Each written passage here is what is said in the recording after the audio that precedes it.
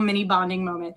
So what is yours? Because I know you have one, and I know it's probably funny or maybe awkward, but I want to hear it.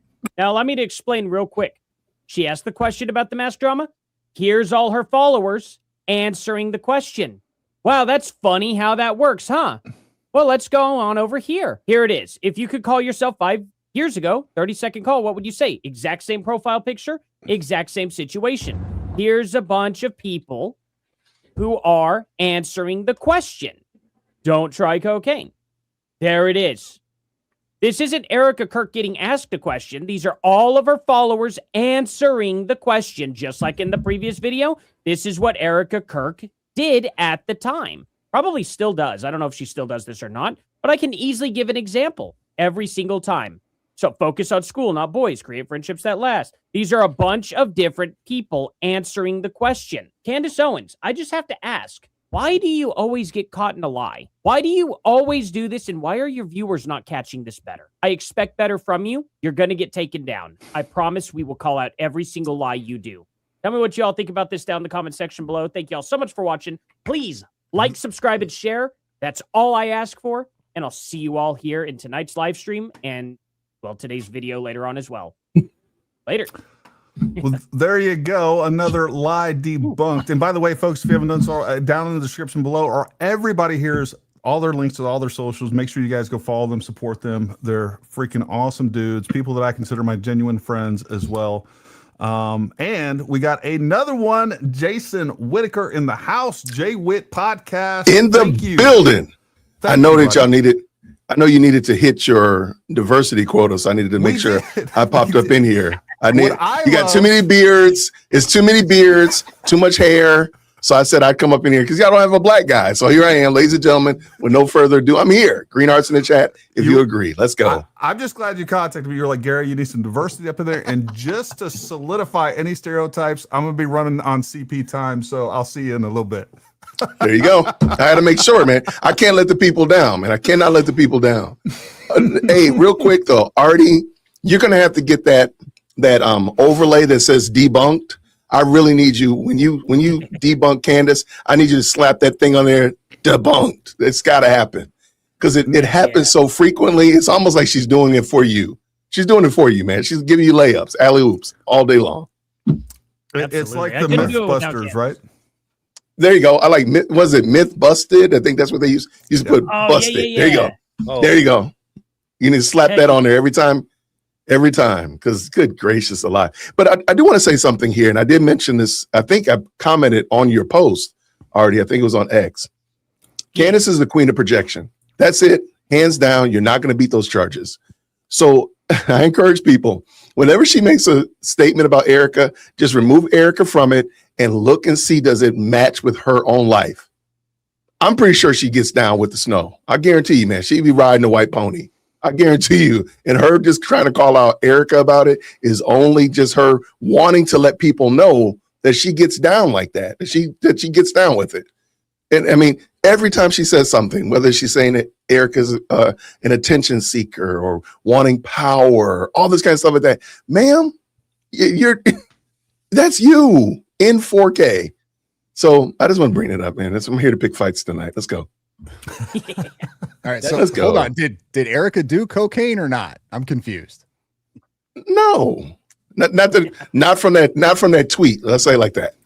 Yeah. So I'm gonna say no, but not from that. It's just like if we were reading the quote, if we're reading the live chat right here, Bronson, there's somebody's gonna say something in this live chat, and we just impose it on you, like, oh, Bronson believes this. Like that's not what. Somebody just said that. What are you talking about? I think I'd like Erica better if she did do cocaine. So there's that. Oh my gosh. All right. Indeed. I'm gonna try to stay up with. We'll try to include you guys. Somebody was saying we need to do that more. I will try to include the chats all throughout. But look, I think the way this flows better is definitely if we get them toward the end. But anyways, Karen says, Gary, all your shows are great. You and the fabulous guests do an amazing job. God bless you and stay upon you all. Thank you very much. Wes Bruce, thank you very much. Bronson, this is your fault. I bet the chat you're gonna wear your Kangol hat and Lost. There you go. The hell is a Kangol hat? Wait, stop. Wait, hold on now. Don't make me be the resident black guy. I got to explain a Kango. Yeah, Come on, man. That's like run it. That's the caddy hat, right? Yeah, that's the hat that you wear Yeah, in the 80s and 90s. Your Bryson DeChambeau hat. What a Kangol cap is. Your Bryson Yeah. hat that you'd wear.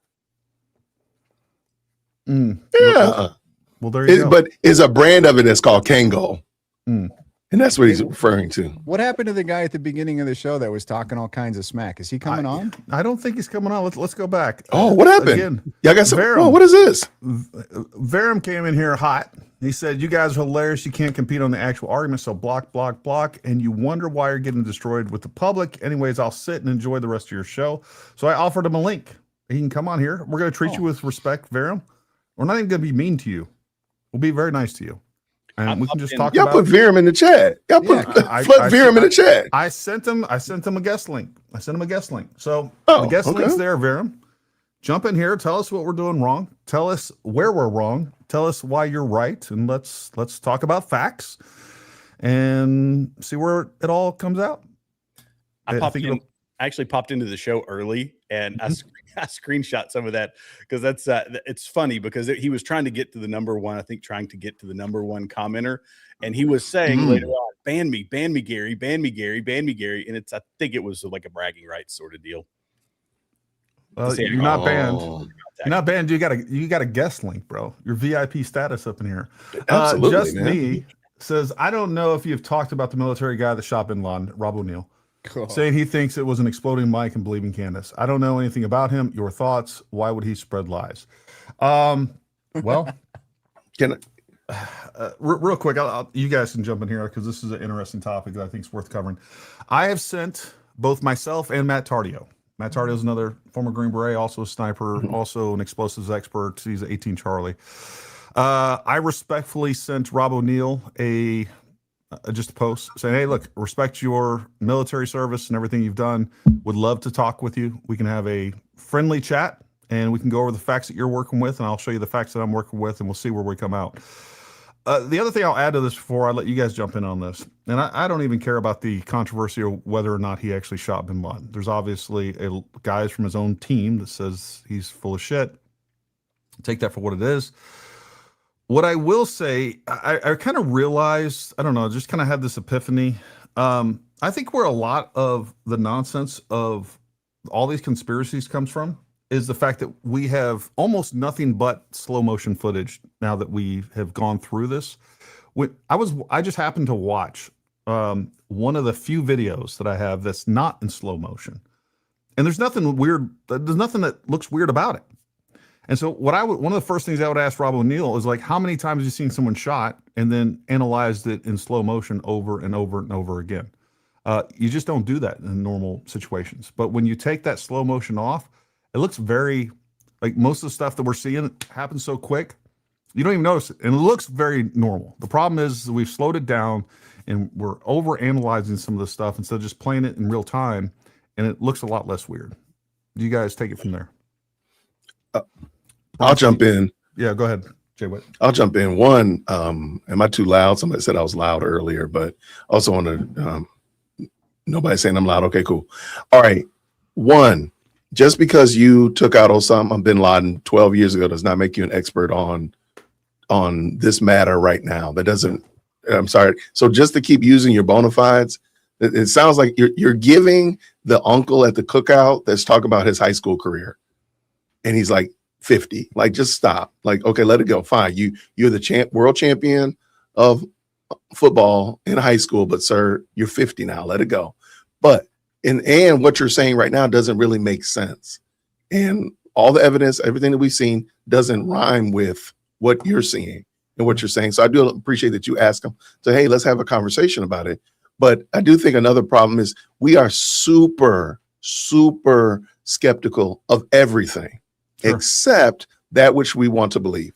So this is definitely confirmation bias on crack cocaine. We're not willing to say, hey, you know what? The evidence it's looking in that direction. They're talking about a bullet. I believe it's a bullet. Let's get rid of it. After, I can understand maybe before the preliminary hearing, people might have been using the exploding mic, but now, come on. Like at this point, you're just wanting to hold on to the narrative. And I'll be honest with you, there's other big social media personalities that you would assume would have like the facts of this, and they're giving their opining on this and giving their opinions and everything else on it, that I've had the opportunity to talk to behind the scenes, and come to find out they saw like one video. And when you when there are multiple videos and multiple perspectives, and you see what's taking place, I mean, it's a gunshot. It's definitely not anything exploding. Like we talked about that ad nauseum. Like, it just defies physics. So I don't know what he's seen, and I don't know what he has seen, and what evidence he's using to come to those conclusions. I'm not going to sit there and say that he's lying. What I'm going to say is that my suspicion is that he's completely misinformed. And I will even go and say, like, I don't know, maybe he has information or video or other evidence that I haven't seen. I don't know how that's possible, but I'm willing, like, I would have a conversation with him and go into it open-minded. And, if he showed me something that I wasn't aware of, I would walk out of there based on evidence. I would change my opinion. It's simple as that. Bronson, I know you wanted to jump in there. I heard you. Yeah, I feel like he's said some contradictory things. So, like, he's made a statement basically saying that it doesn't look like a gunshot, that it looks maybe like an explosive, but then he also says it looks like an exit wound. I feel like he's just kind of all over the place. He sort of like came back out of nowhere. Didn't he talk about this like really early on? And then they started resharing some stuff, but then he went on Stu Peters back in May or something along those lines. Furthermore, let me just make this point quick before you interrupt. The people that are pushing this guy right now, and they're sharing him and they're using him as this credible source, just not that long ago would have completely called BS on the entire bin Laden raid and would have said this guy's a hoax and a shill and that it's misinformation and all of this stuff. So take that with a grain of salt. Yeah, the same people that are saying it's true because Rob said it were also the same people saying that, Osama bin Laden died on dialysis and he wasn't shot at all. So your point's valid. What I just wanted to kind of reiterate is, yes, that video from Newsmax, that happened back in like March. And now it's suddenly being recycled. And yes, then he went on Stu Peters, I think, back in May. So this is all old stuff. And I don't know, he's sort of doubled down online since then in statements and tweets on X, but I don't know what evidence he's actually seen. I would love to have that conversation with him and be respectful, friendly, and all the good things. Well, one Gary, thing I definitely heard him say too. Oh, sorry about that. Go ahead, Artie. Go ahead. Oh, my bad. Thank you, man. One thing I heard him say too is that it's kind of obvious, but he did come out and say, well, I've never shot a 30-06 into a person before. And yet he wants to come in here and comment on it too. Like he's the expert. Yeah. It's just silly. It's just one of those things that's hypocritical. I think something that really bugs me is, so there is a certain level of military monetization that people are doing, whether it's online and books and all this sort of stuff.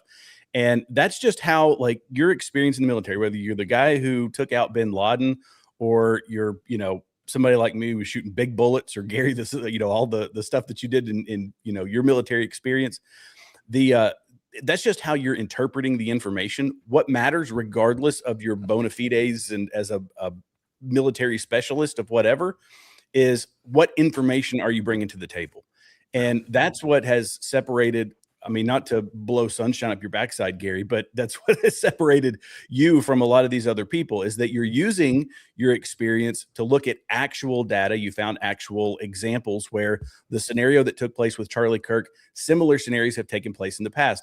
These people are making their best educated guess off who knows what information, because they never really or what evidence, because they never really present any. And they use their reputation as a specialist in whatever sort of MOS they had or whatever job they did in the military to say, well, I was in the military and I know this. Well, that doesn't mean you can say something devoid of any evidence. And that's what really chaps my backside about all this, is that there are people doing that. Yeah. And so we have to be aware of that, because Gary, we came out of that post 9/11 world where everybody was, 9/11 happened and everybody's signing up and we're like, yeah, I'm going to go and defend my country, serve my country, and I'm going to do my part. And it was the boomers who saw us do that, and it created a status for veterans that was the polar opposite of what they saw in Vietnam. And sometimes we take that to the point that veterans can do no wrong, that your military experience means that you are better than. And we have to look at it. I look at it as we're all of course, we're all fallen people. And just because you're a veteran doesn't mean you can't BS somebody, and doesn't mean that you can't approach it the wrong way. So that's 100%. And I just want to add to that like there's not a person in the military, sniper, special operations, Green Beret, SEAL, or whatever else that specializes in terminal ballistics. You don't. And especially when it comes to 30-06. And look, I went into this originally. I was kind of approaching things from a different angle, but I will say I was much more dubious of a 30-06 not exiting starting off. And again, I'll never forget it. I was on a live with Valhalla VFT, and a guy brought up Martin Luther King. And I was like, okay. And what I didn't know about Martin Luther King, that he was shot with a 30-06. And then I looked it up as we were doing it. I was like, well, he was shot in the jaw first. And I kind of blew it off. I blew that. I was like, well, he shot in the jaw first. That doesn't count. And then I was like, Gary, how does that make sense? Like the argument is, and by the way, even Rob said it would have blown his head off. How dumb is that? Anyways, but I was like, how does that make sense? Just because it hit his jaw doesn't mean, if it hadn't hit his jaw, do we know that it would have exited? The answer is no. We don't know that it would have exited if it hadn't hit his jaw first. The other thing with this is that Martin Luther King and I started studying this. And I was like, you know what, Gary, you really don't know that much about terminal ballistics when it comes to what happens to human beings. And you sure as heck, I mean, I've shot a 30-06 maybe 3 or 4 times in my life. So I decided, you know what, I don't know what I think I know. And even then I wasn't definitive. I also understand ballistics are unpredictable. I've just seen too many weird things. But I went through and started really studying that. I studied the entire Martin Luther King thing. He was shot from 65 yards away, and Charlie Kirk was shot from 130 yards away, almost exactly double the distance. So he was hit. Charlie Kirk was hit with less energy, and that's just a fact. If all things were equal, I don't know what the muzzle velocity of the rifle that Martin Luther King shot. I don't know what the muzzle velocity of Tyler Robinson's allegedly his rifle was at, but it is most likely that Charlie was hit with significantly less energy just because of the distance. And then on top of that, I came across Scott Ritter. He was actually shot 25 yards away with 7.62 by 54. It is ballistically almost identical to 30-06. Not only did it hit him in the spine as well, it deflected downward, no exit wound, and he's still alive. And then, of course, I just came across somebody shared with me this guy named Shane Hill. I looked at his case study. He was shot closer than Charlie Kirk. The bullet hit him in the spine. He did die, but there was no exit wound. So the idea that, I mean, that's all I have. Like, I don't even know anyone else that's been shot with 30-06 that actually has an exit wound. I'm sure it happens. I'm sure it happens. But then again, I went through lots of pathology reports for the military. Like, they're numerous, folks. So that one anomaly, and that was like the only anomaly. I still, even from the beginning of this, I was pretty sure.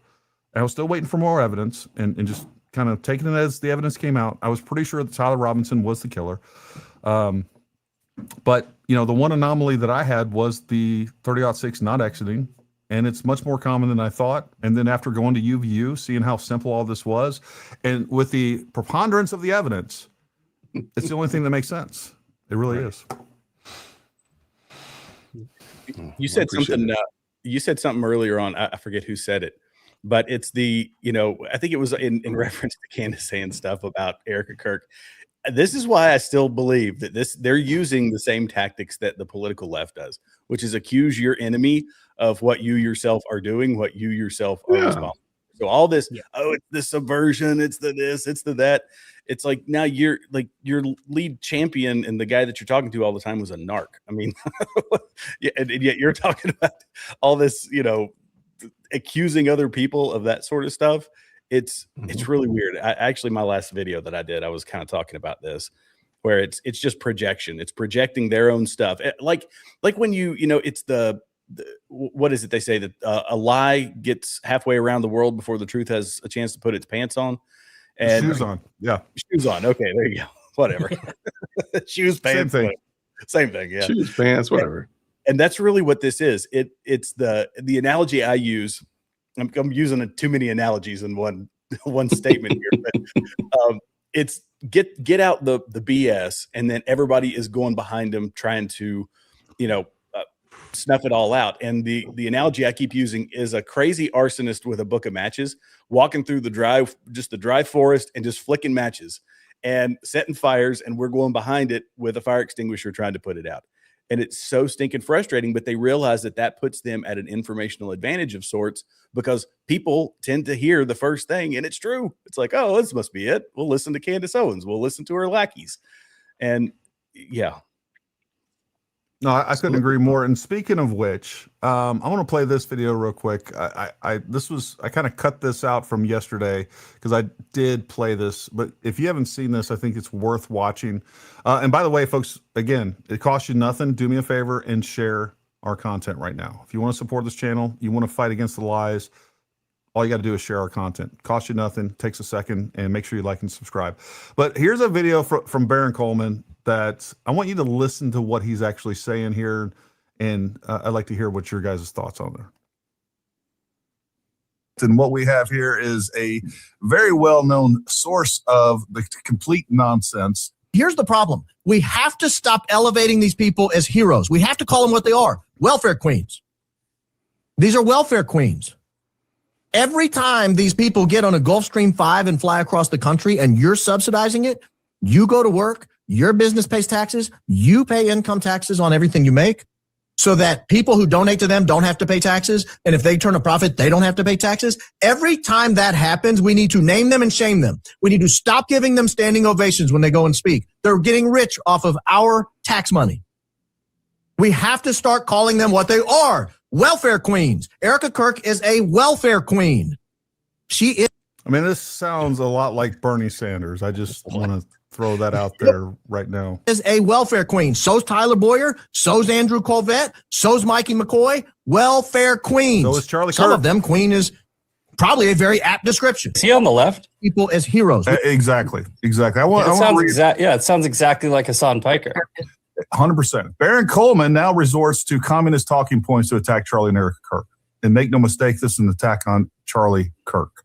Baron Coleman, the failed lawyer turned full-time YouTube grifter and con artist, just called Erica Kirk a welfare queen in his latest attack. This is not about Erica. This is a direct assault on Charlie Kirk, TPUSA, and the donors who support the causes they champion. TPUSA is one of the most effective conservative organizations in history. Listen, folks, when you get a tax deduction or you have an organization that is tax exempt, that's not your money. That's not the government's money. If I want to take my money, get a tax deduction and support someone else, support a cause, that's not your money. This is the same talking points of the left. It's like all these people that are getting tax deductions are stealing from you. This is the craziest thing I've ever seen somebody that claims to be a conservative. That's like me saying, hey, you know what? When Baron Coleman gets a tax deduction because of his kids, his family, whatever else, he uses it to buy a car. He's using my money to buy his car. This is the biggest, like the mask is slipped. They're telling you exactly who they are. Charlie and TPUSA were the reason President Trump's 2024 victory. They champion Christian values, shape culture for the better, and drive real political influence every single day. Listen to the leftist language Barron uses regarding tax dollars. They use our tax dollars. No, they don't. They use money. The money they used isn't taxed. That money is not yours or the government's. This is socialist communist speak 101. It's the same old worn out Democrat message of envy and greed. All Barron and Candace do is destroy, slander, and smear for profit. They tear down Christian organizations and the good people fighting for this country so they can rake in millions from views, sponsorships, and super chat. Their entire model is destruction, lies, and deception for profit. Who we must stop elevating are these YouTube con artists. They do not create. All they do is steal, kill what is good, and destroy while making millions doing it. Mm-hmm. Who are the real villains here? Boom. I thought this was about what happened to Charlie Kirk. Yeah, this is. Yeah, right. I hate to say it. No. It's about destroying what he has left. That's what it's about, Bronson. 2024. Hey, let me say something real quick. 2024. I just went to the IRS site, the nonprofit lookup, TPUSA. How much did TPUSA get in government grants? $0. $0. Baron Coleman, it ain't our money. It's people donating money. Knucklehead. Yeah, it's crazy work. The deductions make it your money because that tax Right. would be going to, I don't know, government programs, making sure that illegal immigrants have cell phones and can stay at the Hyatt in Ritz, New York, yeah. the Ritz, whatever. Like that's like I can't even believe that this is where they're going. And his audience, a bunch of freaking circus seals, are just like, oh, this is brilliant. Yeah, they're stealing from us and flying around on jets because they stole from us. Shut up. Just shut up. So ridiculous. So Gary, I want to build off of what Jared said a moment Don't do ago. that. Can I? Don't. Yeah, I want to build off what he said about the arsonist walking through the forest. Yeah. And I want to explain why it is that people gravitate toward Candace, Ian, Project Constipation, Baron Coleman, how they gravitate toward them. I gave you can I share my screen real quick? Yeah, of course. Please. I got it down there already. If you can just navigate it so it'll pop up. Yeah. There we go. There we go. Proverbs 18:8. It reads as follows, and this is from the ESV. You can, of course, go and look at the whole thing. The words of a whisperer are like delicious morsels. They go down into the inner parts of the body. And of course, we know the scriptures speak very negatively about those who gossip, and they call them whisperers. But here's the one that I think really will seal the deal for you all. And it is Proverbs 26:21 through 23. And it says this. Let me zoom in just a little bit because it probably would be good there. And it goes right along with what you were saying, Jared, earlier. As charcoal to hot embers and wood to fire, so is a quarrelsome man for kindling strife. The words of a whisperer are like delicious morsels. They go down into the inner parts of the body, like the glaze and covering of an earthen vessel, are fervent lips with an evil heart. The things that they say, man, people want it. The problem is Candace and Baron and Project Constipation and all these people, they're not saying it in a vacuum, in an empty space. They're saying it to people that want this type of filth. They want this. They want to hear gossip about Charlie Kirk and Erica Kirk and TPUSA. They want it. And guess what? They revel in it. They relish in it. And they will absolutely eat it up like slop.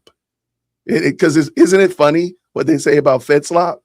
But it's them who are literally serving up hot out the backside squeezed slop every single day with every tweet.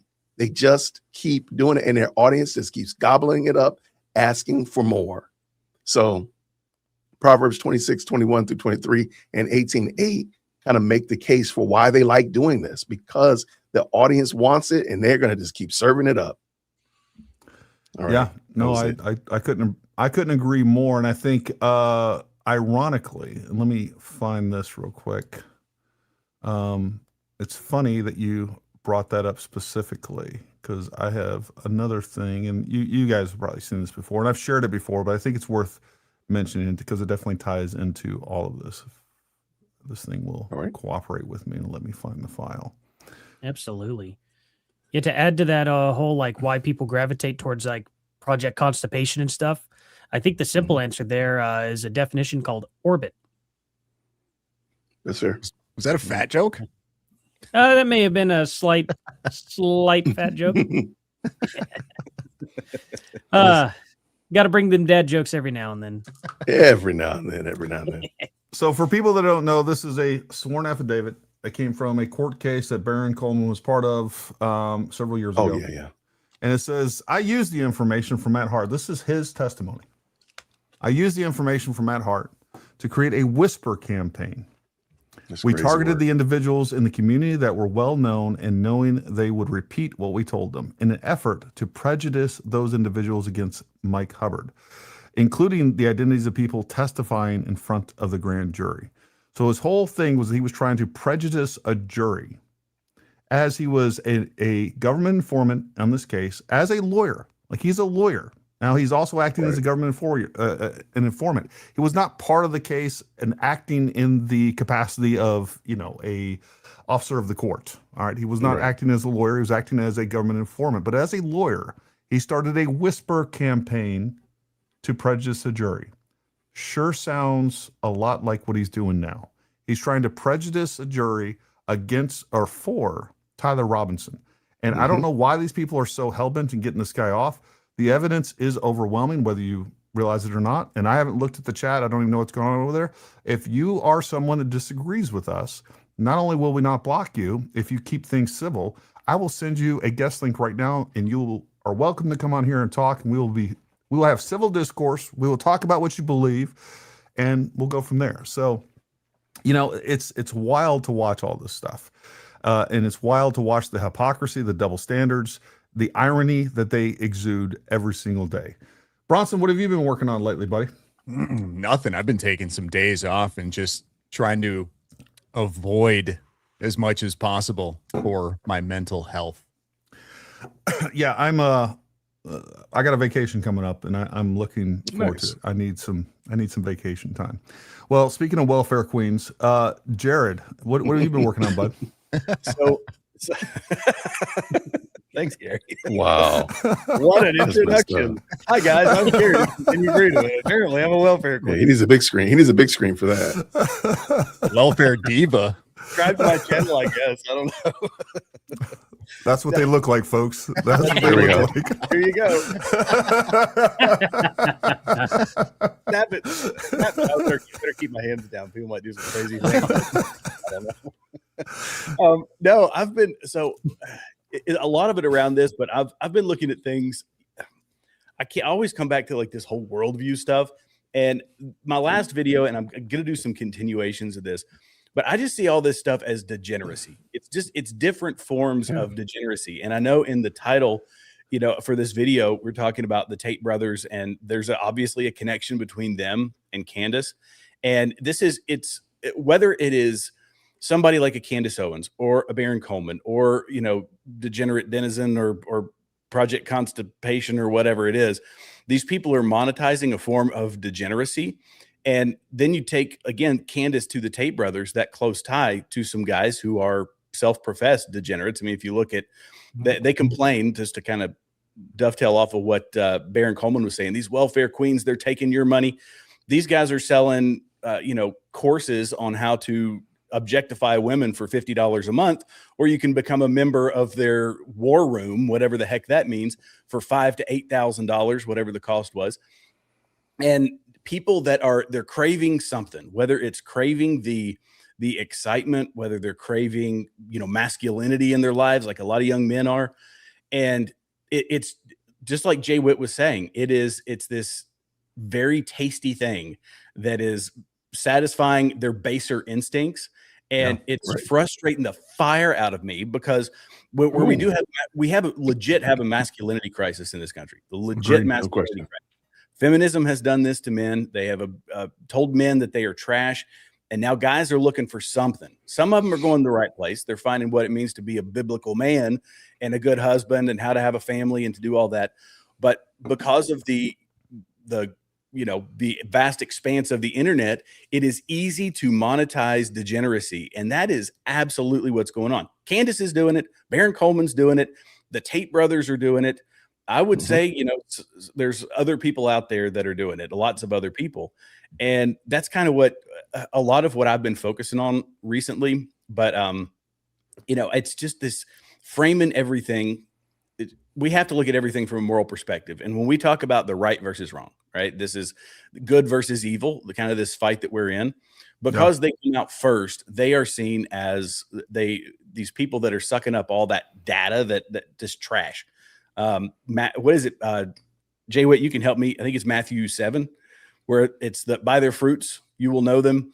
And it's like this nasty fruit that people are eating, and it's giving you a gut ache and diarrhea. But for whatever reason, it still tastes good and people are consuming it. And when we say now, from our perspective, we're saying, this is a good versus evil fight. It legit is. It's lies versus truth, facts versus fiction, monetization versus just getting the truth out there. And it makes us look, honestly, when you're on the defensive, it makes you look like you're making a moral issue out of something that, I might be phrasing this wrong, but they make it a good versus evil, and they're on the stance of evil because it's what they're doing. What I believe is demonic. What Candace Owens is doing, legit, like flat out lying to people, demonic. When we say good versus evil, and we're coming from the position of truth, this creates an environment where people can easily do what the guy that got arrested for the death threats against Erica Kirk. This is how you get that. They are radicalizing people just like the left. They're doing the same thing. They do it with transgenderism. They do it with abortion. They do it with all these big issues politically, and they make it it's a moral fight, not just a policy fight. And it is a moral fight when you talk about abortion or when you talk about hurting the kids. But when they take the side of the negative, we take the side of the positive. It creates a place for those people who are eating the rotten fruit to say, I'm willing, because this is my God. This is what I'm setting as my, I don't know, my Northern Star, or the thing that I'm following. My God is basically what they're doing. And the violence almost always goes one way. Nobody's out here trying to go after Candace Owens, right? Agreed. Yeah. Agreed. Nobody is out here going after any of the people that we are against, because we're on the side of good. And and maybe you guys can offer your perspective on this. I don't know how somebody lets themselves get to a point where they isolate any other perspectives. We've all taken in Candace's perspective. And we don't just take the opposition because we don't like Candace. We take the opposition because we prefer the facts. We prefer what is good and true. And they don't. I don't understand how somebody can get that deep into the pit of this. I know you started this podcast. I agree. Lighthearted podcast. This is kind of a serious thing, but this is what's been eating away at my soul. Well, lately. Speaking of masculinity crisis, Bronson, what say you? You guys are wild, man. You guys are wild. I don't know that I came into this with like an opposition point of view, to be honest with you. No, I just want your point of view. Well, that's what I'm trying to give it to you here. Give it to me. All right, you ready? We're ready. Y'all are wild, man. Y'all are wild. I just wanted to listen to the conspiracies and see if they made any sense. And the longer this has gone on, the dumber they have gotten. Agreed. In the beginning, it was really interesting because there wasn't a ton of information. You know what I mean? Anything was possible. Right. At that point, it was like, okay, this could be interesting. We'll see where this goes. And then it got retarded. Well, and at the beginning too, I thought that even the people that I disagreed with were acting in good faith, and like they were just perceiving or interpreting things differently than I. And I saw real quick that just wasn't the truth, and they weren't interested in the truth. I'm tracking Jen. I know what's going on down there. So, and then I realized that no matter how much you show them the truth, a great example, I actually played, what was her name? Quintessential, I don't know. The girl that we were arguing with the other night, I actually played that clip in a live stream where it's like, you won't even admit when she's like, okay, Gary, I just want to know how he got the gun off the roof. I'm like, well, here's these pictures. You can see that there's something long and rigid underneath a black cloth or something. And I was like, don't you think that that's possible, that that's a firearm? And she was like, no. That's a backpack. I'm like, that's a backpack. And then you jumped in. You were like, no. All he's saying is, don't you think it's a possibility? And she was like, no, it's not a possibility. Okay. Well, I don't know where to go from there because you're just lying. That is motivated reasoning. That's bias. That's just, I don't even think it's that. I think it's just outright lying when it comes to it. I just don't understand how we are at this big of a disconnect. Like there's still people sharing those photos of like the ones that they released of Tyler Robinson, the AI, and then the AI one, and they're still like, it's not the same person. Yeah. Like how this, if I'm looking at it from a perspective that they're operating in good faith, the only takeaway that I can get from that is that they are completely retarded. That's it. You know what I mean? Like completely. I'm with you. Verum, thank you. And welcome to the chat, Verum. How are you? Thanks for having me in, gentlemen. Nice to be here. Oh, no. It's one of these guys. So, Verum, lay out your case, man. What are we getting wrong? Well, let's try to, I don't know, maybe we can isolate some things where we can walk through and, I don't know, have a productive discussion as opposed to jumping through a whole bunch of things all at once. So what are we getting wrong? Well, first of all, I guess I would like to, number one, introduce yourself to everybody out there. I don't know if you have any social media. Yeah, I'm Mark Riley from the UK, live in Texas, and been in the States since 2008. I work in the movie industry. Okay. I'm a screenwriter. You've probably seen a bunch of my films. Yeah. So I've been following this. What films have you worked on? I'll tell you about all of them in a second, but I'm okay. My case is, look, I sit in the middle ground. I think all of your audience think I'm some big Candace fan. I watch Candace, of course I do. I watch you. I watch Baron Coleman. I watch everyone, man. I watch Viva. I watch everyone. I used to work for the Guardian newspaper. I'm as conservative as you can get. I, like you, had deep skepticism of big government, and I guarantee all of you had big skepticism of big government. Still apparently, do. until this case. Mm-hmm. No. I still have huge skepticism of big government. Well, you know then, Gary, right? Because like the faces might change, but the institution doesn't. And it's the same in the military, and it's the same in government. The personnel might change, but the fundamental way of operating doesn't change. And here's my biggest issue with your side, your case, if you like, is that I think you've radicalized an opinion around a personality that you don't like that's taken a different opinion, and it's allowing you to potentially look beyond what people like me who sit in the middle, who just have an obsession over true crime. And this is probably the biggest true crime case, right? Would you say, of like our generation? I don't disagree with that, but continue on. I don't want to interrupt you. I have some issues with what the statement that you said regarding a personality. Go ahead. By the way, it's an opinion, right? I don't have anything stated as fact. It's just my opinion. Sure. And so I think that there are plausible and significant gaps in this particular case on the idea that there is a single individual that was responsible for this, right? And I think, and I equate it to Lee Harvey Oswald. With some of your audience, I don't think they were quite following along.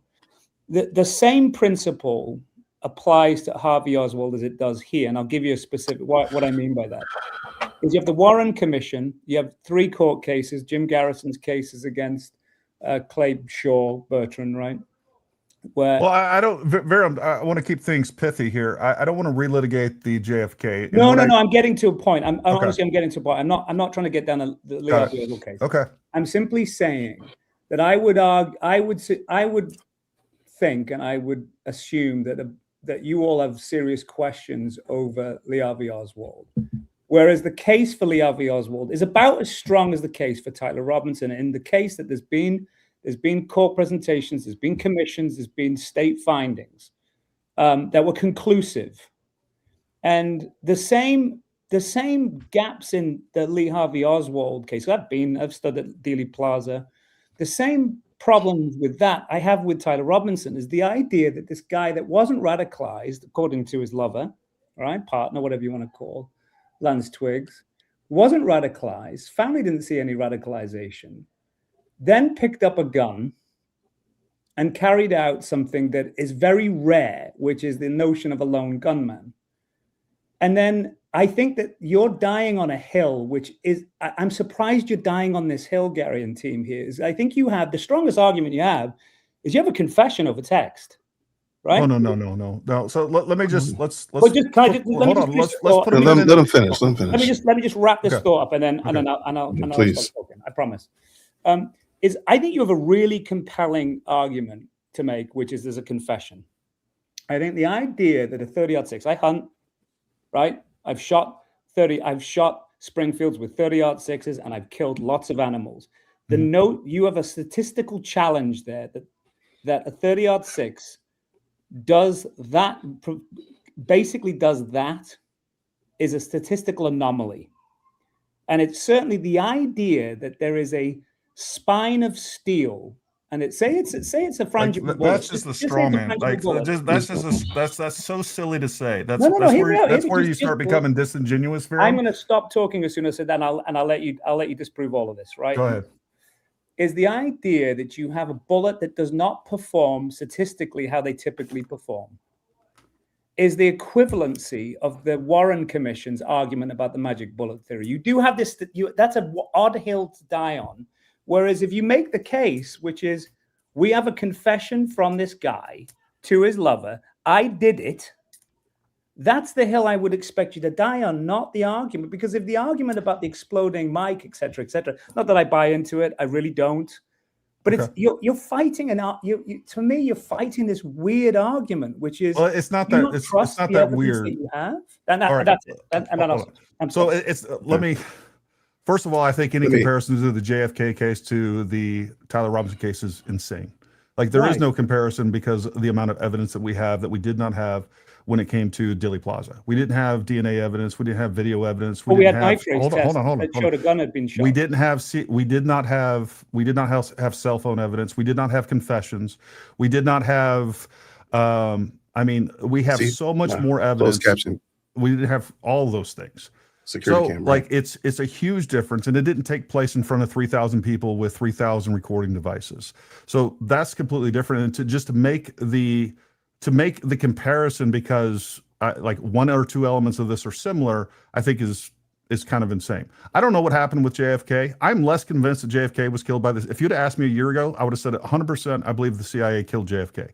What I've realized is that there is a grifting industrial complex, and now I question all of those things because I see how disingenuous and how much people want to believe things that are fantasy. I don't know where that is, but what I do know is that just on the facts, it does not even come close to comparing to what happened with Charlie Kirk and Tyler Robinson.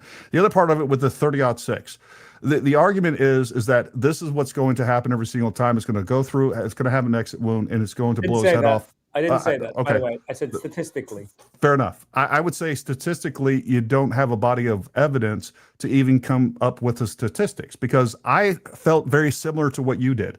I said it's possible, but I think it's statistically very low. So what I did was take enough, as someone that teaches ballistics for a living. I have my own line of custom rifles. This is what I do for a living.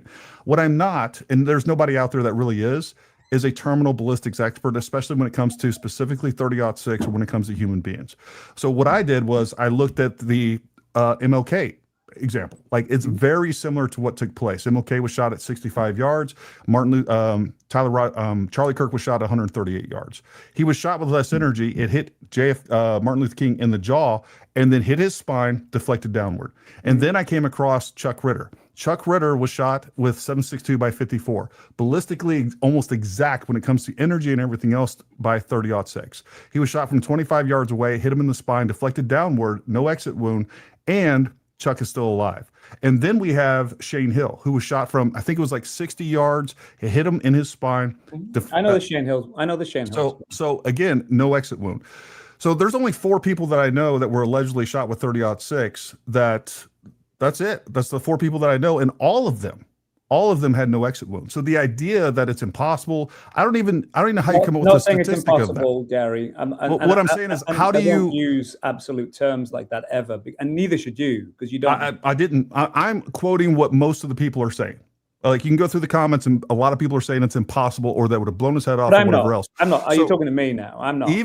Even when you are coming up with a statistic, you have to have a sample size to derive that statistic from. That's fair. Yeah, that's totally fair. And you don't. Like I don't even know any. Do we know anybody? Do we have a case study where someone was shot? Hold on. Gary, hold on. What I'm asking is, do we know anybody that was shot in the neck with a 30-06 and it did have an exit wound? So right now, the empirical evidence. The Martin Luther King is a bad example because it struck his jaw. It's not a bad example at all. You don't know if it didn't hit him in the jaw and it only hit him in the spine. Do we know that it would have exited? We also know that just given the distance, Martin Luther King was hit with more energy. It was half the distance. So he was hit with more energy and we still didn't have an exit wound. So I don't know, like you guys, like this is what I hear every time. This would never happen. Well, what about Martin Luther King? Doesn't count. It hit him in the jaw. Like you don't even know what effect that had. No, neither do you. Let me jump in. Hold on one second. Go ahead, Jay. Because Gary, you ask him to give you an example. Fine. You don't accept MLK, Viram. That's fine. Give us another example then, sir. No, like, look, No. Quash MLK. Come Okay, up no, with a no, new I know, example because I you're remember only what I dunking said. on this one. I need you to stop and listen for a second. Thank you. Give us an example of a 30-06 going through somebody. You said that you hunt. You said that you shot it multiple times. Then give us an example. Don't talk about MLK. Don't use the examples that Gary used. Those are examples to his. How are you still talking? But I haven't shot humans. You asking me to give How you still talking though, dude? Deers. I'm trying. I gave you respect. I haven't said a thing to you. You sitting there talking all this mad, reckless foolishness, and I sat here and listened to you. I'm gonna ask you respectfully to put your mouth together and shut up. Yes, I did say it. jwitt@jwitt.com. Me and you can have this conversation offline if you want to. But why don't you give us your own example then? Because it's really reckless that he keeps giving you examples and you don't have the chutzpah to actually give an example of otherwise. The man just said, show us the 30-06 that went through somebody. Now you can go ahead and talk. Tell me when I can reply. Go ahead. Okay. So, no, I haven't shot many humans, mate. And shut up then. Neither have you. That's Neither stupid. has Gary with a 30-06. And you don't hear me talking stupid like you doing. Again. But I think this. Let me just reply. Go to ahead, this Biram. Go ahead. Go ahead. So here's the issue: is you talk about respectful discourse, you talk about these things, and it always descends into this stuff. I'm pushing back on the notion of one thing, and I said it at the very beginning, and none of you really listened. I'm surprised that the hill hey, don't be speaking for me. I haven't said nothing. Sorry, you have. All right, mate. So, fair enough. The hill that you want to die on this 30-06. I want to die on the hill of truth, Biram. I want to die at the foot of the cross, man. Shut up about the hill. It's a really important element of this. Clearly, you don't. We're all Christians here, man. So drop. Are we? I want to have that conversation. Big screen me. I want to have that conversation. Hold on, Jay. Wait. Hold on. I want to give him. I might get kicked out. It always goes down into this. It goes down into this. No, don't talk to me no more because I ain't got nothing else to say. Hold on one second. Jay Witt, chill out. Viram, listen to me. The problem you're talking about, it devolves into something. This devolved at the very beginning when you're like, you want to die on this hill. Like that in itself, hold on. That in itself is a straw man nonsense. It's actually a really important part of this. You want to die on this hill of trying to say that this is impossible. Like that's coming into this with bad faith to begin with. Larry, you keep saying I said impossible. I said statistically unlikely. Oh, whatever. But my point is just saying you want to die on this hill. You want to frame my argument and you want to frame my intention. I don't want to frame your argument. You make a very good case of your own argument. I actually don't. There's lots of parts of your argument that I happen to agree in. But here's the thing: is you take such a hostile approach to someone saying, "I have an issue with this piece here," and then all of a sudden it's like. That you devolve into what the guy doing here is like, I'm not Christian, blah, blah, blah. It's just like you've got to stop with that rhetoric because there's people like me in the middle who are hey Viram, we're looking. I've got a question for you, quick. Yeah. Go on. Which part do you take issue with? Is it just the 30-06 part? It's a good question, man. It's like, look, so I'm going to go back to it because there are parallels. I know you don't like him, Gary, and I'm not making some distinct driver, but there are parallels. But what do the parallels have to do with it, though? Because they normally suggest. But like if I get into a car wreck with you, they normally and it was not your fault. If it was not your fault, and I got in a car wreck with Bronson, and I'm like, you know what? There's parallels here. So I wasn't at fault on Bronson. So I'm not at fault with you. Like you gotta assess everything independently. Let's completely set. Like I think it is so illogical to go back and say, because this is where this goes. It's like, well, what about JFK? Well, what about January 6th? Here's my biggest issue. To answer Bronson's question, is you have a guy that has no prehistory of radicalism. One. That's from your own. That you want everybody to watch the evidentiary hearing. Okay. That's from Lance Twigg. So you're gonna. I'm going off what Lance Twigg said, not anything else. Well, that question wasn't ever asked. He asked if you ever talked about politics. Gary, Lance Twigg was asked specifically, did he ever talk about politics with you? And his answer was no. How is that proof of radicalization? It does, man. It does. It absolutely speaks to radicalism. Now, I don't know if you're intentionally misrepresenting that, or maybe if you're just confused a little bit. But he Tell did me not I was say wrong that, with what he said. If I was wrong with he did not say that Tyler and them never talked politics. He said, if we did, Tyler was the one that brought it up, essentially. Yeah, Man, that's No, true. no, I'm not arguing that that's all they talked about. about. We both watched the evidentiary hearing. If you're deriving from Lance Twiggs's evidentiary testimony, right, that there was clear radicalism in Tyler Robinson, and you were listening. I'm not deriving that whatsoever. But I would say the fact that he shot him shows that there was definitely some radicalism. Can I throw something in there? I can't dispute that. Yeah, sorry, mate. Go ahead. Oh no, it's all good. What about the Discord leaks? Yeah, I mean that's the thing. That's your strongest case. That's the strongest argument. Now the strongest argument is the Discord. I thought the strongest argument was the because it's someone saying, it's someone confessing is my point. So text, Discord, all of that. It's someone confessing. Well, I just I'm in your camp on that. What, like, you're arguing with me when I'm in your camp on that. You talking to me?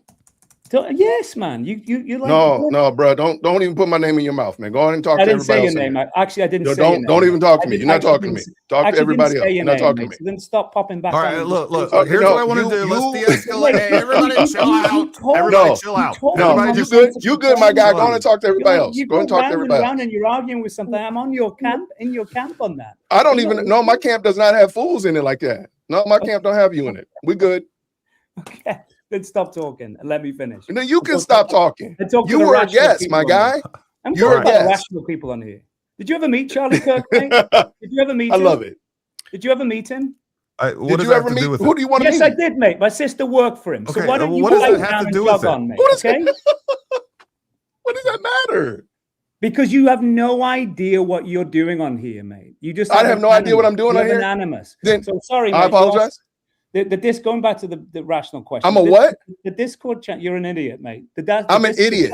Yes, I'm an idiot, but you're over here behaving like said idiot. Okay, yes, then I guess we're both idiots together. Takes one to know one. Thank you so much. Listen. Jay Wade, do me a favor. Definitely in your face. The Discord thing is definitely. Hold on, Viram, hush for just a second. I want to lay out some things. We're gonna roll things back just a little bit. We're gonna dial this down. All right, we're gonna pretend we're all friends here, and I want everybody to talk to each other with respect. There you go. So go ahead and finish your statement. I actually have exactly what Lance Twiggs said right here. I don't think it is relevant, but at least we can get the facts of it right. But go ahead and finish your point, Viram, and I will play this right after. No. I think the Discord, the text messages, the confession that's like it's hard to navigate around that if you're in the kind of Tyler Robinson didn't do it camp. There's no doubt about that. You said someone came on your show the other day, Gary, and couldn't recognize like your side. Yeah, I'm recognizing that. So when you start fighting over, when you start making arguments and start challenging other aspects of it, I as someone who's sitting in the middle with a whole lot of people that are interested in this case, go, do you not trust what you have? Like, why is Jack Posobiec coming out and saying that I don't care what Jack Posobiec says or anything else. Listen. Look, I have done more content on the 30-06. I've had multiple experts on. I've had all kinds of actual real ballistic experts on. And here's the thing. Do you know what the number one argument about this is? It's the 30-06. So it's not a matter of dying on a hill. It's addressing what is most relevant because people don't know what they're talking about. And quite frankly, when it comes to the ballistics of this, you don't either. You haven't even studied it. Clearly, hold on. You have not went through pathology reports. I haven't. Like, I'm agreeing with you. I haven't. I've done those things. And I was somewhere where you were in all of this. And I was like, you know what? This is actually a lot more common than we think. It's as simple as that. I get it. But there are other people, and you have to acknowledge this, with your level of expertise. You are not the most expertise knowledge on this subject in the world. No, I know you're not saying. I'm not saying you were. You said that at all. But I'm just stating the fact that there are other people with equal amount of knowledge as you do who have a completely different set of opinion. I can only go from what I've experienced firing guns with 30-06s and watching their behavior. I can't speak to anything more than that. But my bigger point, and my only point is, I think in the absence of nitrate tests on Tyler Robinson, which they weren't performed, which is super weird. Hold on. Let's talk about this nitrate. That's not weird. That's 4 to 6 hours. You can't do a GSR within 4 to 6 hours. They decay, but they still are present, Gary. If they wash their hands, they're still present in some level. To say that they're not is just not being authentic. You're not being truthful when you say that. Well, let's look that up.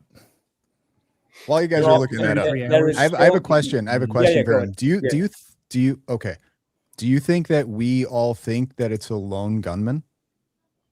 No, I don't know if you do or that not. There's nobody else involved. Like I'm pretty sure we're all kind of on the same page. No, I don't know if you do or you don't, because I've only heard, and you have to understand, and both sides are as equally guilty as this, is that it's impossible to kind of track like the commonalities that the two sides will have, right? It's impossible to track that.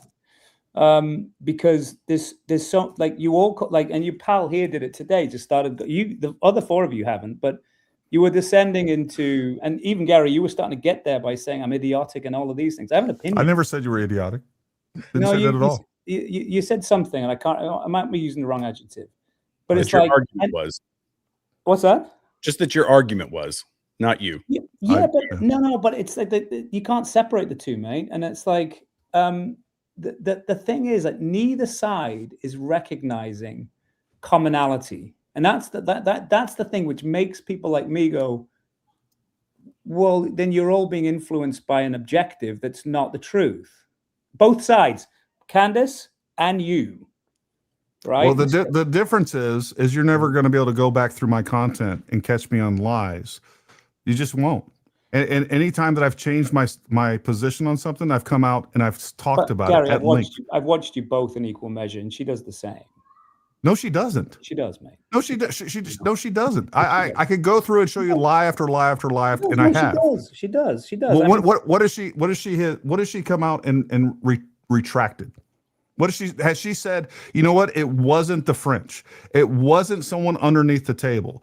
It wasn't somebody shooting from the crowd. Egyptian planes. It wasn't the Egyptian planes. There's some wild stuff that she talks about, for sure. Well, look, we don't know who it was, right? Yeah, we do. I mean, at this point, all the evidence points to Tyler Robinson. That's my point. That goes to Brunson. You asked me the question, do I think that a lot of you think it's a lone gunman? Gary does. No, I've never said that. Well, you just said it. I think he was the only one that took the shot.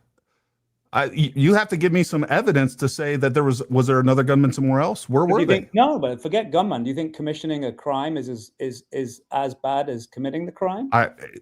Bronson, what has been my position on this from the very beginning?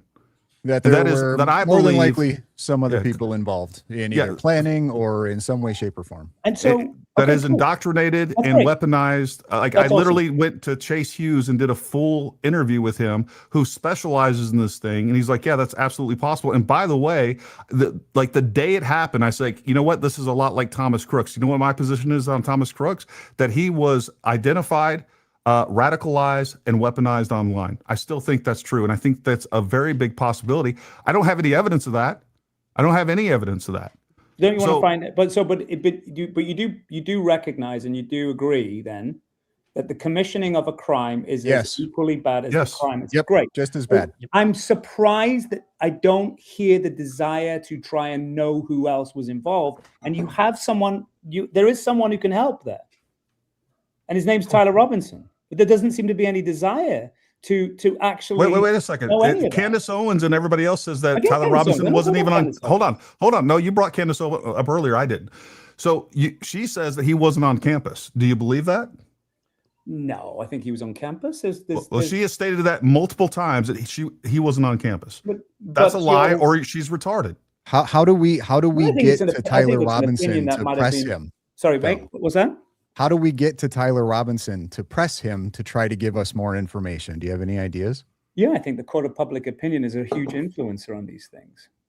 I think you're going to see whatever the result of the case is, whatever the result in court is when he has his day in court, if which is unlikely that he's found not guilty or there's not sufficient evidence to charge him. And it's hard, right? When you're charging someone with a capital offense with the death penalty, the burden goes up significantly, right? So say he's found guilty, you'll have a whole group of people say it was corrupted. And if he's found innocent, same people, the different group of people will say the whole thing was corrupt. So Verum, what do you? Number one, I just want us to point out a gunshot residue test should be ideally performed within 2 to 4 hours of. I don't have my glasses, mate. Sorry. I'm reading it to you. Okay. A GSR test should ideally be performed within 2 to 4 hours of the shooting, and testing after 6 hours is rarely effective.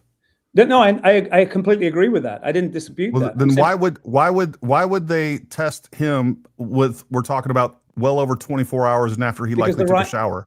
Because the rifle is still present. The rifle still has residue that you can test. Okay, but of course there was no testing done on the rifle. Of course, there's GSR on the rifle. But there was no testing done on the rifle. Well, why would they? Because you'd want to establish with that rifle as being, still. If you are like here's the thing, Gary, if you're the defense on this, right? Just if you're on the defense, this is the problem. Like you guys, it's not that you guys are ignorant. You just know so much that isn't so. Like you guys literally think. Hold on, you guys literally think you're CSI guys. And this is ridiculous. No. Okay, show me some evidence. Hold on. Show me some evidence where they do. Hold on. Show me some evidence where they do GSR testing on the rifle. On a rifle. Standard testing on a rifle to establish whether it's been fired or not. It was done on that rifle. Well, okay. Let's look that up. I actually don't know if that's a thing. I don't either. That they do not test whether a gun has been fired. Hold on. You don't even know the answer to that. You're just saying something that makes that sounds like I do know the answer to that. Okay. And yes, it's standard practice to test whether a firearm has been used. So why didn't the defense bring that up? Well, it's not it's an evidentiary hearing. You know that. Why would they? Hold on. Do we know that it wasn't tested? No, they don't bring up their own set of evidence. They bring up a criteria to question the validity of evidence being submitted by the prosecution. You know this. You don't need me to say this. Do we know that it wasn't tested?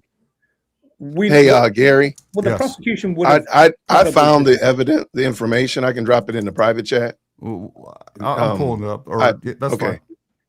Okay, I can drop it in private chat, or I'm just gonna drop it in private. You're welcome to have it. How do you know that it's just adorable? It's adorable that we are now moving the goalposts. We're now, because initially he said, "Why was Tyler Robinson not gunshot residue test?" And now it's the gun. Next thing you know, it's going to be the air. This is my beef. Chipmunk down the street. Come on, let it go. It's super sweet that you kind of like use those nice flowery adjectives. Good job.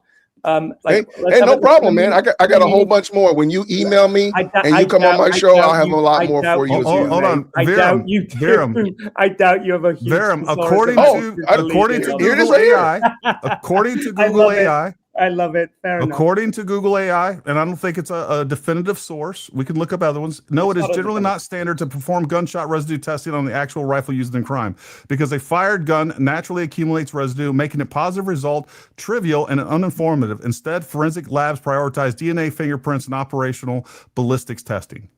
Yeah, let's get that goalpost moving again. So you're incorrect. Tell when it was fired. I'm not incorrect. It's sure it says that on Google AI. Okay, well, provide me a source that says otherwise. I'm not going to do it right now because I'm in a conversation with you, but I'll find it and I'll send it to you. Okay, so going back to hold on, let's go through this. So okay, we've established. Hold on. I want to know what we've established. We've established that it is very possible that a 30-06 hit Charlie Kirk and didn't have an exit wound. We have multiple examples of it. No. You haven't established it. No, we have. It's possible. That's possible. Yeah. Okay. Yeah. All right. So moving on. We know that's possible, and we don't have. There's no evidence that something other than that took place. Well, no. There's plenty. Like what? What else took place? Give me an alternative. The lack of an identifiable bullet. Well. That's very common. Something else happened. Okay, look, guys, you have to be okay with conceding ground sometimes. You can't just say, no. I will concede ground where there's ground to concede. But what I'm saying is I'm not just going to agree with you for the sake of agreement. No, what we saw was exactly what we'd expect from a cup and core bullet. That was a core lock bullet. We would expect that the lead portion in that to break up into pieces as is. I have pictures that hunters have sent me of the exact same thing, of the exact same bullet they've recovered from animals that didn't have an exit wound. We all have anecdotal things that we can point to. It's not. Well, about that's that. all we can go off of. No, but we can't. If you're going Charlie Kirk getting assassinated in itself is anecdotal. It doesn't happen very often. If you're going to use the basis of like evidence and statistical, like I'm going to go with statistical probability. You're going to say, no, what was submitted in court as evidentiary. Then you have to at least acknowledge that you don't have a viable bullet. Sure. Okay. So, okay, cool. So that's one thing. But seems like a really bad conspiracy. You think they would have been able to figure out a way to fake that? No, I mean that'd been the one thing that it's real easy to fake. I'm not in the conspiracy camp. You started the whole thing by talking about JFK, though, Viram. Like this is the I made a comparison about Lee Harvey Oswald and Tyler Robinson. I didn't say what I believe. What is the alternative? Give me a plausible alternative with this. A plausible alternative to Tyler Robinson. Sure. Well, it's hard, Gary, because I don't know if there Life's is hard, one. Viram. I don't know if there is one. So what would satisfy you then? That this is the big thing. Because you have moved the goalpost quite a bit. How have I moved the goalpost? How have I moved the goalpost? Be honest. How have I moved them? Whataboutism. So it's what about the gunshot? I'll bring up one. No, what about Gary? Hang on. I didn't interrupt you. I haven't said anything. Go ahead. So this is the thing. It's chasing. It's a cat chasing its tail. Is kind of what we end up doing with you all when we talk about this. And I don't understand what would be a Loctite situation for you, because this is, you could talk about you people mention JFK because they want to get the mind thinking of conspiracy, because that conspiracy's been going on for decades. That's the only reason you bring up JFK. It's priming. Right. Priming. It's too. Come on, guys. Grow up. Oh, Viram, come on. Seriously, grow up, man. No, it's true. Okay, I'll stop talking. Let me finish. I've been very respectful. Fair enough. And so now this is in the hand of how many of the Utah police? They're doing the investigation, right? People love to bring the FBI piece of this into it, but Utah is where this is being prosecuted. Do you know what their closure rate is for homicides in Utah in 2024? Pretty high. Just looked it up. Yeah, 74%. 74% in homicides, not ones that had thousands of people with camera angles, not in a case where we have multiple confessions, where we have been able to see some and have not seen all the evidence.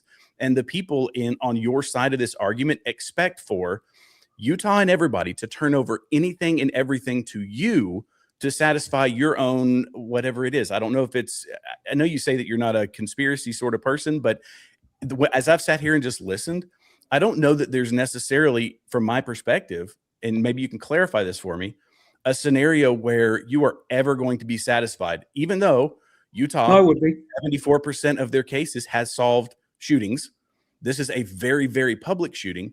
And when we get into these lengthy arguments about it, everybody assumes that because it is a big political figure, the only explanation, because we have automatically been historically primed after JFK to think that that's the only thing that it could be, because those conspiracies have gone for a very long time. So you understand that's how we see it. And I don't think it really helps your case to bring that up right at the get-go. And so I've just sat here and listened to you, and it's just kind of bouncing back and forth. So maybe give me some clarification on what would be this is it. If I had this data, this is what would prove it to me. It's easy, Jared. It's really easy. I believe in the rule of law. If he's found guilty and convicted of having killed Charlie Kirk, I'm all in. It's that simple. I guarantee that if he's not found guilty, you guys won't share that opinion. But listen, you accused me of moving around, right? I haven't moved around. Make that guarantee. I talked about one thing only today, which is the plausibility of a bullet and the rifle. And as I said, you do this a lot. And it's not just you, it's the Candace side, the Barron side. You all do this. If you don't like an argument from someone who's literally sat in the middle, absorbing both sides, you go, you're moving the goalpost. You have a reaction to it. And it's just, you need to... Hold on, Baron. Because you claim that you're in the middle doesn't mean that you're objective. I didn't say that. Fair. I just wanted to clarify. The other thing with this is you did move the goalpost. First, you said that they didn't do a GSR test. I said it's 2 to 4 hours. No, they need to do it on the rifles. They don't do them on the rifles for the point that I just told it. On the rifle. But hold on. You said that you're not a conspiracy-minded person and you're not into conspiracies. You have to be. because when No, you have I when you have a don't. DNA, hold on, when you have a screwdriver with Tyler Robinson's DNA on the roof, and you have his prints of his shoes on the roof and on the ground, and then you have his DNA on the gun, Well, and it you have his wasn't his DNA on the shoes, spent Gary. rifle. Gary, they Like weren't you his have shoes. to. The only way that you can Hang on a reconcile that second. is through a Hang on. conspiracy. Hang on. Yeah. Be truthful and specific. They weren't his shoes. They were shoes matching his size. Let's be super clear about the things that you're saying. Let's just be honest, because you do have, like you asked me, do I see a plausible alternative? It's hard to, other than my question would go to, well, what's Lance Brooks's involvement? Explain the screwdriver with the DNA on the roof. That's his DNA. Yeah, that's I one mean, in quintillion. There's a screwdriver one that in was found in the quintillion. car, and the police officer that's responding to that rooftops camera stops working. You know how cameras work. He was working overtime. Sometimes they no, stop they working. don't, Gary. They don't. You've got police friends. Cameras I've got don't police stop friends. working? No, they don't. You know that. You know they don't. I But know listen, that. I don't. They wanna have a get into battery. Do I need to Google that? They don't. You must have police officer friends who wear. I do have police. I've asked him about this specific thing. He's like, yeah, you know what? Sometimes we forget to charge it. Sometimes, and this is the other thing that they don't have the option to not charge it, mate. They don't. What are you talking about? He's working overtime. Have the option to not charge their cams. They don't. They have to sign off specifically. When they go in and put their cameras in the battery in the charging dock, they have to sign off every. How long do the batteries last? 13 hours typically to 14 hours. Okay. Do batteries degrade? He's been on shift. He's been on shift for 3.5 hours, guys. Look. I don't want to get into this because you asked about the screwdriver. I don't want to move the goalpost. I want to stay. Well, you did. You literally moved the goalpost. I asked you about instead of answering the screwdriver, you said, "Well, you guys are very good at what you do." I will give you that. Candace's team are really good at what they do. You keep bombarding, so I have to answer these questions. You're the one bombarding. I'm asking you for one thing. Explain the screwdriver with his DNA, and then your response. Hold on, your response was. Okay. Let me explain it. Hold on. Your response. No, your response was. Well, what about the camera? Oh no, we're talking about a screwdriver right now with DNA. That's one in quintillion. About you. Here's why. Wait. What are we missing out on with his camera dying? Well, here's what, because you asked me about the screwdriver. So what's the screwdriver doing there? There's no based on the footage that we have of the camera that's taking the footage of him getting on the roof, lying down, right? Well, there's an explanation for the screwdriver being there, whether or not you believe there's no reason for a screwdriver to be up there. That's a lie. There's no reason for a screwdriver. That's a lie. Yes, he needs to reattach the stock to the rest not of the from the rifle. timing, not from the timing of him getting down, laying down, taking the shot, moving on. There isn't sufficient time. There is timing because he hops over the ledge and he's down ducked behind that ledge for a certain amount and then runs out to the edge of the roof. Time to actually utilize a screwdriver to assemble the rifle. Are you kidding me? You know how much time it takes? Maybe 30 seconds. Yes, I do, mate, because I've assembled guns myself. And you know it takes about 30 seconds tops. He's not there for 30 seconds, mate. He's not where for 30 seconds. No, he's there for like 7 minutes. He's not prone for 30 seconds. No, he doesn't do in it the while prone. he's prone. Verum, hold on. So at 12:15, listen, and this matches, and I was going over this with what they showed in the thing. This is the charging documents. Police reviewed surveillance in the camera covering the roof and discovered that it recorded an individual dressed in dark clothing crossing the rail from the public walkway and drop onto the roof at approximately 12:15. So he went over the roof. He didn't onto the area with a wall at 12:15. That gives him approximately what we have. It's at 12:23. That's over 8 minutes. He was prone for less than 15 seconds. Dude, listen, Verum, you're not listening. Footage together. You're not listening. You're not listening. He was on the roof behind the retaining wall at 12:15. Hold on. I'm going to read the rest to you so you know what you're talking about, because you don't know what you're talking about. For a short time, although the individual moved out of the camera's view for a short time behind the retaining wall, the camera again captured the individual running across the roof and then low crawling to the area the UVU officer recognizes where the suspected shooter position was. Yeah. So that was at 12:23. He was on the roof. He was completely obscured for a significant amount of time before he moved, because like you said, The shot was at 12:23:36. That's the number. 12:23:36. So it only took him about a minute to get to that position. So he has about 7 minutes to put that gun together. Not from the prone position, which he wasn't in the prone position putting the gun together, dude. So he why already did he put leave it the together. screwdriver there then? That's not where it was. That's where you don't even know where the facts are. He left the screwdriver over by the retaining wall, and even if he brought it out to that position because he actually attached the stock at the retaining wall. Hold on, listen to what I'm saying. Even if he brought it out to the position where it was shot, which that's not where the screwdriver was found, by the way. The screwdriver was found where I'm talking about. But even if he had the screwdriver in his pocket, laid down, he'd already put the stock on there. He had 7 minutes to do it, and then he dropped it right there. That doesn't mean that he put the stock together onto the barreled action right there. This is what I'm talking about. You guys don't know the facts behind this every single time. Look, Gary, it's so frustrating. You pick and choose the facts that you want to be knowledgeable. No, I'm not. I'm laying out the actual facts. Your suspicion. That's the very fact that answers your suspicion. What's that? Say it again. What he just described to you, where and when these things took place, where the screwdriver was found, where he was, how long he was there, getting into the actual shooting position, all of that answers the thing that you are suspicious of or say could never happen. It answers it directly. Well, my bigger issue with my biggest issue, you asked me about the screwdriver, and I answered it with my biggest issue is you have to be a guy that is so keen to take something away with you to your death, to just conveniently leave a screwdriver in a spot when you've had time. I would actually understand it more if it was found where I think it was actually found, Gary, and I think that it was found where he was prone. That makes more sense. The idea that he just tossed the screwdriver to the side and casually strolled over to prone, it doesn't make sense. No one. Why would you assume? Genius. Hold on. Why would you assume that he tossed the screwdriver? Logical behavior here. Hold on. Why would you suppose assume he's under an immense amount of stress, pressure, fear? You think he's going through a lot of emotions? Have you ever? Hold on. Viram, have you ever put something in your pocket and then it fell out? No.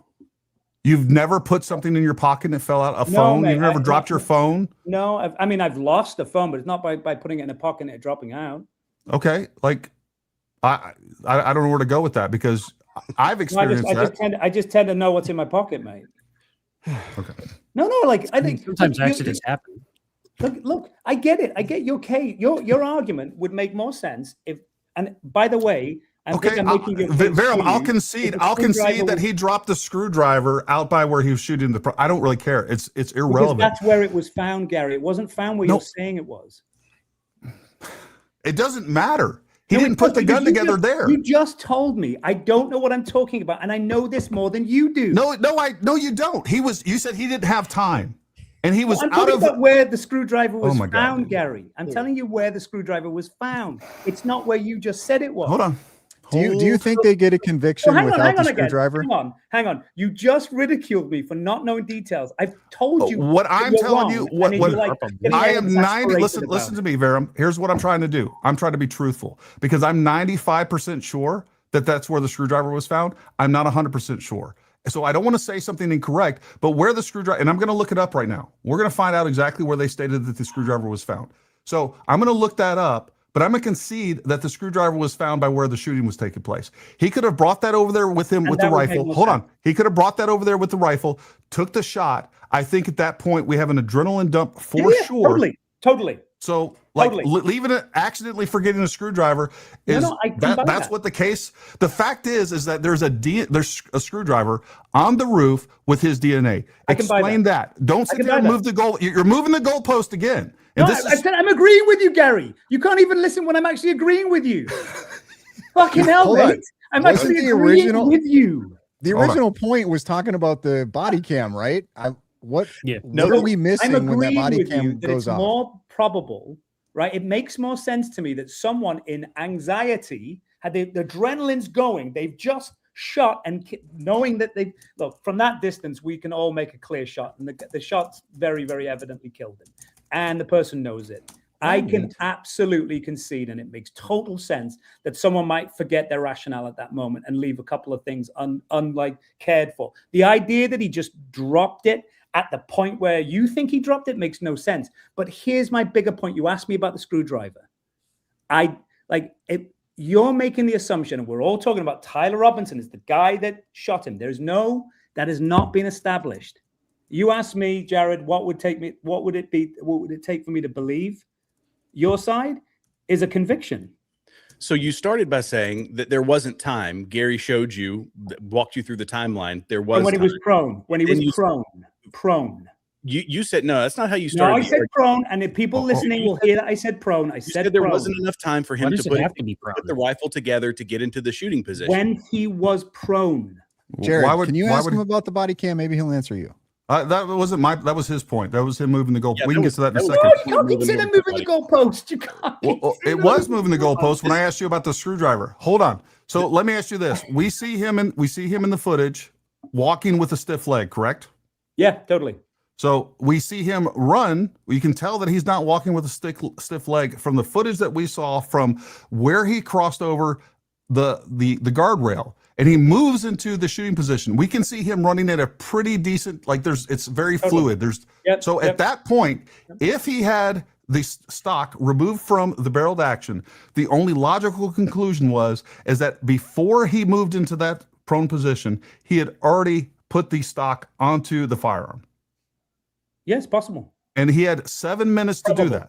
Probable, yeah. Okay, then why did we start off? I was talking very specifically about the location the screwdriver was found in the prone, because we're talking about the location that the screwdriver was found, Gary. That is irrelevant. No, it's not irrelevant. It's super irrelevant because to sit there and say that it's impossible that he accidentally left the screwdriver under that level of stress, regardless of where the location was that it was found, it's his DNA on there. So you have to come up with a scenario where that evidence was planted. Yeah. I do believe that. I do believe that. You just said there wasn't a conspiracy. You said I'm not conspiratorial minded. No, that's not what I think. I don't believe, right? The argument that you're making, hear me out. The argument that you're making that a guy has got a screwdriver and on the way to the shooting position, he's assembling the rifle. Right? That's your argument. My position is that when he went over the retaining wall. That's what you just said it was. So what is it? I don't like this whole assembling the rifle thing. He's just attaching the fucking stock to the rifle. Yeah, I get it. Okay, so he's doing that, right? He's doing that assembling the rifle. Gray Hughes sent you the location of the screwdriver. Okay. Hey, wait, before we go to that, hey, what movies have you done, Barham? I'm not telling you guys. You go try and ruin my career. No, we wouldn't. No, we don't do that. I was just going to use it to judge you, but that's fine. They're all action movies. They're all action movies with a pretty widely known action stuff. It doesn't matter since you're not going to tell us, so we can't actually appreciate your work. It really is irrelevant. You can tell us it was Cinderella. I mean, probably was Snow White. That's not an action movie. Supergirl. Dang it! It was Supergirl. Jen, send Gray Hughes a guest link. I want him to come on and explain exactly how he got this information or where that information was for this location, because it is not at the sniper perch. And I want to make sure that we clarify that information. Cool. I stand corrected if that's the case. I do also want to add one thing about clarify something. Hold on, Sorry. Marty. When you came in, I said, "Oh, one of these." At first, just hearing your accent for a brief second, I thought you were an Aussie. So I just wanted to clarify. Now I really don't like you. Before I was on the fence, but now you're calling me a convict. Well, I thought you were an Aussie at first, just for that brief moment. No. But then when I realized that you weren't, it's all good. No, I'm not a convict, mate. I'm perfect. I'm a proper good old fashioned Brit. So Viram, according to Gray Hughes, which is very good at this is where the location of the screwdriver was found. So what I'm saying is that we know that he went over this wall. Yep. He went out of view of the camera for approximately 6 or 7 minutes.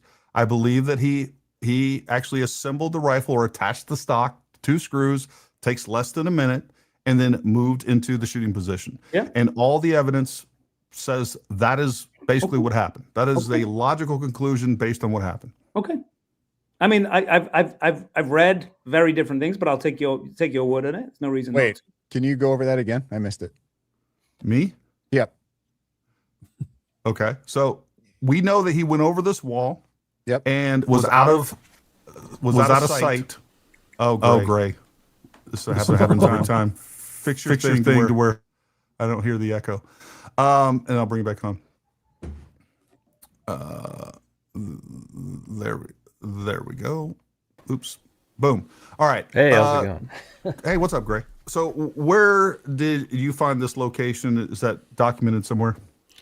Yeah, it was actually, we went back over the days of trial again because I remember, it was so, I mean, you could actually narrow it down to an hour where there was actually relevant stuff with all those objections on some of those days. But yeah, it was like, I think they mentioned 15 feet onto the gravel from the wall that he went over. Right. Okay. There. What day was that? Do you know? Was that day 4? Yeah, I can't. Real quick though, going back should have been day 3. It should have been that Wednesday. I want to play this portion right here for everybody. Hold on. Let me make sure it's showing because I know it's not. All right. So this is the question, Lance Twiggs, about politics. You and he ever talk about politics? He did more than me. I don't really keep up with politics very much. He'd usually talk about stuff he heard on the radio on his drive to work in like their work car, since it sounds like their whole crew went in the same car most of the time. But I wouldn't say super consistently because it wasn't a topic I really contributed much on. How about Charlie Kirk? Did you ever talk about Charlie Kirk? I personally had never heard him talk about Charlie Kirk before specifically. Okay. How about political issues? So did you ever talk about gender identity issues and LGBTQ rights? No, not really. Usually if he did talk about politics stuff, it was relating to Trump or current policies being issued or voted on, I think. But yeah. All right. So he did talk about politics. Lance Twiggs allegedly was not interested in politics. From that, you can either confirm or deny how radical he was about anything. And hold on. We see active shooter after active shooter after active shooter. There's a long history of this that has no real indication that they were radical before they ended up shooting somebody. I mean, that's just a fact. So I don't know why you have to have proof of radicalization before he does one of these things. But that's not a fact, actually. That is a fact. No, it's not a fact because it's actually a movie that I've been developing with Netflix for a while. Okay. It's not a fact. There's absolutely long tail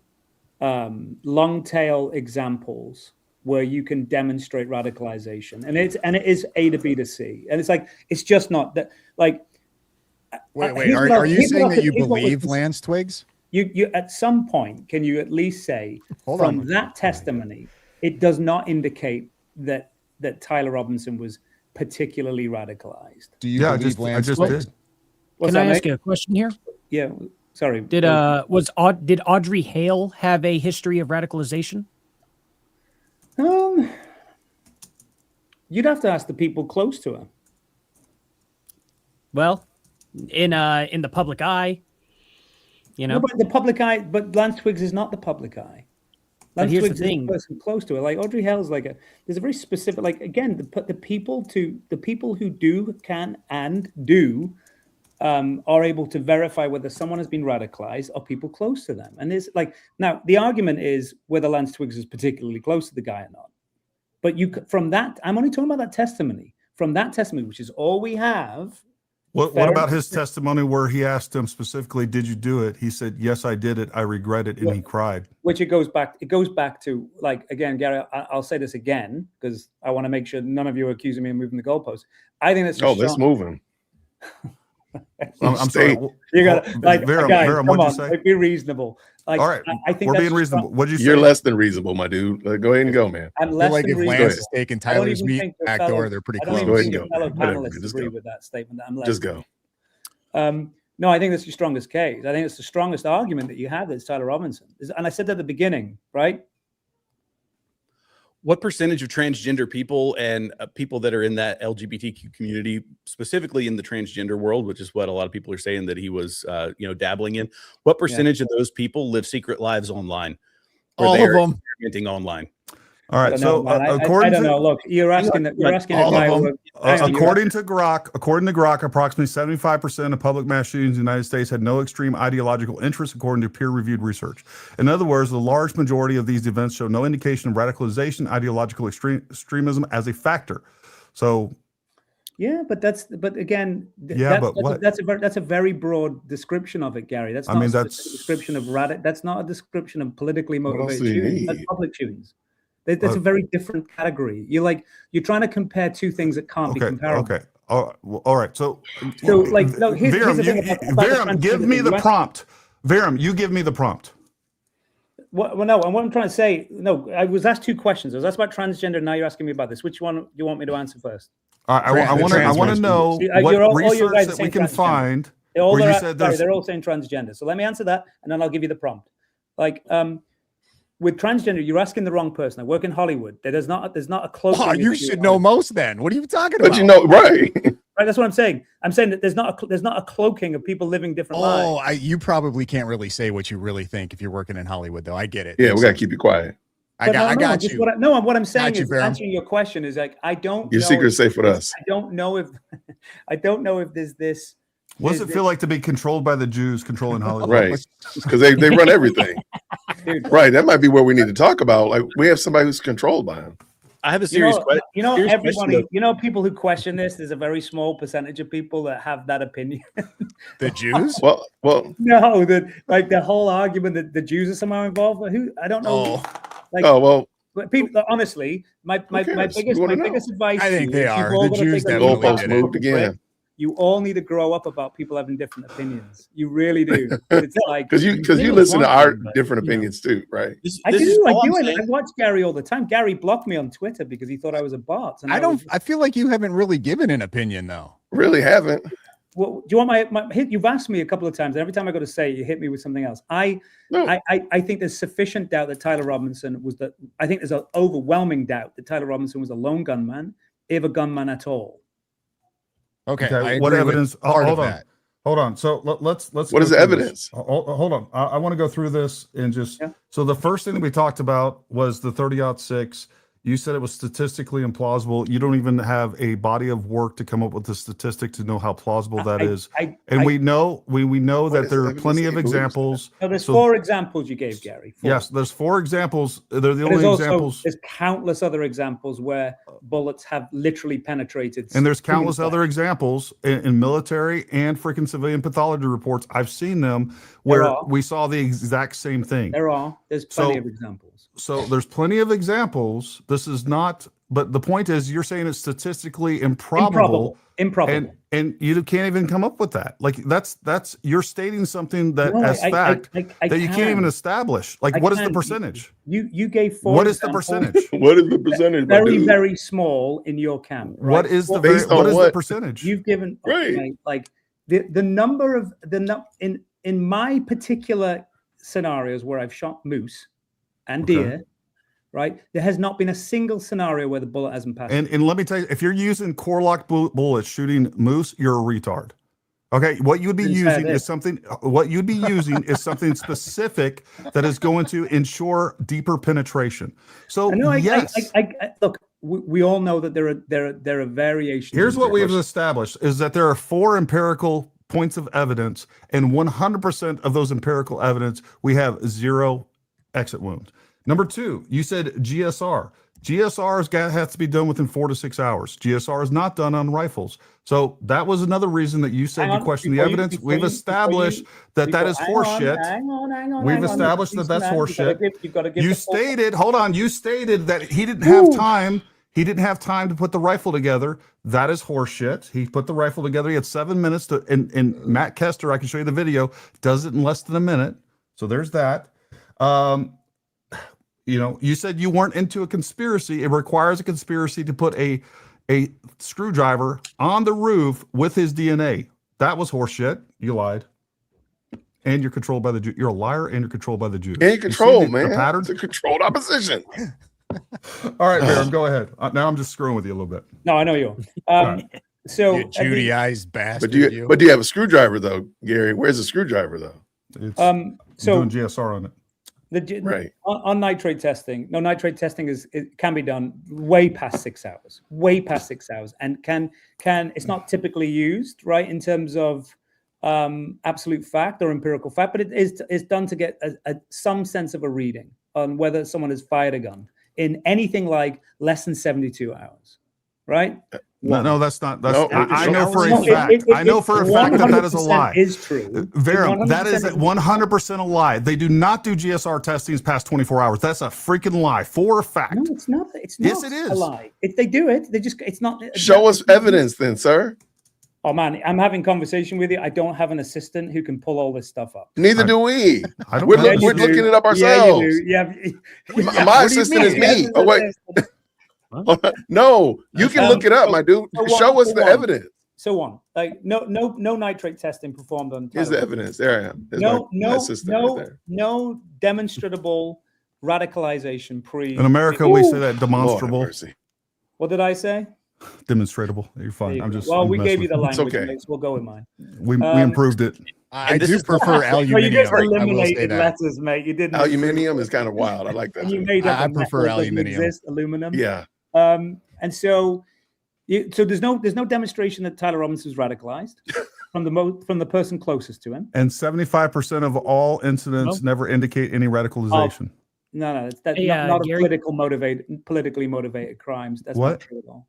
That's your problem. I sent you an article. What percentage of politically motivated crimes have precursor of radicalization? All of them. All of them. All of them? What? All of them. Politically motivated crimes. Yeah. Okay. This according to you is a crime of political motivation. This is according to you. Why is this? Okay. Has anybody said that? Well, you believe Tyler Robinson is, and you Who believe said that? You did. Did somebody- You all did. Who said it? You all did. Who? All of you. Do you need me to say the names, or can you? Yeah, tell me that I said it. Tell me I said it. all I didn't. did. I've never You said that. all believe Tyler Robinson. No, I don't murdered believe that. Charlie Kirk, so I've you never said have to that. He was the believe- most likely. Then you're wrong again. I've never said that. You Never said what? That Tyler Robinson is Charlie Kirk's assassinator? No, you said political, sir. Stop moving the goalposts. You're moving the goalposts, getting yourself confused. You understand what politically Do you motivated understand that I'm crimes telling are? you I didn't say that? You don't understand what they are. Do you I understand don't that I said I want didn't to say argue that? semantics. You don't understand. You don't understand what you're saying because you're saying stupid stuff. You don't understand what you're saying because you're saying Why are you retarded, even dumb, talking stupid on these panels, stuff. man? Why are you still Don't talking? make any Go back sense and make to Supergirl talking. 2 or What something. was I didn't say it was politically You're just saying motivated. dumb I stuff. didn't All right, say it was politically all right. motivated. It's like you make no sense. Jay, I want to give him again. He's a guest. We're That's going fine. to give him You good. lots and lots of additional room here. I want to be especially Tease him out. gracious. No, I've enjoyed this very spirited conversation, guys. I think that you whenever Weren't they trying to make the argument that it might have been religiously motivated? That would make more Religious sense. Those and- Mormons look, are freaks. guys, religious and political motivations are the same concept.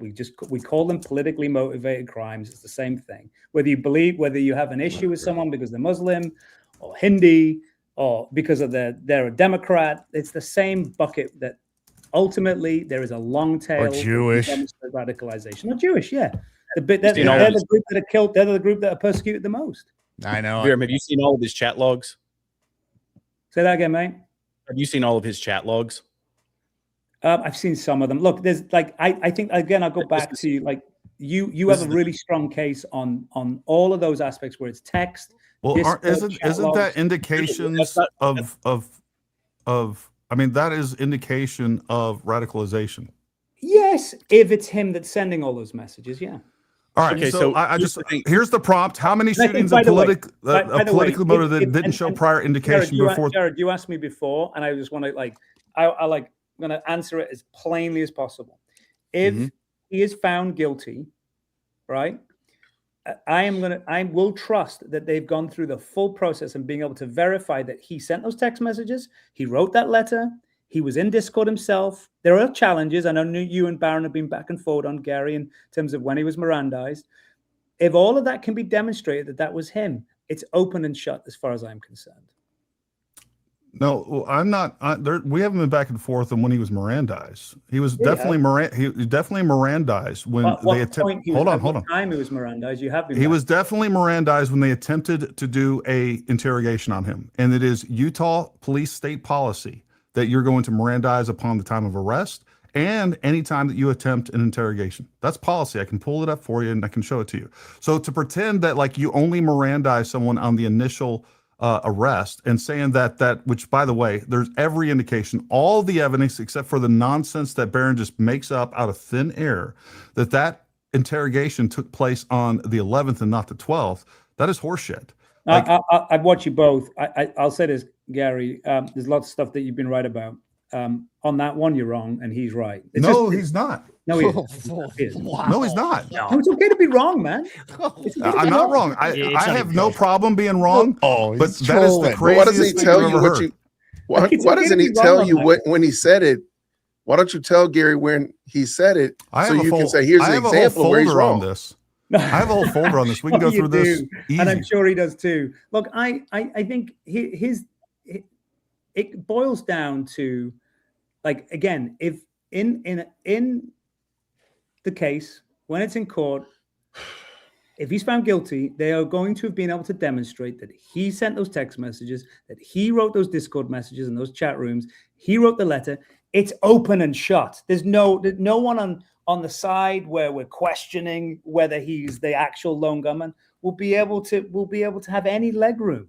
And anybody says any different to you, well, they're closed-minded to this and they don't have an open thought on it. So wait. That's bullshit. You don't believe that. So if he gets found guilty, you don't think that there still might be other people involved? No, they will. I'm saying if those people are doing that, then you just know you can disregard those people because you know that they were never good faith actors in the first place, right? Because I'm saying if he's found guilty and it's been proved that he sent those messages and he wrote that letter, there's nothing else you need. That's a direct confession 3 times over. He's going to fry. Yeah, but that doesn't mean he's lone gunman. It doesn't mean he's a lone gunman. And I do think that if you do believe, like I do, that there's other people involved and there's other people involved at a much wider level than a small group of people in a chat room, then yeah, it's prudent to still keep the guy alive and find out what he knows. But I think you all have put me in this box where I'm some sort of like Candace fanboy or Baron fanboy. I watch you. So far, you haven't refuted one thing that Candace has said, and so far you haven't refuted one thing that Baron has said. Like, I mean, I've refuted something she said. I think Tyler Robinson was on the site that day. I've refuted that. Let me point out something though. Let me just point out something, Vera. Yes, you have agreed that she said that. She did say that Tyler Robinson was not on campus one day. Yeah. Now she's gone back, but she's never acknowledged that she said it wrong the first time. No, she's still saying she's never acknowledged. Now she's saying something different now, sure, but she's never said. By the way, back. She should do. She's still saying that. She's still saying that he right, actually but that's what I'm saying. Like she's never said. Hang on. So you see, that's what I'm saying. I want to go through this real quick. I want to go through this because what we have is the charging documents. Actually, this is the motion to exclude cameras. This is where this came from.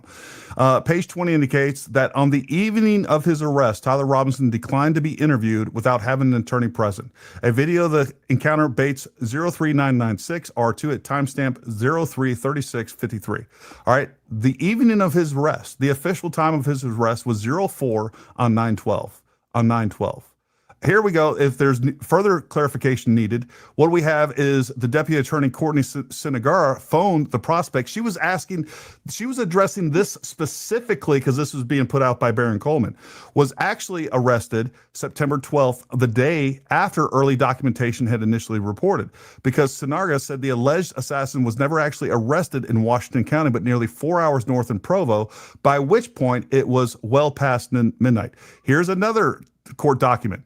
Nope. I got the other one right here. Wait a minute. Hold on. Just give me a second to just go through what you just said. Okay. So he was arrested at 12. What time? At 04 a.m. Okay. So just after 12, but that he was. No, not just after 12. He was officially arrested at 04 a.m. on 9/12. Oh, 4 in the morning. Yes. Okay. And so he was originally brought in at what's the name of the place that's not about Washington County Sheriff's Office. Okay, and so Barron's claim is that he was Mirandized at that point. No, Correct? Barron's claim is that he was actually brought in at like 3 p.m. and that he was they attempted interrogation at 6:25 p.m. on the 11th. Yeah. And he was not even in custody at that point. That has been established. That was reestablished in court, by the way. On the witness stand, the officer said he came in after around 9 p.m. This particular document says Tyler Robinson arrived at the Washington County Sheriff's Office accompanied by his parents approximately 26 hours. That is on the 11th. On the 11th. We know that. We also know that Sheriff Brooksby said that he came in a little after 9 p.m. on the 11th. So he was not in custody at 6:25 p.m. He was not interrogated at 6:25 p.m. on the 11th. That was the 12th. And the reason for that, here's another reason for that. They're not going to just book him because he's admitting to this. What they were doing the moment that he came into that office at 9 p.m. is they issued search warrants. They went and talked to Lance Twiggs. They went and talked to other people. They went and searched his house. So that way, when they go and interrogate him or attempt to interrogate him, they actually have some things that they can actually interrogate him with. And by the way, provide probable cause. Because at the point where we're just saying, hey, I admit I killed someone, that's actually not enough usually for probable cause. They're going to find the evidence, which they did. And this is exactly what is highlighted in this document. And I can pull up the full document because what he's actually charged with is aggravated murder, felony discharge of a firearm, obstruction of justice, because at that point, this is why this is there. The reason he obstructed justice was because he told Lance Twiggs to burn the note or to get rid of the note. And to come to find out, it was actually Tyler Robinson. We found that out during the preliminary hearing. He's the one that burned the note. It wasn't Lance Twiggs, but he did tell them not to talk to law enforcement, to burn that note or get rid of the note. So this is how they get the obstruction of justice charge. That wouldn't have come till after 11:12 p.m. when they talked to Tyler Robinson on the 11th. So the idea that he was in an interrogation room at 6:25 p.m. on the 11th is absolutely insane. It didn't happen. And the reason that Baron Coleman is trying to say that. But why are you so sure it didn't happen? Because we have documentation and evidence saying that it didn't happen. No, you got documentation saying what time he was charged, which is at 4 a.m, right? Yes. Okay. So that was when he was arrested. The day of his arrest was 12. No, he wasn't arrested on the 12th. He was charged on the 12th. No, he was arrested. The defendant was arrested for the offense. I don't know if that means something different in the UK. This is the affidavit for probable cause. On the evening of his arrest, which would be 6:25 p.m., that is the evening of his arrest, the next day, they wouldn't even have the obstruction of justice charge until after 11 or 12 p.m. because that's when they talked to Tyler, or that's when they talked to Lance Twiggs, and that's when they looked at Lance Twiggs' phone where they got the information, took the screenshots, and said, hey, he was actually trying to obstruct justice as well. Let's add that to his charges. So they questioned him, then booked him, right? Or arrested him as you. They actually said they didn't question him at all. Well, that's bullshit. No, it's not bullshit. That's bullshit. Okay, well, so that's where you just lose. They're not the investigative body. You lose all sense of like logic when you say that. Are they just it's your logic because you don't know how investigations work. Like you've watched Matlock. You've watched Matlock 3 times. Didn't question this guy is preposterous, Gary. It's not. And it's things like that which tells things me, like that. It's things like that because you're ignorant. You don't know what you're talking about. They're not the investigative authority. They were waiting for the investigative authority. Hear me out. No, I don't need to hear you out. It's things like that you don't. This is Dunning-Kruger. You are Dunning-Kruger walking, and you don't know what you're talking about. They are not the investigative authority. Okay. Like, I mean, I don't know. The notion that you think that someone was booked, arrested, without the suspect being questioned beforehand is just makes you look absolutely retarded. So hold on. If a person goes into a local precinct, talks about that he committed a federal crime that's going to be the jurisdiction of the FBI, or the FBI is going to, or the FBI is going to interrogate him, or SBI is going to interrogate him because they don't even have jurisdiction. You know he didn't. Hold on. Does Washington County? Hold on. Did Washington County have jurisdiction? In this case? Yes.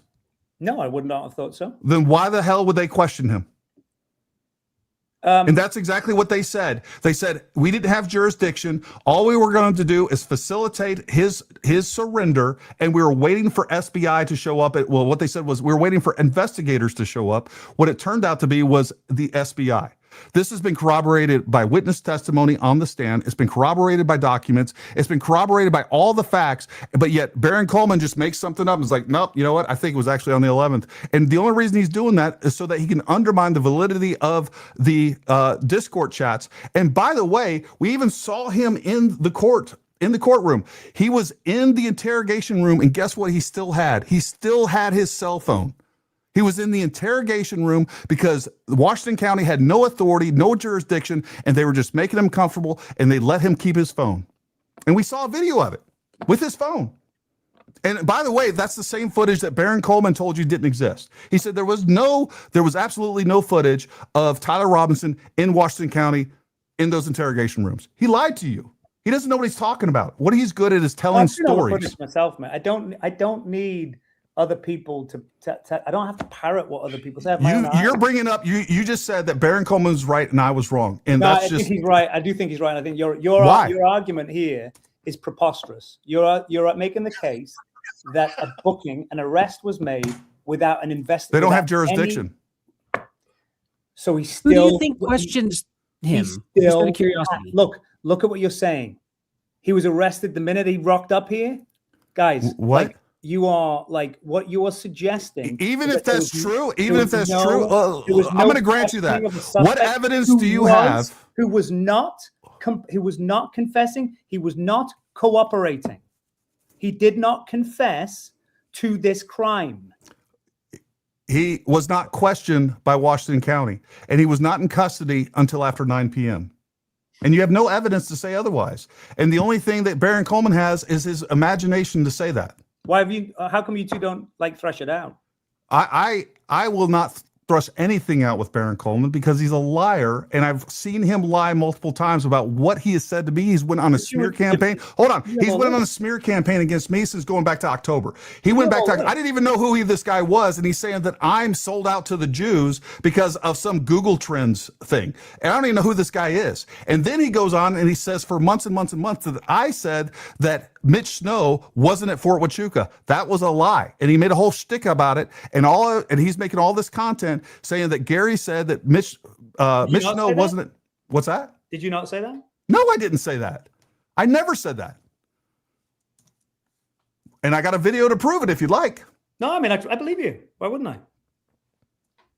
He has never retracted that information. What's that? No, I mean, I came on here because I want to know. I'm really curious. Well, hold on. No, we're going to establish that fact right now. I want to show you just what he's willing to do and lie, and how much he's willing to lie. I believe what you're saying here is the case. Well, we're going to establish that because you still think that he's credible in any way, and he's not. He's not. What he's doing is he's lining his pockets. No, forget Baron. I'm talking about what you have shown me right now. Proves your case. You're saying that he was not arrested, he was not Mirandized until 4 a.m. I get it. That's that. I mean, Now we're going to move on to something else, and that is the fact that Baron Coleman is literally. Hold on. Why? I'm not his brother, man. I'm not his. So Gary, not his fanboy, dude. I just wonder. So would Verum take back his original statement that on this issue with the whole arrest and Mirandizing and interrogation? Looks like I was wrong. So big screen that, Gary, so we can make sure it's captured correctly. You don't need to admit, I don't care about that. I don't have any problem admitting when I'm wrong. Well, then I just want to make sure I heard it. That's all.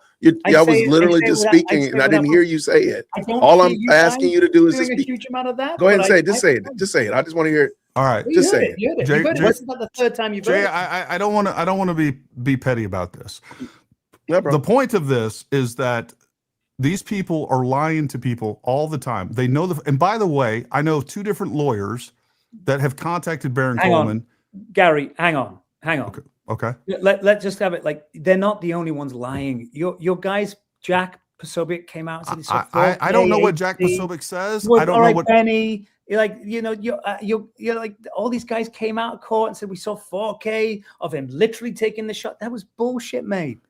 Like everybody's lying here, Gary. I've Gary, actually listen. everybody's I've talked to people. lying. Hold on. I've talked to people in the courtroom on both sides of that. I've talked to Billy. It wasn't footage. Hold on, man, listen. you know that. I talked to Billy, and I talked to people that were in the courtroom, seeing that were actually literally 7 feet from that. And what they said is that we saw this person go out, and you can't see muzzle flash. You can't, I don't know what you expect. That to me, that's taking the shot. I would explain it that way as well. He was in the exact position, and then we have corroborating evidence of other cameras saying, "Oh, right when this person is in that position, it's just a coinkydink." That, and by the way, it was your side saying that they didn't even have that footage. They said they don't have that footage. They would have shown that footage on day one if Gary, that existed. The footage is the rooftop footage, and it's impossible to make out. No, it's not. Face. It's not. Yes, it's impossible to make out their face. I don't need to make out their face. Hold on, I don't need to make out their face. 4K HD clarity. You literally see him taking a shot, and they all said muzzle. The muzzle. They all described it like. Wait. You're saying that Jack Posobiec said he could see muzzle flash? They all three of them said exactly the same thing. I want to look that up. Hold on. Right? They all describe the same thing. Like, just accept that we're in a bit of an information vacuum. Like, and there's some people who actually are like leaning on both sides of it. But you can't simply say they're the only ones lying. Gary, you've been caught. You've been caught a few times. Baron's I've been caught lying? Yeah, you've been caught lying. How did I get caught lying? The whole Erica photograph. Interesting. That's a lie? Yeah, it was a lie. Tell me how that's a lie. Well, it was a lie. You knew it wasn't her child. I actually do know it's her child. That was always her daughter. And by the way, I just had it recently confirmed that was her son too. I just didn't know if it was her son or not. No, so what are you talking about? It's not her son. What are you talking about? What? It's not. That's Gary. Tell me how that's a lie. Tell me how that's a lie. No. We're not moving from this. Children. What's that? Right? What'd you say? Never met her or her children. Okay, listen to me very closely. Okay, I reached out to Andrew Colvett and I asked him. I said, "Hey, I'm getting ready to do a show with this. Do you have any sort of evidence that would show that Erica Kirk wasn't on Fort Huachuca on the 9th? Technically, I should have asked for the 8th, but again, we had the meeting on the 9th. I don't know. Hold on. It doesn't matter. Listen very closely. Okay. I do not have forensic capabilities to take a picture and determine the what was in that picture didn't matter. It just so happened to be the picture that she had from that day at around the time that we needed from was a picture of two kids. I'm taking her on her word that is her kid. Hold on. That is her kids. It is not. I wasn't there to convince you or anybody outside of this that people think that Erica Kirk was in on a conspiracy to kill her husband. This was for reasonable-minded people. Hang on. I don't for a second believe that, just so we're clear. But just to be clear, are you saying you have never once lied on any of the coverage? No. And the only people lying are Candace and Barry. I have never lied on this at all. Not once. No, Not I mean once. on anything. Of course I've lied in the past. Oh no, on this subject of Charlie Kirk. I have not lied on anything on this. And anything that I've gotten wrong, I've went back and corrected. Okay. I believe you. What do you know that? Hold on, we're gonna play. No, I don't. No, hold on. We're gonna play this about the photograph because I know they all are. Right, kid. What? No, the only thing I know is the thing you said about the photograph with the children because I know they're not her children. That is her daughter, and that, by the way, I have confirmed that is her son. How do you know that that's not her daughter? I just know. You just know. Mm-hmm. Well, you're wrong. So today's episode is about the one lawyer that makes all lawyers look bad. And you know exactly who I'm talking about. Candace Owens' number one simp, and that is Baron Whisper Campaign Coleman. Now, Baron would probably describe himself as a disinterested party, but I got to tell you, he's made himself Candace Owens' personal Baghdad Bob, just out there spreading propaganda left and right, lying, and he's made himself Candace Owens' personal attack dog. He goes after any and everyone that just points out the truth, the fact that Candace Owens has... You just said that I lied, which is a lie, and I'm gonna prove to you that for over 8 months, Baron Coleman lied about me. Zero evidence of a single material claim. But being her lapdog, he's going to go after anyone and everyone that's just reporting the truth. Now, I've done a lot of research with Baron, and most of you know that he's a lawyer, and he's currently registered with both the Florida and the Tennessee bar. And I have checked, and I got to tell you, all the defamatory claims that he has made against, and accusations that he's made against Erica Kirk, TPUSA, and Andrew Colvett, those violate every single ethical standard accountable for our own justice system. Now, I got to tell you, I actually owe Baron Coleman some gratitude because I wanted to prove to everybody that he was a professional propagandist. He has a long history, going back to his time as a government informant. That's right. He was intentionally tried to create a whisper campaign in order to prejudice a jury. Can you imagine? That's crazy. But besides that, I wanted to prove that he was a propagandist and he was lying about me and everybody else. And man, Baron Coleman has done yeoman's work to make this easy to prove. He is my number one guy. As a matter of fact, Baron, I appoint you an honorary member of my harem of Gary's broads. But I don't want to put words in Baron's mouth. Let's listen to his lies about me from his own mouth. That all of these attempted alibis, the Mitch Snow wasn't at Fort Huachuca. That went through Gary. He tricked Mitch Snow's son into confirming that Mitch Snow was at Fort Huachuca. That was not known. In fact, that was hotly debated at the time. If you remember, if you go back in time, when the Mitch Snow idea first populated, there was a lot of doubt whether he was even there. Well, let's take his advice, go back in time and check the record because luckily the internet is forever. Let's see what I actually said prior to my December 27th interview with Mitch Snow's son. Look at this. All right, folks. Again, this is a very common tactic with disinformation. What they do is they confirm, they show you proof. December 18th, by the way, was the day that she did this interview. I was streaming it live and I was reacting to it. Say they even confirm the non-material elements of the story. All right. I can confirm you were there. Who cares? Who cares if you can confirm this guy was there, or you can confirm that he stayed at a freaking Best Western somewhere near Fort Huachuca? None of that matters. What matters is you confirm what he's saying or anything. I mean, she confirms nothing ever. I mean, that's the problem with all this stuff. I don't doubt that he was, matter of fact, I'm quite sure he was down at Fort Huachuca. That doesn't mean anything. So for those of you who don't know, Candace Owens shared this, I don't know, as proof that Mitch Snow was there. And again, I don't doubt that Mitch Snow was there. I have no idea what this trash right. What's that? I have no idea what you're showing me. So Baron Coleman said, number one. Huachuca? Okay. So Baron Coleman said for months that I said that Mitch Snow wasn't at Fort Huachuca. I've never said that. Who's Mitch Snow and what's Fort Huachuca? I have no idea what you're talking about. Some fort. It is a military fort where Mitch Snow basically said that he saw that Brian Harpole was at Fort Huachuca as well as Erica Kirk. Like, how do you not know about the picture of the alibi? I only know about a photograph that you showed, which you were claiming was her kids, which I know it wasn't. I just saw a photograph that you had posted about her kids, and I was like, "It's not. Those aren't her kids." I have no idea what Huachuca and Mitch. Well, then you don't know what the relevant portion of what that is. That's why I was asking you, why are you showing me this? I have no idea. Because I'm showing you that time and time again, Baron Coleman has intentionally smeared me, lied about me, and he has no problem lying at all. And by the way, before I release this, I believed you before, man. I believe you. Well, I'm just letting you know that you're believing someone that lies on a regular basis. I think the only person that gets absolute belief is Jesus Christ, and I think that's the same for everybody else here. Everybody else is full of shit all the time, mate, and they always have been. I am not. My dude just literally professed Christ and then used profanity. That's wild. Whatever. I don't like. Dude, I'm Catholic, mate. I'm Catholic. This is epic, man. I'm just glad that Christ saves. All right. So we've established that again, a 30-06 is not that big a deal. GSR is you don't have a leg to stand on that. 30-06 is not a big deal at all, Gary. You have a difference of opinion to me on that one. I have four pieces of empirical evidence. You have none. No, you have 4 examples that you're able to cite.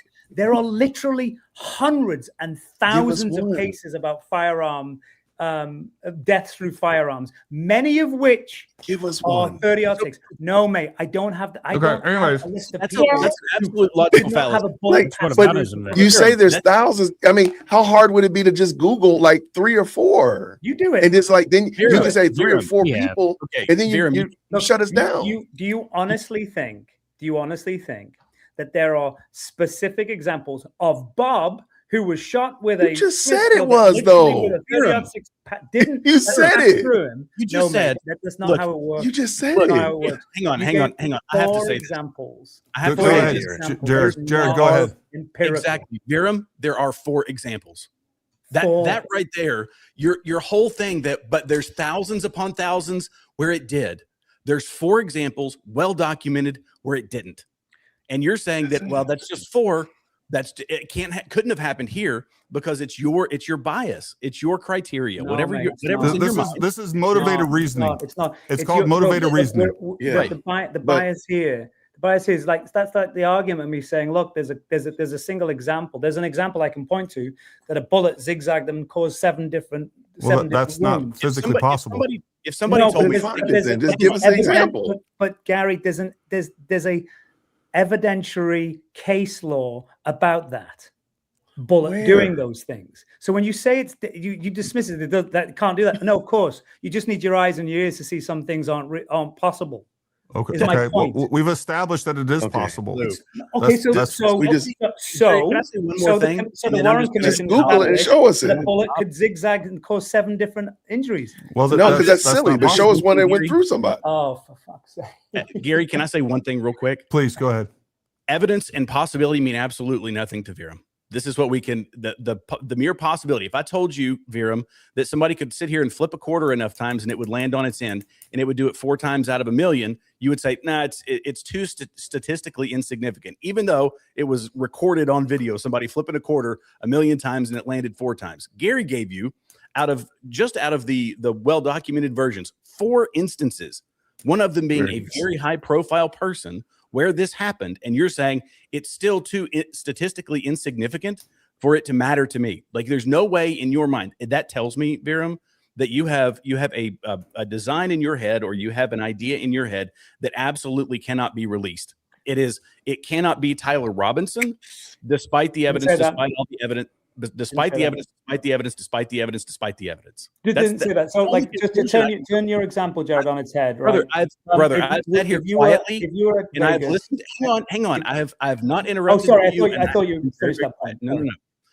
I've sat here quietly and listened to you back and forth, and regardless of the data and evidence that is presented to you, you either move the goalpost or you wash over it and move to the next thing, which is, I guess, more or less the same thing. But that in and of itself, we've gone full circle from the screwdriver to when he was actually taken into custody, when he was questioned, how he was questioned. And if something doesn't align with your belief, or the evidence proves in opposition to your belief, you'll say, "No, I don't believe that." You did that earlier when he was talking about the affidavit. And now we've come full circle back to the 30-06. And the 30-06, despite the evidence of it happening in other well-documented cases, you still can't say that it's a possibility. You're saying no. I did say it was a possibility. Well, then what's your argument? To take your point, Jared, to take your point. That's the linchpin in your argument that I have found so far. It's the 30. Let me just take your example. You gave an example about 4 scenarios where a coin's been flipped 4 times and landed on heads each time, right? Your argument, let me flip that round to you. If you're going to Vegas and something has landed on red 7 times, the probability, if you looked at it at the beginning of that run, at the beginning of it, will it land on red 8 times in a row? The statistical probability of that happening is very, very small. If you come in at that point where it's landed, it's the 8th time it's happened and you're gambling, it's 50-50. We're not gambling here. We're talking about a case. We're talking about a well-documented case with evidence. No, it's 4 examples, man. I gave you an example of a bullet that zigzagged 7 times, and you said it's impossible. No. And by the way, here's real quick. Number 1, 2 things I want to cover on. I'm going to have to go and put my kids to sleep in a minute. That's fine. That's fine. So, number one, how many shootings are politically motivated that didn't show prior indication before the shooting took place? There is no precise, publicly available count of exactly how many political or ideologically motivated shootings occurred with zero prior indications of radicalization, intent, or concerning behavior. And by the way, I would also say that there isn't zero, but this is what the data shows. Overall, active shooters, mass public shooters, the large majority display observable pre-attack behaviors. FBI study of 63 active shooters, subject averaged 4 to 5 concerning behaviors. The Violence Project, roughly 48% leaked their plans in advance. One summary notes 93% showed warning signs of crisis agitation, whatever else, or even, I don't know, text message saying that they're going to do it. Ideologically or politically motivated cases, 12 to 25% of mass shooters with extreme ideological interests. These often involve online activity, manifestos, legacy tokens, or communication that constitute prior indications. And we had all of those things. You're making the case, mate, for what I said. And now look, I just want to answer, Jared, you said something before. I can only answer the questions you ask me. So you've accused me of moving the goalpost because you keep saying, well, what about this? So I'm going to give you an opinion. Whoa. This is no. Hang on. Hang on, Vera. Hang on. That is absolutely not fair. It is fair. That's lie. I've had to answer questions as you've gone along. I haven't gone, let's not talk about the 30-06 anymore. Let's talk about the screwdriver. Gary brought the screwdriver. You did that, though. No, Gary asked me about the screwdriver. No, I did ask about the screwdriver. We had already moved away from the 30-06, and we're well into other territory. We were talking about nitrates. That this is all to do with the firing of a gun. We've already established that you don't know what you're talking about on GSRs. And perhaps, one more point that I have to make. You also said with the radicalization piece of it, Gary has just read you those stats, and I just read you the stat that 60% of the people, this is out of a sample, it's the largest transgender study ever done, 28,000 respondents. And of those 28,000 respondents, 60% of them, they lived secret lives online experimenting with these things. And you know how chat rooms can be with people that get into those chat rooms. You've heard the stories. That Jared, could but I also said that because you're assuming you are making a huge assumption that the Discord, all the chats and all the evidence that we've seen so far, first off, you're assuming that we don't have more that we're going to see when the trial comes down. That could be another piece that you're assuming doesn't exist. And you're saying that, hang on. And you're saying that he couldn't, because you said this earlier and I never got a chance to respond to it. That is that he was he couldn't have been radicalized online. And what I'm telling you is online. I didn't say that. Let me just be very clear with what I said, because all of you keep changing the things I said. I was very clear with what I said. Is the only person that has real understanding of his personal conversations did not suggest that he had been radicalized prior to doing it, is what I said. I didn't say about he was never online. Asked that. He wasn't asked if he was radicalized. Nobody asked that, though. And you're not going to ask somebody if they're radicalized. They asked them basic questions that were about the subject matter at hand. You guys said that he asked those. You made the case that there was no that most cases don't have indication of radicalization. I said they did. You've just found something that supports what I said. You guys were wrong about that. Now, what I've said to you from the beginning, we were 100% right on that. No, you said there's no evidence. Gary, just be honest, man. Just be honest. I'm being honest, and you're lying. You said at the beginning that when I said that there was no evidence that he'd been radicalized from the one person who would be able to speak to that, you said that's not true. And in most cases, there isn't radicalization that's present or demonstrable. There isn't in most cases. That's not true. You've just literally read something that tells you exactly what I've been saying. Well, hold on. You just read it. You've literally just read it. No, what I read was specifically, number one, an active shooting event. Number one, there is none. And then number two, what it says exactly. Hold on. What it says exactly. Hold on. What it says exactly is that they don't even keep that data. I will sit there and concede that. Go back to the top. And here's the other problem. Here's the other problem. I disagree with the premise that he didn't have any indications prior to. Fair enough. I disagree with that. And on top of that, even if it is 93%, which they sit there and said that they don't have actual numbers on this, but if it is 93%, there's 7% of what is the case study? How many people do we have that have been politically killed? We got JFK. We got JFK. In America or globally? I mean, we can go globally if you want. Globally, the number's much higher than you think. I don't doubt that. I don't doubt that. There's lots of political. Hold on. There's lots of political assassinations down in Mexico all the time. There's no pre-indicator of half of those things. Very small. Okay. So again, we have someone that didn't necessarily give any indication that he was going to do that. Doesn't make it impossible. Agreed. And this is what we're saying. Agreed. Like, so how many times have you been in a car wreck? 2. Okay, so according to the statistics, you have 1 in 20,000 every day. 1 in 20,000 that as you step out, that you are going to get in a car wreck. You've been in 2 car wrecks.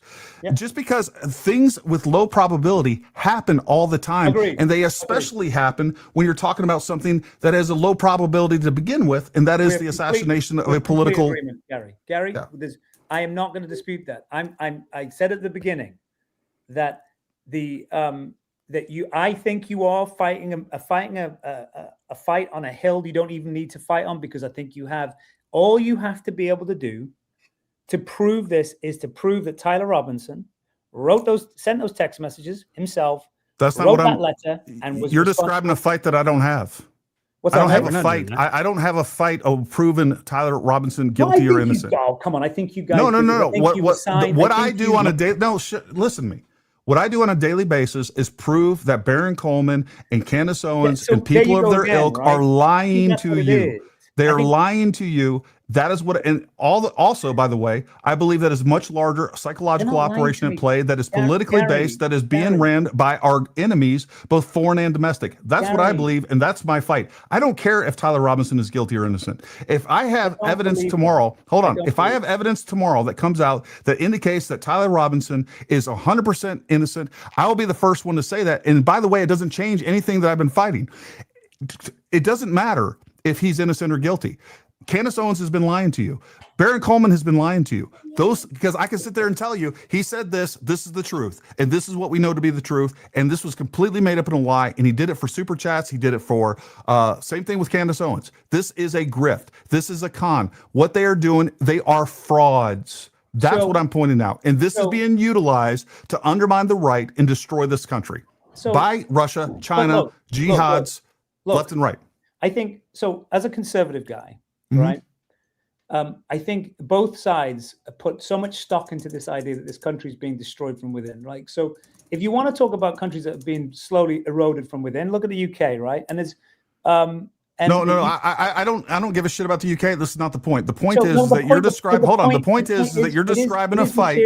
I don't give a shit whether or not Tyler Robinson is guilty or not. You do. No, I don't. You can sit there and tell me I do or I don't. What's important to me are the facts, and that people don't lie and they don't exploit people, dumb people, gullible people that believe bullshit. Like, I don't know, like GSR tests are done on firearms. It's bullshit. You're gullible. You're stupid. You don't know what you're talking about. No. I mean, there you go with the. I'm just telling you. That is. You do descend into this. That is the fact. You do descend into this quite a lot. I mean, like, because you guys sit there and talk around in circles and tell me things that I believe that I don't. It's gullibility. It's fantastical nonsense. And by the way, hold on. And by the way, Jack Posobiec never said anything about a muzzle flash. You lied again. Oh, I got it wrong. You just like from time to time to get things wrong, right? You said the same thing. Apparently, you're the only person who never gets it's kind of a big deal if you're saying those things. Did he say 4K HD clarity, seeing his face? Was it 4K HD clarity? Did he say that? Hold on. Was the video 4K HD? No, it wasn't, mate. How do you know that it wasn't? Because it wasn't 4K HD clarity, mate. It's not. What is 4K? Because 4K would be UHD, is what he's saying. 4K is UHD, HD is 1080p. But what I'm saying is that has nothing to do with clarity. Gary, that has. I am look. Him Terminology. Jared, I understand that. Faith on this. Jared, explain to him what 4K means, because he doesn't know what he's talking about, and this is the problem. I am simply quoting what Jack Posobiec, Benny Johnson, and Graham Allen said when they came out of that court was that. No, what you just said was that he said there was a muzzle flash.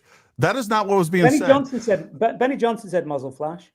Oh, well, a minute ago you just said Jack Posobiec. Well, I thought they all did. I know Benny Johnson did, and I thought Jack. Well, you said definitively that they all did. Now you said, "Well, I thought that they all did," and Oh, now it's guys, Well, listen, thank you, it's Christian, like- for mentioning that. And it was a rough week to be sure. Not and where he gave the interview, look, not the we one kind that he of had referenced. already known. Gary, go I get would the one say, outside the court.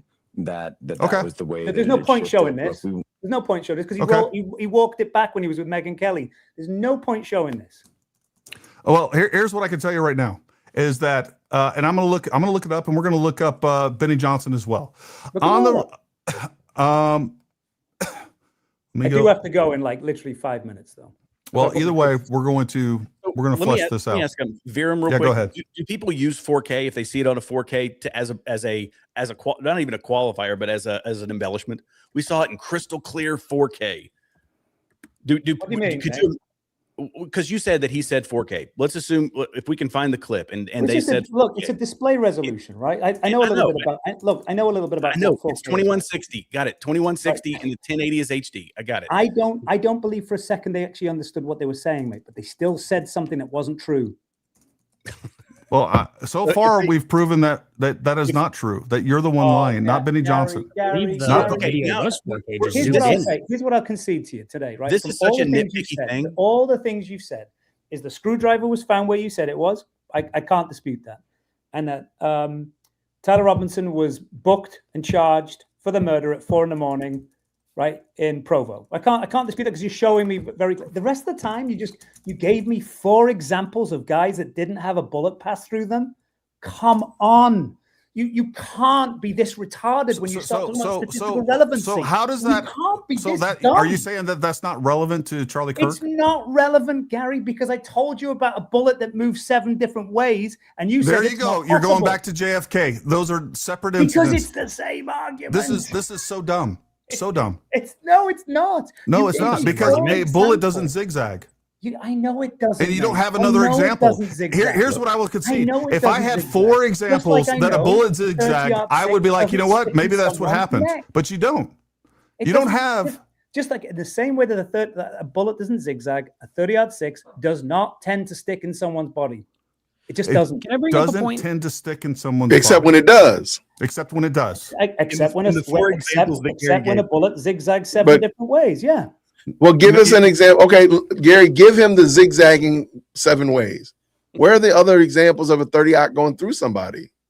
That's still what I want him to do. And what is the actual percentage? You don't know. You're just making things up.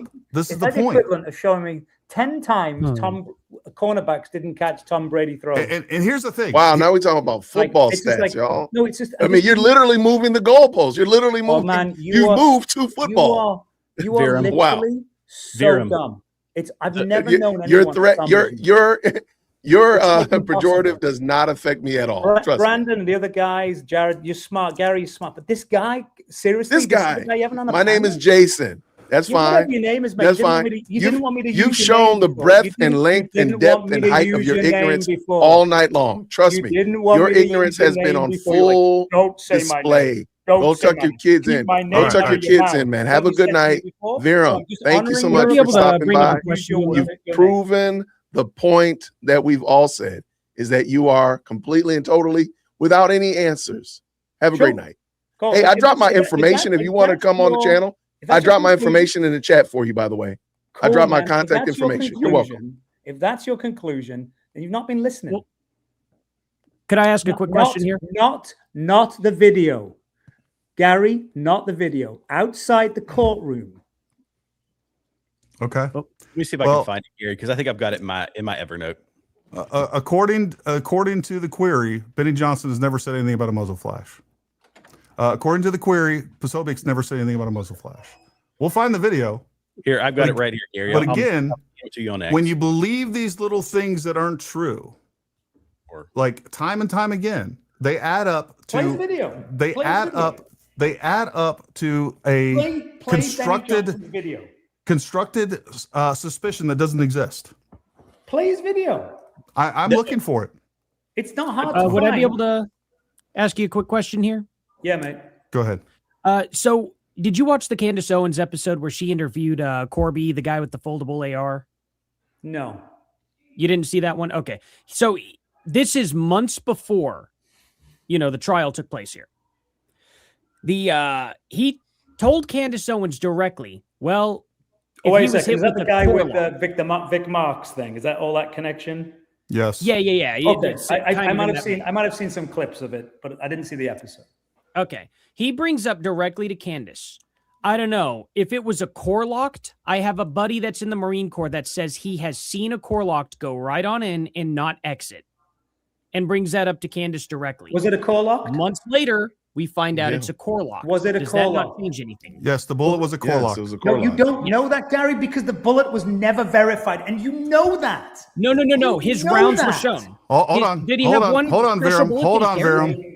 Like, Hold on, Viram. Just be honest. No. Hold on, Just Viram. listen, man. This guy right here. We have the other rounds that were not fired that he had on him. No, they didn't have him they didn't have him there. They found him at the house at his No, apartment. what they are were you in the talking about? gun. So did he keep one magic bullet with him and then just Listen. keep other rounds? Listen, Viram, listen closely. There were 3 unfired rounds found with the gun. We have a head stamp of the gun of the actual round that was fired. It was there still DNA on in. those bullets, Gary? Yes, there was DNA on all of the bullets. Who else's DNA was on those bullets? I don't think there was any other DNA on the actual there bullets. was. Yeah, there was. It was just it wasn't as high a sample as his. No. It was No, I don't know that there was other DNA on the bullets at all. It was. I don't think it matters though. We saw the It does stamp. matter, actually. It does matter. Wait, no. It doesn't matter with what I'm talking about because there were no other rounds on site. It does matter. Who else's DNA is on those bullets? It doesn't Okay, matter. what other round was on site? No, you said it doesn't matter whose DNA is on those bullets. It does matter. Yeah, I'm not It talking actually about that. doesn't I'm talking matter about the whose rounds. DNA is on the bullets. It doesn't matter because we have one person that was there, and that the largest amount of that DNA was 100% his. And we're talking about the gun. I need to look it up to see what other people's DNA were found on the bullets. I don't think there was any other DNA found on the bullets. I could be wrong on that. I'm not 100% sure, and I don't want to state something that's not true. But we did find additional DNA on the gun, on the towel. That was also Lance Twiggs. It would be weird if it wasn't his DNA. The largest contributor to that DNA was 100% Tyler Robinson's. I don't think that, I could be wrong. I don't think there were any other bullets found with the rifle. What? What? I'm saying I could be wrong. I don't. told you that. You are wrong. You are 100% wrong. What's that? You're 100% wrong. There was three unfired bullets with the gun. The one round still in the chamber. That's a fact. Well, I mean, it's an easy fact to prove, isn't it? Because you should be able to. If that was the prove case, it why up didn't the right defense say there weren't any other rounds found? Why didn't they What's bring that, that Nate? up? What's that? Well, hold on. This Maybe is I'm a little easy. quiet. Why didn't the defense bring up that there weren't any other rounds found when they brought that up in trial? Evidentiary Why didn't hearing, they man. refute It's that? an evidentiary No, hearing. hold It's not for the defense. No. They could have refuted it though. It was brought up to refuted it. them. No, because the only thing that was discussed was DNA on the rifle. And No, it No, wasn't. they showed the and the bullets. rounds. There They was had the DNA. rounds There was on- DNA He already said he on- hadn't even watched it. So on the rifle. There I was watched the Oh my I watched God. the evidentiary hearing. Why there didn't was the defense say anything about it? there was What's that? DNA on the right. Listen. There was DNA on the rifle in multiple Yes. spots. There was DNA on the screwdriver. There's Yes. DNA on the towel, and there was DNA on the unspent rounds as well as the spent rounds. And there was Lance Twiggs' DNA was on all of them. Well, I don't remember if there was his Yeah, like DNA was on 15%. the rounds that were with it. I don't remember, and I don't want to say something that's not true. Guys, I got to go put my kids to sleep. All right, talk to you later. Enjoyed it. Thanks, guys. Thanks, man. God bless.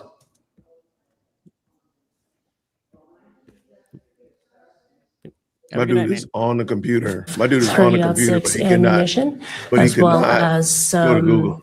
30-06 cartridge cases and a handful of long guns or rifles, a Okay, this was at revolver, his as house. as the amphitheater where the event were down I don't below. think this is where. All right, let's start with. Hold on. I'm just gonna look this up real quick. But we are gonna. I do want to. Jared, did you find? Yeah, I the DM'd it facil- to you. I DM'd Okay. it to you. Yeah. All right. And it's in the chat. It's in the our studio chat. Okay. Studio chat, yeah. What they did. And I just want to be clear because he wasn't hearing it. People use 4K. If they see it on a 4K TV and it's crystal clear, they're going to say 4K. That doesn't mean that it's actual 4K footage because they didn't see the actual resolution of the file. in the You mean like he didn't actually have a steel neck, but they said he had a steel neck, so therefore they lied. Yeah, exactly. It's oh man, wow. That was a wild one, but yeah, I can't believe he didn't even know that there were bullets on scene, and he really wanted to argue that. Like, that's kind of a wild claim to take without watching the court. Yeah, I just want to go back and say, yeah, Gary, you said it was Dunning-Kruger. This one right here, y'all run this tape back, man. This is going to be studied by science, because this dude literally, whether it be Dunning-Kruger or moving goalposts, is one of those, probably both. Because this dude, I mean, the amount of foolishness that he exuded it's insane. Like, how are you doing this? I mean, it's got Bronson in his nightgown. What the devil's that? Does he have his bonnet on? What is that? One more drunk. He's got his OnlyFans live that he's got to do. Whoa there now, guys. He's got his bonnet on. Can you please put him on the screen? What is he doing? He's having a party. Hey, did we ever get to the body Good cam night. stuff? No.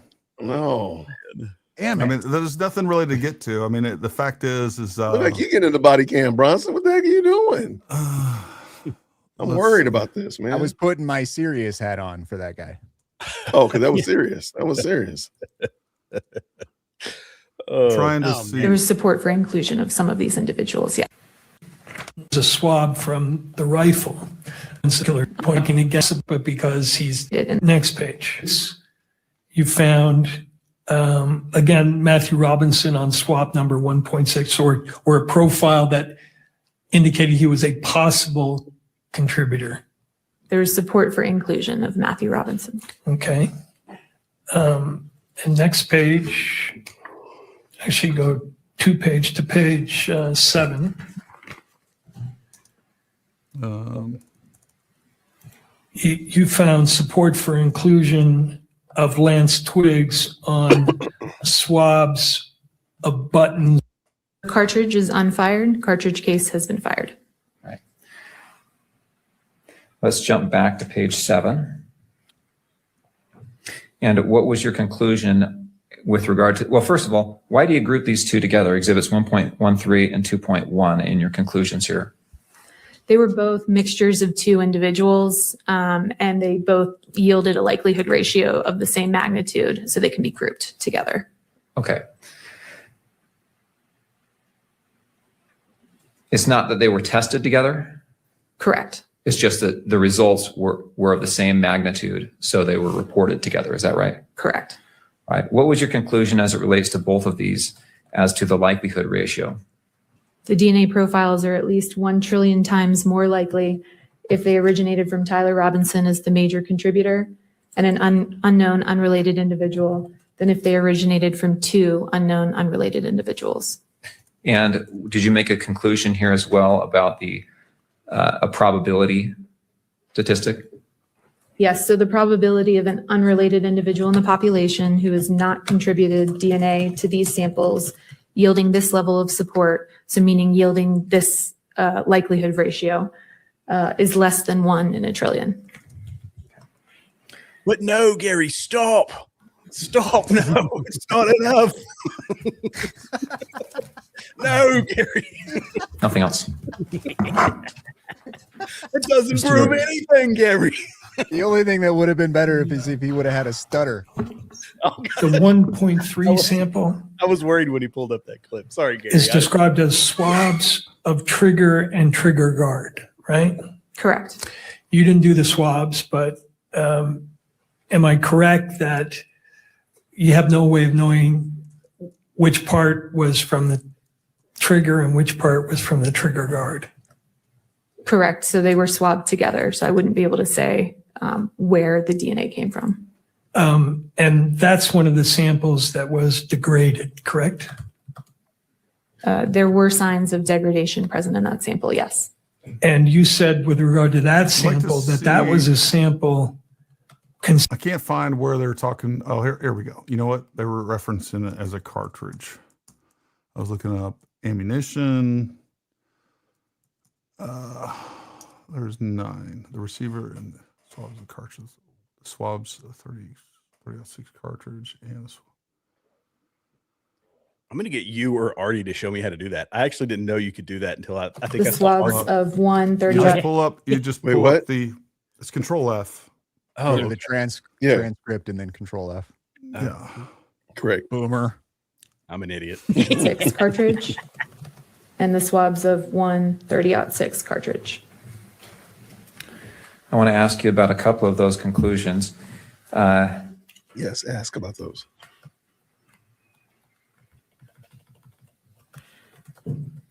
And what's the difference between a cartridge case and a cartridge? The cartridge is unfired. Cartridge case has been fired. Right. Let's jump back to page 7. And what was your conclusion with regard to, well, first of all, why do you group these two together, exhibits 1.13 and 2.1 in your conclusions here? They were both mixtures of 2 individuals, and they both yielded. I don't know. I want to hear where she's talking about the other, because they got DNA off the other unfired cartridges, and I'd like to know where they talk about that as well. You said down in the chat we have the link to the Posobiec. Oh, there we go. Yeah, it's in our studio chat. Let me share this tab instead. You guys see that? I thought Posobiec's and Tatum's descriptions were like the least overhyped descriptions of the video. I think Benny's was maybe more. I couldn't find. Yeah, Benny. I don't know what he was doing. That was.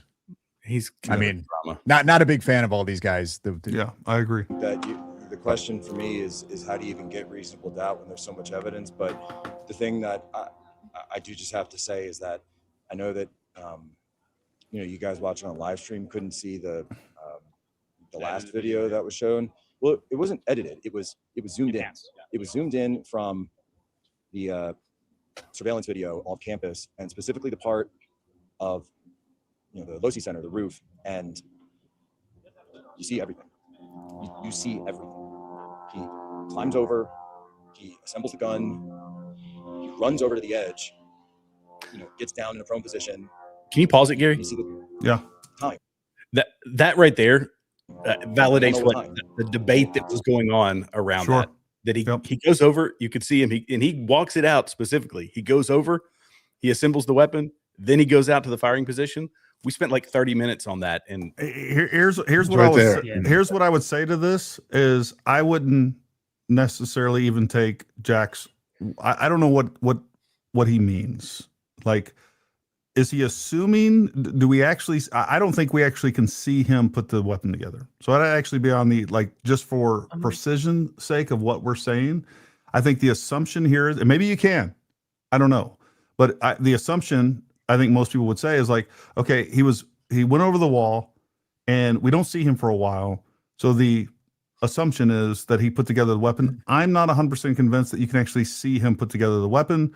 I think there's some speculation involved with this. Maybe embellishment. Yeah, because don't the charging documents say that he goes out of camera frame? He goes out of camera view for a time. Yeah. Now here's the thing. What I don't know, what's possible, because he's talking about a zoomed in version of this, right? Mm-hmm. Maybe from when, because the police go look at the footage, and they're probably looking at it on a little freaking screen. And they can't really see the dude anymore. Now, maybe if you zoom in on that footage, maybe you can actually see him assembling something or indicators that he's assembling something. I don't know, but I wouldn't take that as fact as he saw him. I would like to talk to Jack. What did you see exactly? And I would ask some additional questions on that, some probative questions on that. And you see the time, and we all know what time, and it was so slow, just watching those seconds, click, click, click, and then you see him take the shot, and he takes the shot, and then immediately runs. And we've seen that video already, but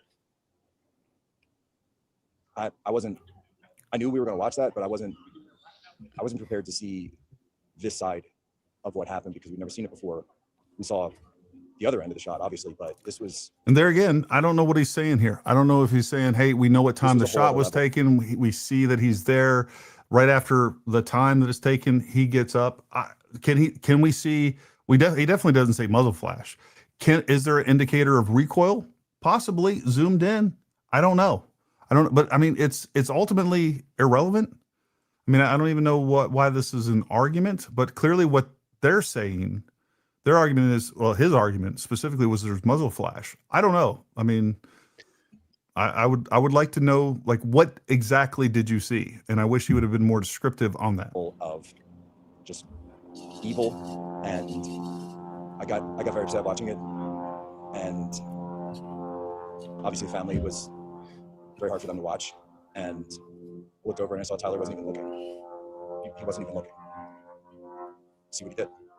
And I would just say that I do wish the public could see that.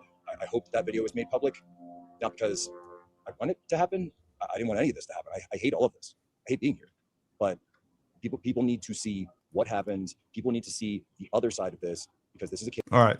Here's the video that I saw from Benny Johnson as soon as, let's see. Let me share this one. See what he says exactly. I dropped the other one in the chat. I'm sorry, what'd you say? I dropped the other one in the chat too. So the one that I was, see it. yeah, outside the courthouse.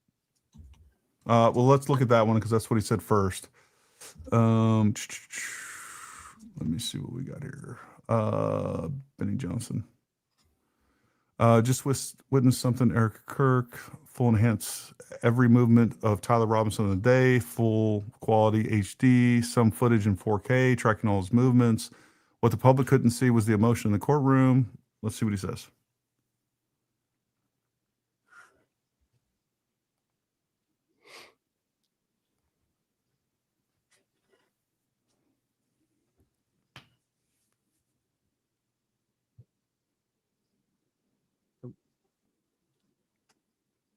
Were you reading the transcript? Were you? Oh, sorry. Yeah. Number on his vehicle, his movements on the rear thing. Sorry. And you have to hear this because it was devastating what we watched. And the judge ruled that you can't see the high definition quality video 4K of Tyler Robinson committing the murder of Charlie Kirk. But we saw it, and they played it on giant screens inside of the courthouse. You can see clearly Tyler Robinson's face. You can see crystal clear the license plate number on his vehicle, his movements on the rooftop. You can time it up to when Charlie Kirk was murdered. And what you also couldn't see was what happened inside of the courthouse. Erica Kirk was sobbing in the arms of her mother-in-law, Charlie's mother. Mrs. Kirk, feet away, is Tyler Robinson, pale, sallow, bony, emaciated, staring at the floor the whole time, twitching and looking straight ahead, refuses to watch the video, refuses to make eye contact with the family. Emotional day. The judge played all 20 minutes of the high-definition security footage, and the whole courthouse gasped when it was over. It was really tough to watch. The prosecution has a demonstrable, overwhelming case. They said that multiple times. The defense has nothing. They asked minutiae questions about DNA evidence, but the judge was just chewing them along as we get to this 4K video reveal that will eventually be made public. It's already a case that is overwhelming against Tyler Robinson, but once you see this video, you will cast out all of the demons that have been attacking the Kirk family. It has been one of the most grotesque demonic evils that have been visited upon innocent people. It's happened to this beautiful family. Once you see all of the evidence that we saw today, it's over. And that's what the lawyer said today. Please pray. Erica Kirk asked us to do this. Pray for a speedy trial. We have a right to a speedy trial here. It's in our Constitution. We don't have to wait years in order to get to a trial phase here. We want justice to be done. Justice has to be done in this case, and done immediately. So please pray for the Kirks. They've been through enough. Time for justice for the widow. All right. So, again, I don't know what they mean by we see them take the shot. Did you have that sped up? Yeah, I did. Oh, okay. 1.5. 1.5. I did. Bros, I miss you, man. You can't tell.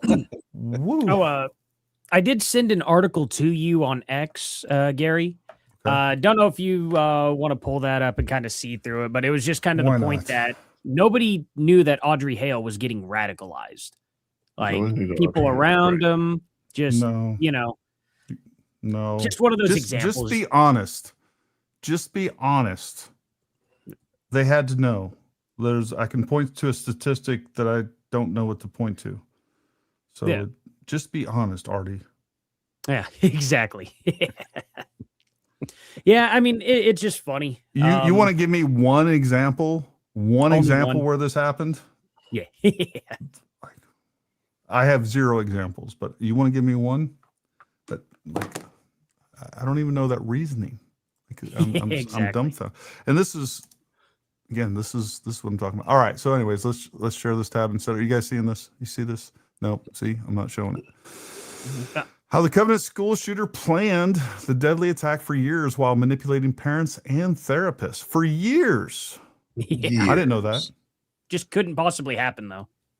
Used a great deal of manipulation to conceal the extent of her mounting mental health struggles from her parents and therapists for years while planning a mass shooting, a police investigative reporter said.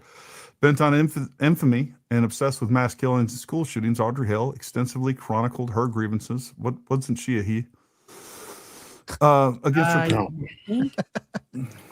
as Hale was a biological she was a biological female at the time of her death, and throughout the incidents described in the summary referred to her as female. Yeah. She identified as male.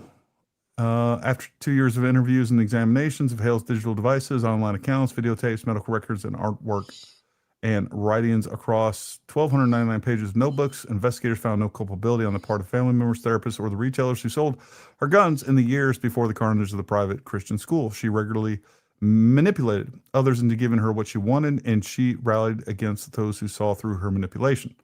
In the case, the amount of information Hale left behind was far more than is usually available in a criminal investigation. That's weird. It's a lot like what we have here. Simply the best example of all this would be serial killers. How often do they let people know that they're so radical on just murdering people? I mean, they keep stuff to themselves when they want to get stuff done. So, and I wouldn't, but I guess when they say, well, what about JFK? I can say, what about Audrey Hale? It happened this one time. I don't know. Maybe we just assess them on their own merits and assess them as an individual situation and not bring bias from one instance to the next. There is no relationship between the two. They're vastly different. And to automatically say, oh, because of this must be true. That is a logical fallacy in of itself, for sure. Exactly. And they couldn't just plant a manifesto? Right. Or again, if there's a conspiracy, like the easiest thing to fake would have been the bullet, right? Like it just matched. Yeah, you know what? We had the bullet, it matched. I mean, yeah. Right. Know. And then, just not have the ATF agent say that there was dust in the barrel and that there's no way it could have been fired that day because of that. Yeah. Yeah, her manifesto fell out of her pocket. It was an accident. And there is no way that he dropped the screwdriver under the. No way. Because he never dropped anything ever out of his pocket. He's never dropped anything ever. I will say that was a pretty good example of, well, here's the thing I'm stuck on. Okay, well, here's all the reasons that you shouldn't be stuck on that. Okay, but this. Oh, okay, here's all the reasons you should. But this. Here's all the things. And the final rally cry is just be honest. No, you're wanting me to agree with you, and you're saying be honest when it doesn't even make sense to me. It's not a matter of honesty. You're the one not being honest. You're lying to yourself. So well, that's the other thing. It's like present something. Please present something that refutes the evidence available. Not just say, "Hey, you're just you won't concede on anything." Well, what is there to concede about? You want me to concede for the sake of concession? I'm not doing that. Yeah. Why in the world would I do that? That's stupid. What about I will believe if he's convicted, I'll believe it. Albeit I doubt all the information and all the evidence that we've been talking about for the last hour. I doubt all of that is real. But if they convict him, I'll believe it. I'll be okay with that. Okay. Yeah, how does that even, like, if you believe that the screwdriver was planted? Well, first we start off, I don't believe in conspiracies, but I believe that the screwdriver was planted. Well, I mean, if you believe it was more than a lone shooter, that automatically makes you a conspiracy theorist. Yeah, and I believe that there's possibility that other people involved. I don't have any evidence of that. We haven't seen any evidence of that, but I'm open to it. Yeah, I agree. And I always wonder, like, when they say other people involved, what does that mean? Like, I don't believe that he made the bullets. I don't believe he milled the gun. Like, I do believe somebody sold him a box of bullets.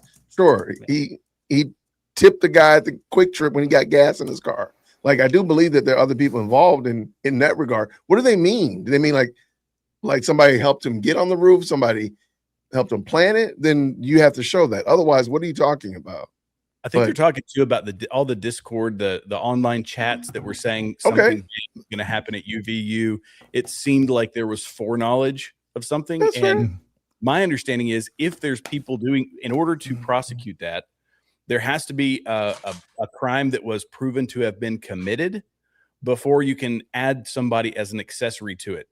That's my understanding. I don't know if that's correct. Maybe you guys could tell me if I'm wrong on that one. That's fair. I can accept that. It doesn't mean the investigation stops and everything just halts, but you can't say you're an accessory to, murder and then there's no one convicted of that crime. If that makes right, sense. because I have to have somebody convicted of murder in order to attack. Let me go pick on Artie and say, well, Artie, you're an accessory to Jared, killing a gerbil. Okay, well, first of all, Jared has been convicted of killing a gerbil, and now Artie, we're coming after you as an accessory Allegedly. because you bought him the hobnail boots or something. I don't know. Yeah. Sold him the hobnail boots. You know what I'm saying? So, because otherwise, if Jared is not found guilty, then Artie's not an accessory. Go ahead. Yeah, you just can't be an accessory to a crime that hasn't even gone to trial, or a case that hasn't gone to trial yet, and a crime that was proven to be committed. So, because I do believe that Lance played a role in it. I do believe that to some degree, shape, or form. I don't believe he's just totally. I didn't know anything. I'll rephrase this different. I have a hard time believing he didn't know about it. Facts. Yeah, and whatever that means. I will say I walked away from. I'm curious what you guys think about this. Oh, here we go. I want to show you guys this. I did walk away from listening to testimony more convinced that it's possible that he didn't know, just based on he does seem kind of oblivious, and he was kind of wrapped up in his own world. And if you guys have you guys all watched the Turkey Tom videos? Yep. I have not. Watch, like, highly recommended. They actually talk about that. Like, he's just kind of doing his own thing. And isn't there a way he's lost in his own world, building his own nest. Isn't there a way to increase the resolution on YouTube videos? Isn't it the little gear icon in the top right? Should be at the bottom of the video. Oh, it should be on the bottom. Okay. Yeah, there should be a gear speed it up when you hover over it. Yeah, same place where you change the speed. See those three dots in the right corner? Look at those three dots right there. Click on it. No, it says download. Either report. I can't Should even be the little gear on the video, but that's Are you looking? Oh, you got to hit that X in the little corner there, where it's right on the AP there. Yeah, I think you got to hit that X. Yeah, there's the gear. There we go. Oh, it's at 1080p. All right, enhanced bit rate. All right, so I do want to show you this, and I want to playback speed. You can't go lower. Oh yeah, you can. There we go. We're gonna go 35, 25. All right. I this is one thing that people haven't brought up that I noticed during this video is that you can actually see his cell phone. You guys can see. I'm playing the video, right? Okay. Yep. All right. He actually has a cell phone in his hand. Now we don't know what the time of this is, but we can see his cell phone, and he comes in and he puts it in his pocket, or at least it looks. I can't think of anything else it could possibly be. Hurry up, Tyler. I know I slowed this down, but my God. It was a calculator. That's Texas Instruments. I think he was just happy to be there. Scientific It calculator. was a screwdriver. It was a screwdriver because it never dropped out of his pocket. This video's AI. Yeah, exactly. Doesn't show his face. It's not even Tyler. It's not Tyler. Yep, there It's it is. me. I mean, that totally looks like Artie. Yeah. Hey, you need to start Got it giving all your put up under that whereabouts. hat. Yeah, man, you got a lot going on under that hat, Artie. Maroon shirt decoy. Maroon shirt, trying to throw us I should off, go Artie. Get my maroon shirt. It's a Okay. V-neck though, so you know. That's his phone, Little taco Right? meat, little taco meat there. right? I mean, that's his phone. Everybody agree with Yeah. that? I I think so. I mean, it looks Can like it to me. can we rule out that it was a calculator though? It could be a Texas Instrument calculator. Right. Well, it doesn't look like a backpack or a gun. It's probably a backpack. I'm thinking He was graphing something. He had to do some graphing. Yeah. That's a backpack. Could it be? Are you telling me Could he it be his was plotting? phone? No, there's no possibility it's his phone. No, It's man, definitely not absolutely- Grandpap's old rifle. Yeah. What is it in the chat? Wrong answers only. Put in the chat. What is it? Wrong answers only. Oh dear God. What I do know is we're way behind on comments, on super chats, way behind on all that. I literally have a headache. Hey, Gary. Yes, ma'am. I had that video that you just pulled up ready for you. And then I also had the video that we used for Nate Vance, where the older gentleman who gives advice on ammunition and firearms, where he's talking about how 30-06, and this was well before Charlie Kirk's Here assassination. is Garrett from Michigan. I bought a 30-06 and I'm working on a good round to reload for it. To keep it short, in your experience, should I that's focus my on guy. high weight Ron retention Spalmer's bullets guy. like Ron solid Spalmer. copper bonded, or should I focus on medium retention like the Spire Point or the Hornady's SST? I'm leaning toward 150 grain for flatter trajectory and lighter recoil. Be hunting primarily Michigan whitetails. Yeah, good question. And you're facing the same issue that so many of us do, especially with a versatile cartridge like the 30-06. Do you shoot the 150 grain bullet or the 180 or the 200? Do you do the deep penetration bullets? I would say for whitetail in a place like Michigan, where you're probably hunting in some fairly close range stuff, you're not looking to fly halfway around the world and keep that bullet online. You don't need the long high BC bullets to do the job. You will get a flatter trajectory, as you say, out of the 150s. Now, what happens when that bullet lands? Well, the SSTs, the more malleable bullets that are somewhat frangible and or they really mushroom a lot, that suggests that they're going to have more shock value, do more damage on the animal than the controlled round expansion bullets, which do expand but then retain most of their weight and they punch on through. Generally, those will require a little more tracking, and the animals tend to run a little bit farther before they run out of gas, because you've probably not torn quite as much tissue, especially if your bullet breaks up on the lighter bullets. They break up and you've got pieces flying all over. You can do a lot of damage and really increase the hemorrhaging. That said, I have shot some deer with a 30-06 and 150 grain bullet like the SST. It wasn't exactly that one, but one of those typical cup and core style frangible, relatively frangible lead core bullets that mushroomed beautifully after we found it in the deer later, but we couldn't find the deer. I mean, it took off running like we'd missed, and I knew I'd hit him. I could hear the whop, and we looked and we looked and we looked. There was no blood trail because the bullet went in, it didn't come out. It's a little bit high in the chest, and it takes a while for that blood to pool up and come out. And so you've got issues there. So I generally like a bullet that goes through, and I've got a better chance for a blood trail. But either one of them work. And with a 30-06 and a whitetail deer in Michigan, you should get him. Just be prepared to track. All right, let's go through some super chats. Rob O'Neill didn't 86 UBL and said he lied in his debrief. There's a lot of people that corroborate that story.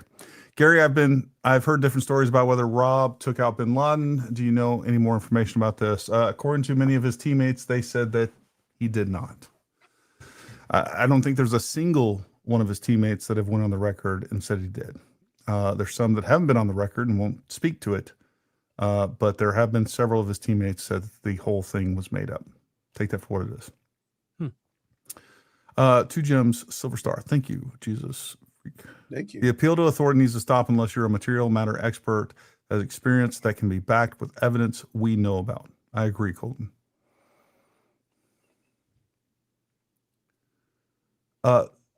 There are too many variables to know to make a concrete opinion.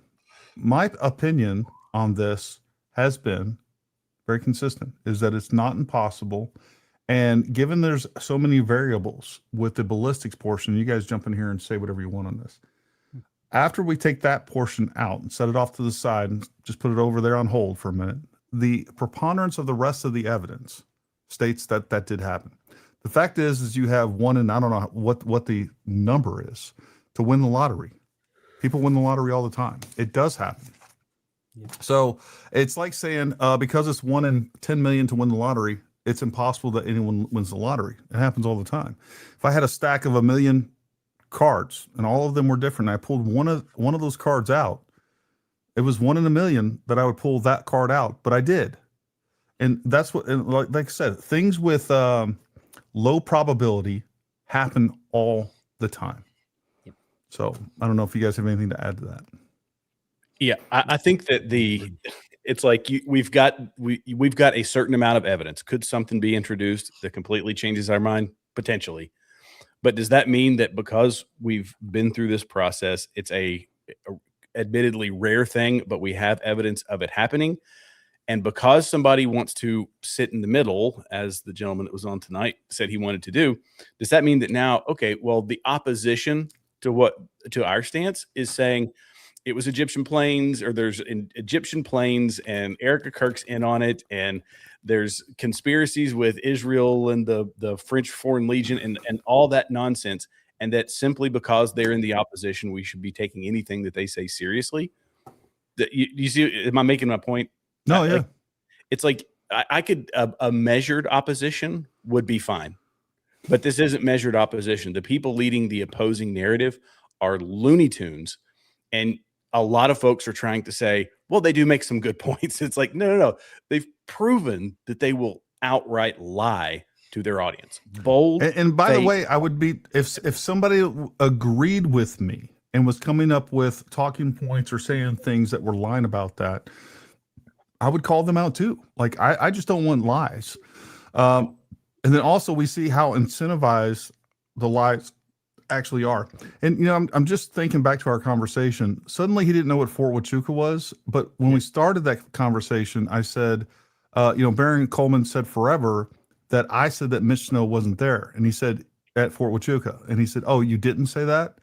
And I was like, no, I didn't say that. And that's why I ended up pulling up the video. If you'd have said, I don't even know what you're talking about, Mitch Snow, Fort Huachuca, I wouldn't even have bothered to pull up the video. I don't know. That was weird. I don't know. I'm not saying he's lying. He said a lot of conflicting things. And there were a lot of those statements in here where, again, I didn't say that. Yes, you did. You did say that. Or you did. I mean, again, the goalpost was definitely on a set of wheels, and it was all over the place. It was turbocharged. It was turbocharged goalpost. I don't even, you know what? This is how we're going to do the rest of this show right here. We're going to put this up right here. I don't know what's happening. What is going on, man? What's happening? Storm Pooper says, great lineup tonight. Hey, I never have had a guest invite. Oh yeah, I'm a boring OG stuck in the 80s without any added value to this all-star team. Vote Reagan for California for governor. He's still better than Gav. Ditto to Rush fans. I agree. Joseph Patorsi, Gary, I know you said Andrew denied that Charlie wasn't wearing body armor, but I still think he was. The shirt popping up changed the trajectory of the round, and look closely at Charlie's chest when he does. It's not just Andrew. I've talked to multiple people that were there. I know for a fact that he was not wearing body armor. As I stated at the beginning of this, one of the biggest problems is that we're trying to interpret a high-speed, high-energetic event with a round that's moving over 2,000 feet per second, and we're trying to interpret it through slowing down 30 frames per second. We lose over 98.4% of what's actually taking place when we do that. Most of that stuff is not caught in frames. And then the other thing I will say is that it looks, when you see it from different angles, it looks completely different as well. So I understand, and trust me, I hung on to that for a long time. Part of that was my own bias, but it was also confirmed through other sources. So it wasn't just bias. I had good reason. But once I realized that I had enough information, enough evidence that he wasn't wearing body armor, then, I moved on. And you're welcome to believe whatever you want, but he wasn't wearing body armor. Thank you for becoming a member. Something that bugs me the most about Candace is every episode she puts words in Charlie's mouth. He said this, he thought this. It's just so gross. Yeah, I agree. And that side is the one that does it every single time. We will often do it to some extent or play a different video to refute what they're saying, but they do that nonstop. It's not our side that does that typically. I'm not saying it's never done, but typically it's not. Hey, Artie, has Candace talked about the receipt at all this week? No, which receipt? The steakhouse. Yeah. The steakhouse one? Not that I saw, actually. She okay, didn't so bring that up was the- last week, right? Yeah. Should have been. I thought it was Think pretty so? convenient that as soon as that kind of started falling apart, all of a sudden there was this like coordinated push on the Rob O'Neill stuff right away Monday. I think that's a good point. Yeah, that is interesting. I don't know if you're saying that there was coordination with that, or what I do think. What I do think Jones was doing it. It was Candace's topic for her show. Stu Peters. I mean, everybody. It was just, yeah. I think it was coordinated that came out. I'm not. I think the receipt got pushed to the side because of that, but it was definitely coordinated. Suddenly, a video that was played in March is now at the forefront of everything, and everybody's playing it. And then Stu Peters played his additional interview. I think that was from May, something like that. yeah, but it's like they're just going back and they're deciding which thing they need to recycle for the next week's worth of content. Let me also point out with Bronson, think about it like this.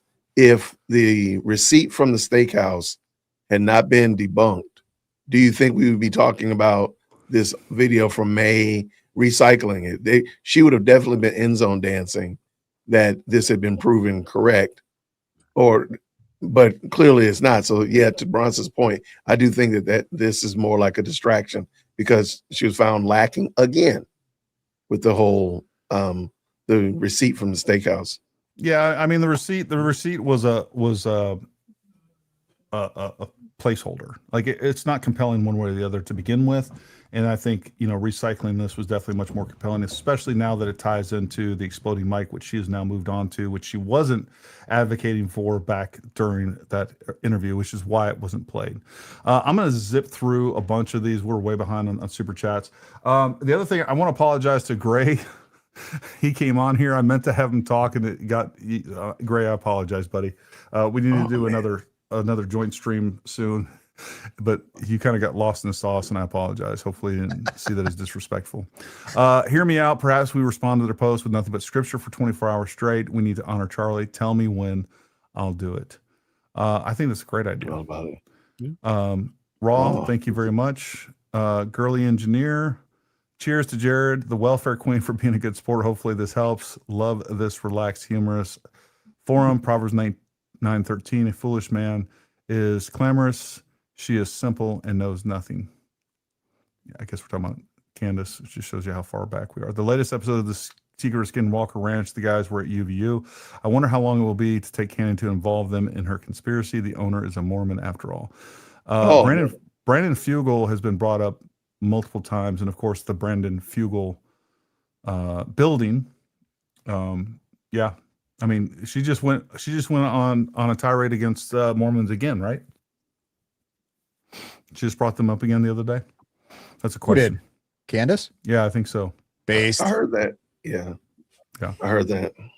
The probable is they're no longer searching, they're rooting. Yeah, the problem.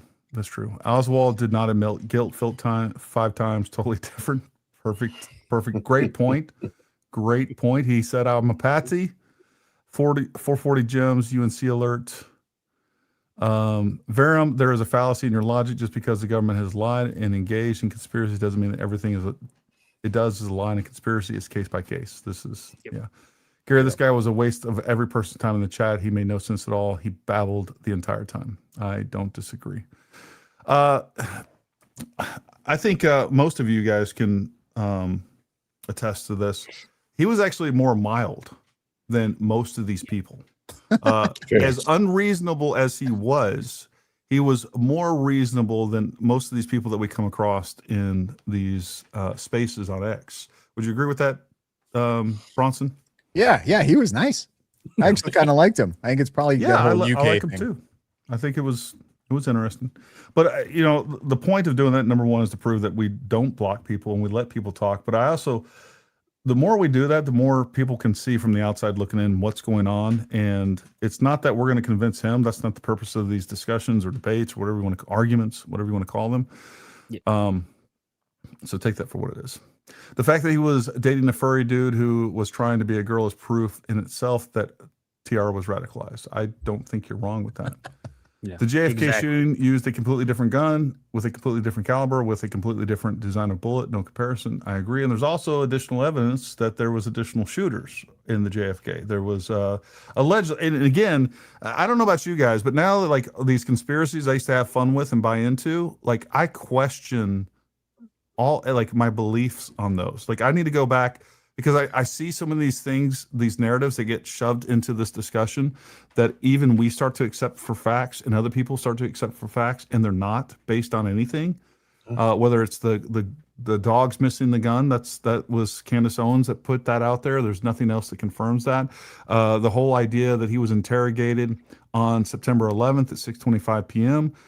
We hopefully most people understand that we debunked that. But these things will continue on from now. 20 years from now, somebody will be releasing a documentary and like, hey, he was actually in custody at like 3 p.m. on the 11th. And he was, look, this is proof of this interrogation.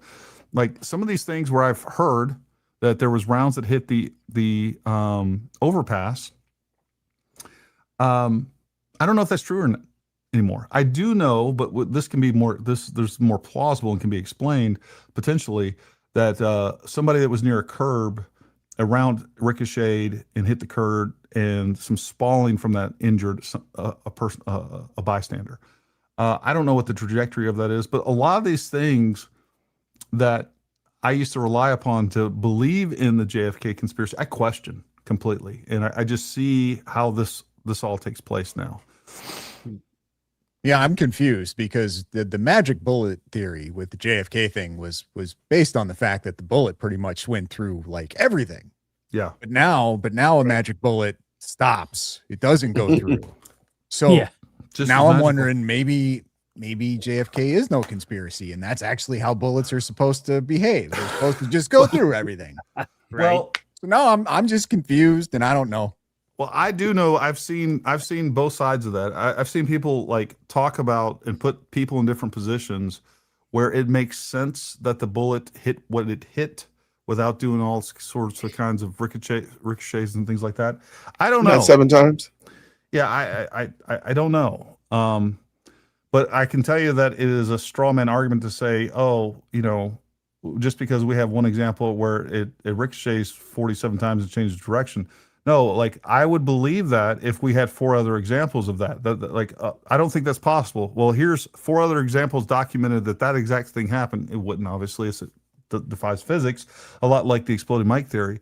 But again, you would have a leg to stand on, and then to use that as an example of why this is a conspiracy or why this particular terminal ballistic outcome is impossible. Obviously, it doesn't make sense. It falls on its face. 5 separate confessions, but Lee Harvey Oswald. Exactly. Really, don't they usually unalive the patsy? Yeah, seriously. They don't let us. According to Jack Ruby, it's pretty funny how these fake skeptics only really apply their skepticism to actual evidence, but not the conspiracy theories they entertain. That's a great point. Not skeptical of these people at all pushing the stuff. He's sea lining, Gary. He's not a good faith actor. I would agree with that. I don't even know if he realizes it. That's the problem. I mean, like, do you guys think that he realizes he's being dishonest, or? Well, he's the only one that I can think of on that side who was like, listen, if he's convicted, I'll totally believe it. I think that was probably the most dishonest thing that he said. That's not even congruent with everything else that he said. If you're thinking that they planted evidence, then how can you believe that if he's convicted with the planted evidence? I guess he believed the Gene Carroll case as well then. Yeah. I mean, if by some crazy chance, well, even if regardless of the way it goes, if Tyler Robinson is found guilty, I believe that a lot of folks like that, they're going to be, sitting in a cabin with a real long beard, eating beans out of a can and reading the internet and saying, I know it wasn't true. You know what I mean? Use that voice again, Jared. How's it going to go? I know. How's it go? He's just going to turn into Project Constitution when he's old. Oh my gosh. How many people have committed murder seem totally normal until they slaughter people? People internalize until they snap. That's the other thing. Like they point to things that as proof that aren't proof to any rational person. Like just because we didn't know that he was going to do these things.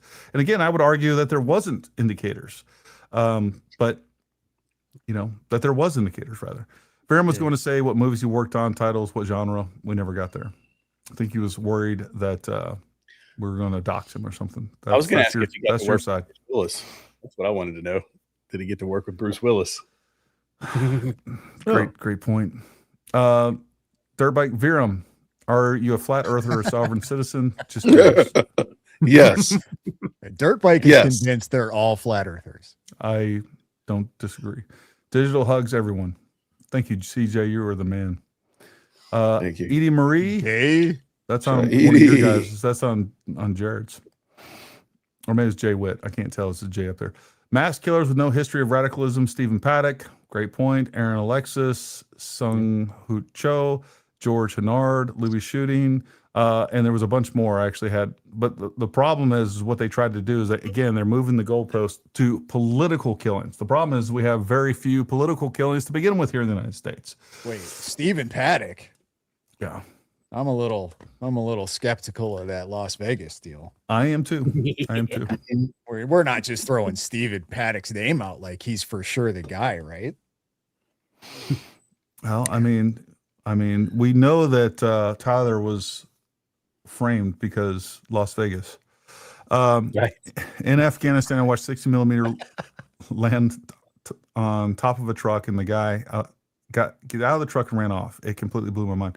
I've seen so many things, and I know of so many other incidents in combat where like the round passed between the body armor, the actual plate, and their shirt, and it didn't even hurt them. I know multiple people that have had rounds hit their helmet, actually pass through their helmet and like go around and not hurt them or just graze them. I mean, when it comes to ballistics, there's so many. And the other thing we didn't even get to talk about was the fact that if we don't have his rifle, we don't even know what happened. We might be able to reproduce that shot 100 times out of 100 if something is going on where that round is not stabilized and it's an extreme yaw and or tumbling. I do think that the entrance wound is extremely atypical. It's larger. But I also have a book back there and a digital copy of it too, talking about how wounds to the neck do tend to open up more. So, I've definitely seen guys shot in the neck, but I've never stopped and looked at like, what happened here? Let's see what happened. Let's take a look. Did it go through or not? Never did that type of BDA. You didn't rewind it in slow-mo? I didn't watch it in slow-mo over and over and again. The last video was redacted by about 20 minutes. Yeah. Wait, we're not going to shout out that Billy Ray Cyrus profile pic right there? I was going to say that too. That's so funny. Oh, that's who that is. I was wondering who that was. Don't break my heart. His achy breaky heart. Just don't think you'd understand. Verum, a lone wolf violent extremist, was always on the top 10 list for national threats for a reason. It's also clear you have zero experience about how evidence is handled. No GSR on the rifle is not a thing. The rest is ATF. And then, like, Verum, you have been so rude. You were a guest here and you've said nothing of substance. You owe Jay Witt an apology. I work in the movie biz too, and I have no idea who you are. Grow up, son. Show respect. Please do. Hey. You're a total, I don't know what CXNT means. You just leave it alone. I do. See you next Tuesday. Well, the problem is he's from the UK. See you crossing next Tuesday. Seriously, so disrespectful. We love you, Lynn. Can you say that word on YouTube if you use an Aussie accent? Don't they get a pass? I don't know. That's a good question. Yeah. That's a very good question. On your channel, try it, Bronson. Let us know how it goes. Yeah, they use it like Yeah. You can't call that UK guy an Aussie word. Viram, I have experience as an actual officer. We don't test guns for GSR. The whole thing, and again, I wasn't ready to refute that because I didn't know, and I don't want to say something incorrect. I didn't think it made sense, but we look it up, and sure enough, this Texas Sprit is insufferable. I'm British. Viram, have you had a drink? You can't have done any research. This is so embarrassing. You're waffling about nothing, mate. All you're saying is anything is possible. There was moments I felt like I was back with Zach Costello. Oh, that guy sucks. Oh, Wow. That hurt. Yeah. Viram, you are giving Gary and the other 4 members on the panel way too much content. It's not looking good for you, though, bro. So, in the wise words of the great Jay Witt, peace and grace. Kudos to Gary and the team for at least giving this guy the opportunity to state his case. While it was clear he had no knowledge about the facts, his opportunity is far more than Candace Owens and groupies would offer us. Yeah. I mean, have me on your show, Candace. I will talk through every bit of this. Be happy to do it. You don't sign off with a body camera. You just dock it and dump the video. I've had faulty camera that wouldn't last 4 to 6 hours, and sometimes you actually leave it on, then it lasts 10. So that was a question I had too. I understand the whole body cam. It is convenient that the body cam timed out, but I'm sitting here right here and I realize my phone has died while I've been going today because I haven't charged it up. That's completely different. That's so different. Well, tell me what's different. It's just so different. Wait, but this is my other question. But this is my question. Body cam timing out, like what are we body not cam can't time doing out because of that? Well, I mean, so this is my question though. Mr. Conspiracy guy, Mr. No Conspiracy. I don't believe in conspiracies. That was going right into a conspiracy. The idea here was that something's fishy. They turned off the body cam, and it just didn't happen to catch whatever the body So this is my question, because Viram is in the chat still. So this is my question. And y'all flood the chat with the letter V, by the way. Viram, that so what? Still works. No, I'm going. I'm leaving. If that dude comes on, I'm in the wind. I'm in the wind. That dude caused me to sin, man. I gotta go. I took a walk. I literally went. I went and took a walk, my guy. Like this dude is this. I can't deal with unregenerate people like that. Yeah, I was not expecting Jay Witt to choose violence tonight. I wanted violence today, man. I had to walk out to the mailbox. But again, like, okay, fine. The body cam died. What does that mean?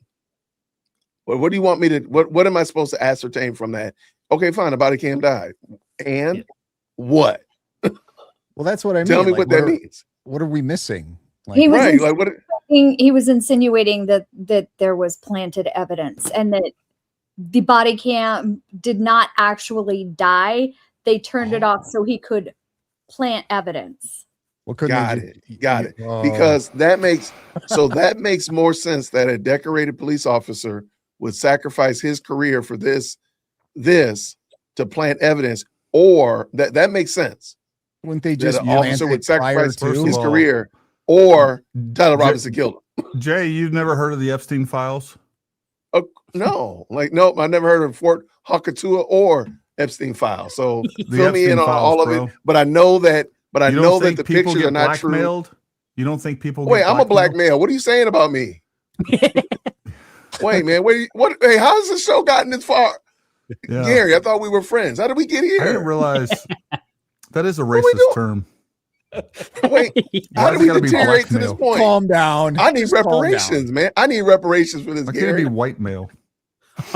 I don't know, man. I need some kind of reparations. That sounds too nice. It just sounds too nice. It does. There is one point I want to make about that body cam, though. Just fun little fact: if the camera dies, it says it dies, and like at the end of the video, if it was turned off, it tells you if it was manually turned off. So we'll find out in the court.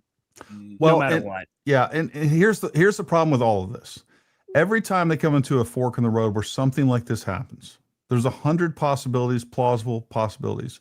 And no matter what, they always pick the most extreme, implausible thing. Anytime you come to any of this stuff, every single time, and they won't even admit that the other 99 possibilities exist or that they're more plausible.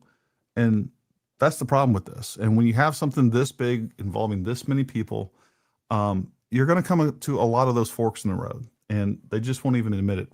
I did look it up on Grok with body camera batteries. While they work as they're supposed to, sometimes they do go out, rare, not ideal, but there is further evidence to say it was more than what it is. Viram doesn't know, but he seems to know no. There's no further evidence to say it was more than what it is. This is the point. Yeah, I agree. I want to read something real quick. Uh-oh. So no, this is we were talking about the conspiracy a minute ago. And this is do you know who Chuck Colson is? Yeah. No. Yeah, so Chuck Colson, Yeah, he was part of Watergate, and he became a But Christian. he wasn't a part of Watergate. I've never heard of him, but I know he wasn't a part of Watergate. Well, either way, he was in prison when he found the Lord. Right. And so he said, I know the resurrection is a fact, and Watergate proved it to me. How? Because 12 men testified they had seen Jesus raised from the dead, and they proclaimed that truth for 40 years, never once denying it. Everyone was beaten, tortured, stoned, and put in prison. They would not have endured that if it weren't true. Watergate embroiled 12 of the most powerful men in the world, and they couldn't keep alive for 3 weeks. This is part of when the conspiracy stuff goes down. It's so many people have to keep it together. And in Watergate, he's like, yeah, there's 12 most powerful people in the world insulated from everything, and they couldn't keep a lie together. And they think that this is going to be. Well, and Robbie Starbucks laid that out really well. I don't know if you've watched his video. Definitely Very worth good watching video. if you haven't watched it.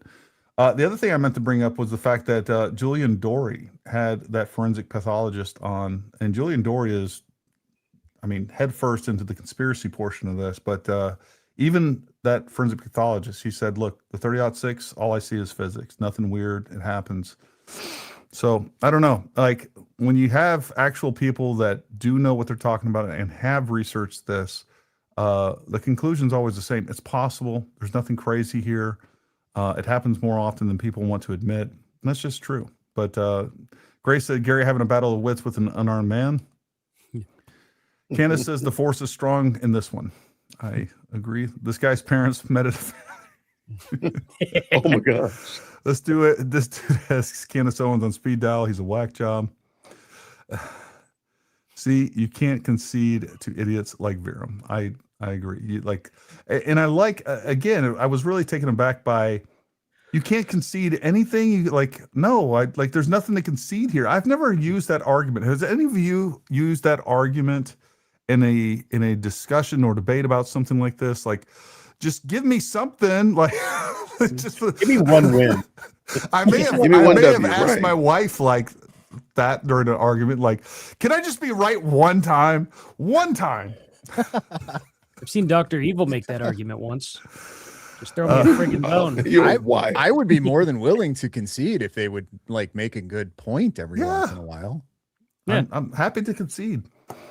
Viram, I'm going to troll the crap out of you all year in social analyst, son. I can't wait. Lynn, you're the best. I love you. We don't know, but we know a hypnotic suggestion and is a command to the brain to obey it. No amount of real evidence gets past it. UNC alert. What this is one of your people. Uncle alert. I don't know what that is. I'm somebody's uncle. 440 gens. Shout out. Call the tip line. Oh, that was Candyland Biker Babe 7000 too. Yeah, there we go.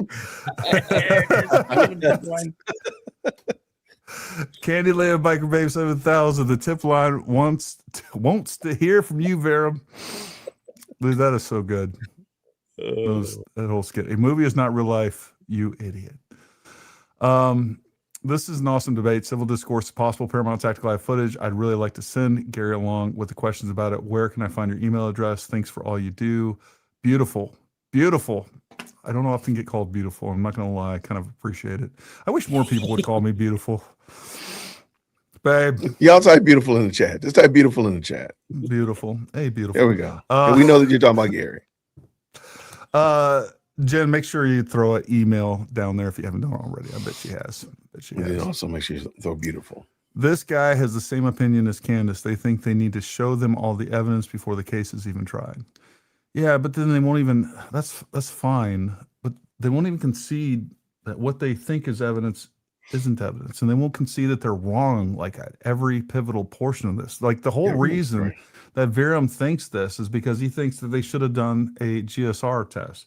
He thinks it's impossible that 30-06 wouldn't go through. He thinks that Baron Coleman was right, that they actually had him in custody at 3 p.m. Therefore, the Discord chat that was sent at 7:57 p.m. couldn't be legitimate. And I guess it was a, sheriff's deputy. And by the way, as they stated, the Washington County Sheriff's Office had no jurisdiction over this crime. They wouldn't start interrogating him. It's it's wild. Anyone else resort to drinking through this? I wanted to. I don't even drink. I would have felt better. You can Mirandize someone multiple times. The arresting officer can do it. Then the transport officer can do it. Then the detective can do it. And this, like, they can be Mirandized 100 times. But again, Utah police, like, they're directed to Mirandize upon arrest and anytime there's an attempted interrogation. In other words, he won't believe anything. Gaslighting, so 1990s. Authentication of the message is required by the rules of the evidence before they can introduce it into the court. What is the royal subject talking about? It's a great question. 1,000 Gems Goat Trophy. I don't know what this is. Nice. It's called a non-custodial interview. We was free to leave at first, but he was free to leave, but he spilled his guts and they kept interviewing. Pretty simple. Actually, there's no indication of that. There's no indication of any interview that ever took place. I think the information was exchanged between the former investigator for Washington County Sheriff's and the sheriff himself. Nothing came directly. We don't have an official confession anywhere. I will cede that to them. What we have is multiple admissions on multiple different platforms, including the parents. 1 hour of Verum and his self-musing. Was it only an hour? It felt so much longer. I'm a victim of a crime, DNA, fingerprints, cell data. Yeah. Netflix should fire this guy and hire me because it's obvious he doesn't know how the process works. Idiot, I've arrested and booked people without questioning them all the time. Impossible. He read somewhere that didn't take place. This is fire. I'm glad you guys enjoyed it. I know it's entertaining. Why does he want you to prove everything incorrect instead of being objective when looking at his evidence? There was no objectivity in him. I really wish I can hand some law books to this idiot. And Colton is a veteran law enforcement officer. Embarrassing us. Sorry about this, guys. That's okay. We forgive you. I'm not supposed to drink because I just had thyroid surgery on Tuesday, but I really need some serum to block out Verum. Oh my God. You need some Verum serum. This is effing amazing. Zip it, Vermin. We changed the name. They call him Vermin. That's crazy. It's all in good fun, Verum. I'm sure you're down there. Now you're he's still in the chat. I mean, he threw his kids in the bed. Those kids are. You got to be lying because I know those kids. However old they are, they had to be sleep trained. They had to be sleep trained, man. Wasn't he was in the chat like right after he got off. I'm like, what'd you do? Just throw them in the bed? You threatened them? What melatonin? What happened? He's like, I got a wanker online. I got to do some things. I don't even have a good English accent. Wasn't there a 1960 study done after Korea showing a full metal jacket will rotate 90 degrees and 3 inches of human flesh? The 556 is designed for what? Yeah. It's 1 in 4.3 million to be bit by a shark. Then it's impossible that anyone's ever bit by a shark. Right.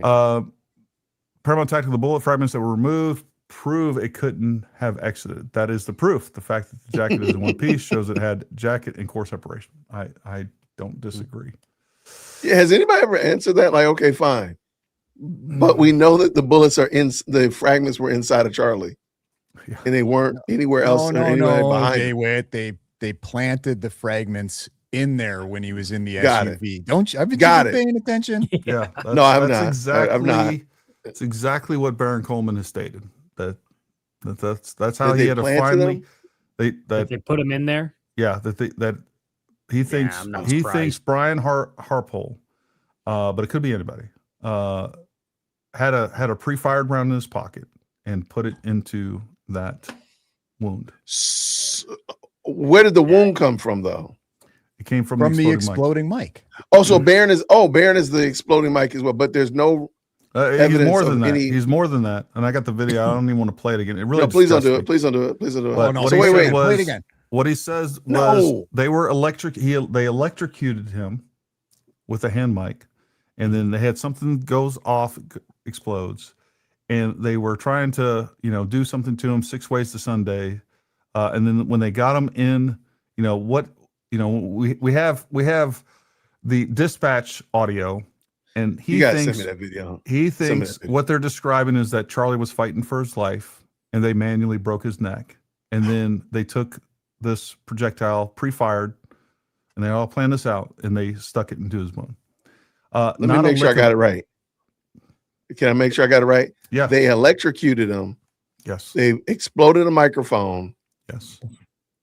They broke his neck and inserted bullet fragments. Can you please send me that? I want to violate Brandon Baron Coleman. I will absolutely violate him with that. If he says that, I'm going to absolutely. He said I'm going to be put on church. I've played it. I've played it multiple times. Clearly, you're not watching all of my content. I'm really sad. I think Baron's going on Julie and Dory's show. Virum's in Hollywood. There's his next movie idea. There you go. And he was just on. He was on Redacted today,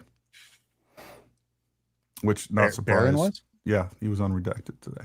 I don't know if I know what Redacted is. You're not missing anything. I wish he was redacted. It was a guy from he used to be on Fox News, and then he went full conspiratard, and he has his own show, Redacted. I'm trying to think of the key word that I used to look this up. Let me just.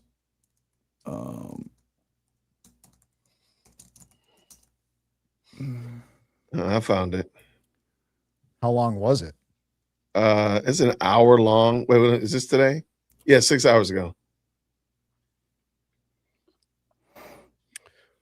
Oh, here we go. Here we go. All right. You guys are making me do this. You guys are making me do this. Let's do we're it. not. I'm along for the ride here. Let's go. And he doesn't fill in the final point, but I'll talk to you about that. You guys see the screen? If I say yes, will you not put it on there? I don't see the screen. Oh, right, It's not up. darn it. Hey, Bronson, here, I'm gonna send it to you. All right, let me finish this super chat. All right, Dr. Altoids, here's to Gary's pesky facts, Jay Witt going hard in the paint, Jared's common sense, and Bronson's hat. See, Bronson, you offered, you gave us nothing on that whole thing.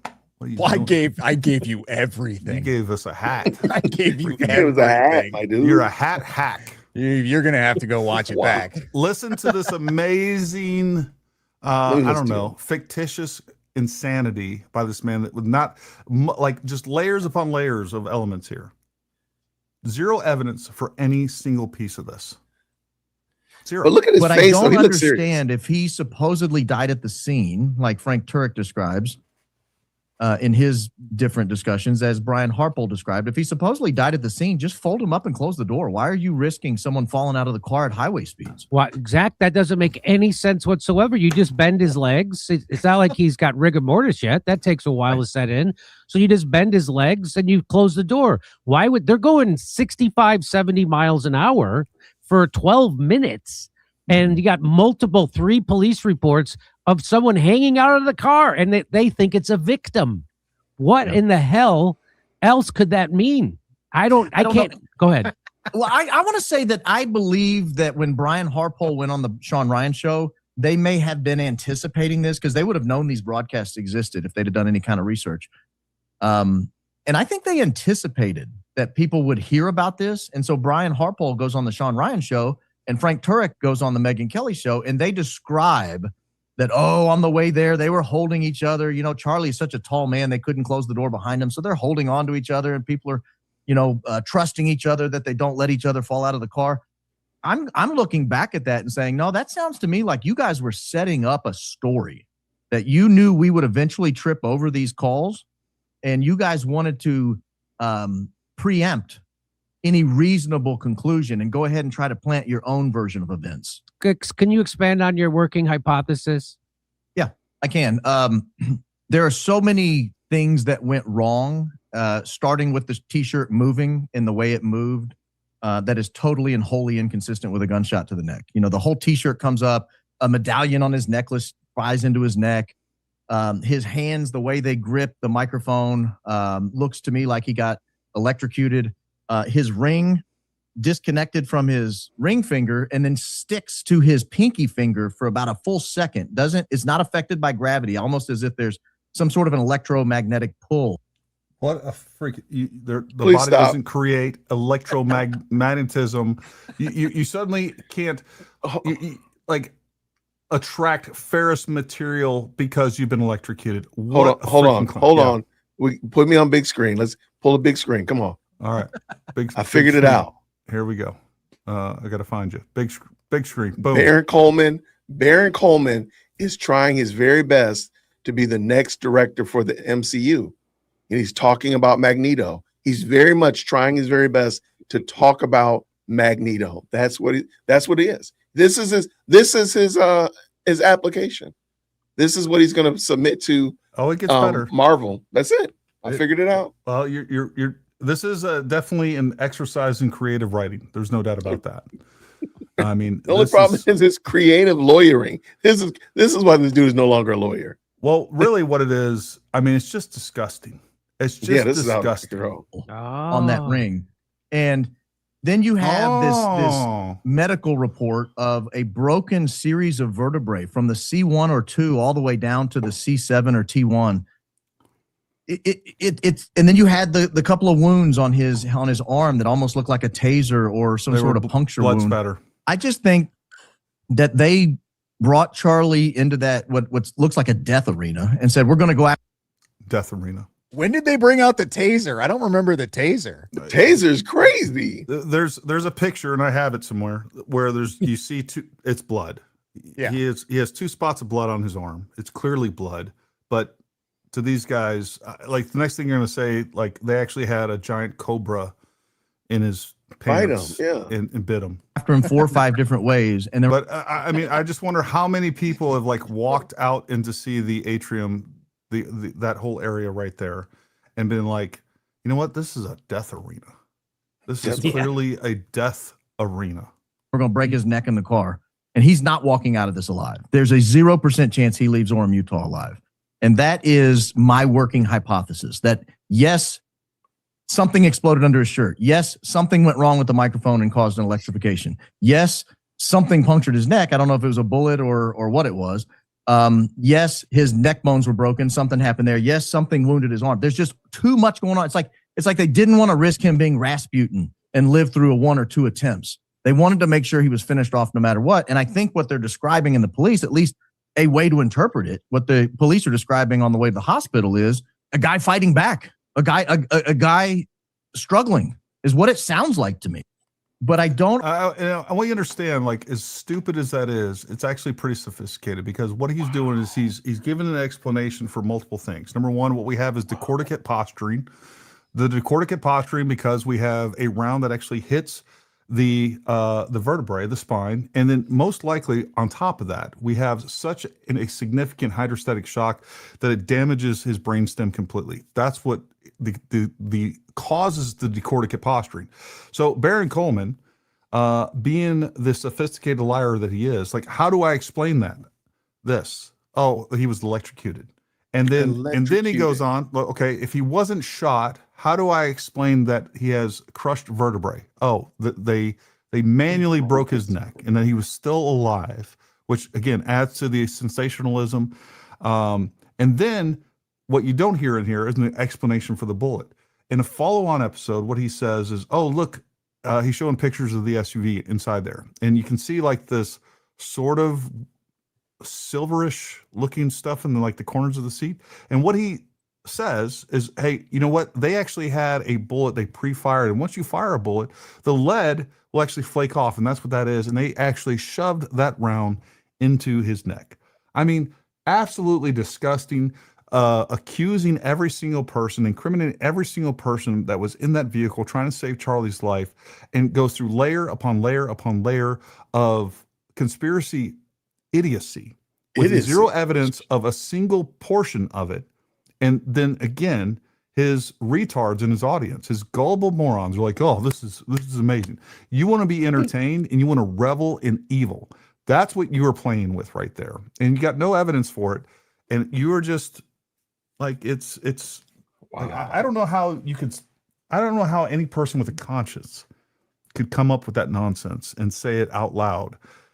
Between it being so stupid and so low IQ, and then on top of that, have an entire audience that never calls you out on it.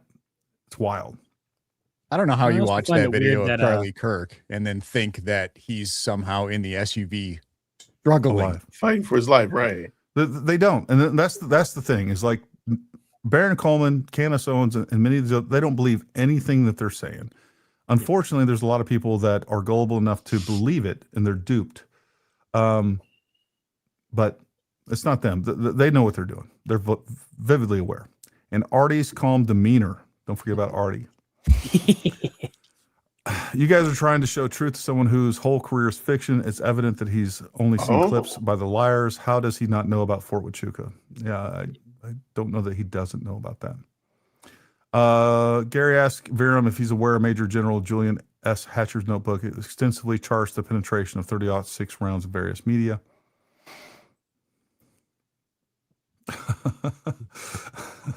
Gary, we're done with him. I hear you. Jack did say 4K.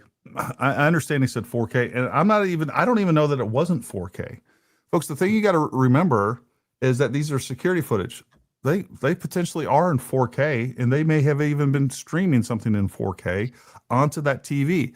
But it doesn't matter if something's this big in 4K. And by the way, that's 4K over like a 270 degrees. It's so the resolution while the camera shoots in 4K, and it can even be the resolution in 4K. It doesn't mean I can still digitally zoom into something very far away and be able to see what's going on. So while it could have been hyperbolic and it could have been an exaggeration, all they were basically saying is, I see what this person is doing. And you can kind of interpret it one way or the other. I don't know if they could tell if there was recoil, but I know these people that are saying they can't. And where they're getting this information, by the way, is from Billy and Brandy, who were in the courtroom. But they're also like all these people that are talking, they're like on the front row and they're right there by the TV. Billy and Brandy and these other people that are waiting all night to get in, like they're at the very back. I got a 60-inch TV here and like I'm really small right now. If somebody's freaking 40, 50 feet back, they can't tell what I can actually see and what kind of resolution or what clarity I can see what's taking place on this television. Like this isn't hard. This is like grade school level logic, and these people can't even freaking muster enough, like, I don't know, brain cells to just say like, okay, whatever. I don't, hopefully we get that footage. That's what I want to see. I want to see exactly what that footage is, and I might actually reach out to Jack to clarify that, or Benny Johnson, but I can definitely get a hold of Jack pretty easily. To be fair, Benny Johnson is a grifter too. I don't disagree with that. I'm not a fan of Jack either. Yeah. He said it looked like 4K. Again, I don't know if they checked to see what the resolution or that resolution of that was actually posted. I think the point here was we could see it very clearly. There was a person at least in the position at the exact time the shot took off, was taken, and then suddenly he gets up and he moves. Like that's enough for reasonable, beyond reasonable doubt. Like we also have cameras on the ground. They sync up that footage. Like, this person was right here. The trajectory was right here. Everything lines up. Yeah, I mean there's that. And then you do have clear footage of Tyler, which by the way, even Lance Twigg said, hey, that definitely looks like Tyler in that footage. And I don't know what other security footage that they showed, but Benny Johnson and Jack, take it for what it is, both said that you could clearly see his face. I'm pretty sure that there is footage that you can clearly see his face. Just because we didn't see it doesn't mean it doesn't exist. I want to say something about the 4K footage, because 4K footage go through different lenses makes a big difference, because you're taking that same 4K image and you're either making a fisheye. So if it's an ultra wide, it's still 4K, but it's encompassing a lot more data. And if you want to think of it in terms of what you see on TV, 4K is 4K. And then you can go down to 1080p and then 720p and then 460 or whatever it is. And the resolution keeps getting more and more and more pixelated. And this is why when you look at X, it's not a great place for video, because by and large, you're seeing 720 at best. And that is standard definition. It's not even high definition. So they're making a lot of judgments off of some standard definition footage. And when this gets shared and moved around, it also gets degraded. 720 is still pretty good. Like you can still see a lot of detail in 720 for sure. When it's shared, it gets compressed. So think about, there's a lot of factors that go into this. And again, it goes back to, what Candace Owens and these other people did say for sure was like that portion of the footage didn't even exist. Does everybody remember that? I mean, that was very clear that they were saying that. They said that there was no footage of him in the Washington County Sheriff's Office. We saw a small clip of that. So we know that does exist. And by the way, he just so happened to still have his cell phone. So like everything that they said has been wrong. And if you want to give them a lot of grace, fine. They're not lying. I think they're lying. But no matter what, they deserve zero credibility because they've been wrong at every single turn point in this entire thing. Yeah, that's fair to bring that. They really suck at this. Like, they're not good at it at all. No, like they get the facts wrong every single time. Verum learned about JFK from Oliver Stone. I don't disagree. Verum, you're an idiot. Stop talking to people that shoot for a living and calling them the R word. You're punching up way too far. I don't care. You can call me an idiot. If I call you an idiot, and I did, I called him an idiot. Does Verum do content aside don't know from what he his Hollywood life? Because I'm wondering if he wasn't just trolling. Yeah, I don't know. Well, he said in the chat that he started at 15% thinking Tyler Robinson did it, and he ended at whatever 25, 30%. I forget what it was. It's lost in the chat now. So he said, "You guys should consider that a win." I don't know. Oh, I you know what? Again, for sure, then. I actually, me and Verum could be friends. All right, I'm going to make fun of him all the time, like I do my other friends that are retarded. But I like Verum. Verum, and the fact that he was able to concede that much, good. I mean, that's more than you'll ever get on X in a X space. As soon as I can find clips from this idiot, I will be running this on X. Thanks for the spirited discussion. Changing one's beliefs are not easy for anyone. I agree. That is tough. He had an excuse. He had to excuse himself before he embarrassed himself further. Thanks, Gary, coming with facts. And this community, we know because we have facts. That's right. Numbers don't lie. People do. Keep up the great work. Thank you. Kimberly says, Verum wanted to control the conversation, move the goalpost, and talk over anyone he thought would speak truth. Then comes the chat after, plays nice, and then plays the victim. Classic narcissist. I don't know what he's doing in the chat. How does this nerd know those aren't Eric's kids? He doesn't know. And by the way, so what I never asked specifically, I was sent that I had doubts of whether or not the boy in that. And by the way, you can see pictures of Jen, if you're still around, you know, there's some pictures of Charlie holding his son before he was killed. That kid is long, man. It's unbelievable how big he actually is. If she's not around, I'll find it in just a minute. So, and by the way, just recently, somebody contacted me and was like, Gary, that was her son, just so you know. And so take that for what it is. And again, that picture was not meant to persuade Candace Owens or anybody else. I don't have, all I can do is take Erica Kirk's and the people sent me their word for it and said, hey, this was a picture from that day at this time. She was with her kids. I take that as, I don't have any reason to doubt that. No matter what and the fact that the picture had their kids in it was irrelevant. I just needed a picture that indicated, indicated that she was somewhere, not at Fort Huachuca, and it just so happened to be a picture of her kids that she sent. The picture content didn't matter. Like, all we needed was like a timestamp and play. And again, I'm not a forensic expert. That picture could have been sent straight to Candace Owens. There's no way she could confirm or deny that one way or the other. It wasn't to convince the retards. It was to convince or to give further evidence to the reasonable among us that she wasn't at Fort Huachuca. And the fact is, she wasn't at Fort Huachuca. Brian Harple wasn't at Fort Huachuca. And Candace is going to pay a lot of money because she wouldn't accept that. The way that Candace Owens, her minions, and their followers nitpick testimony and evidence is maddening. Good thing they weren't around when the gospel was recorded. They would have disputed every account.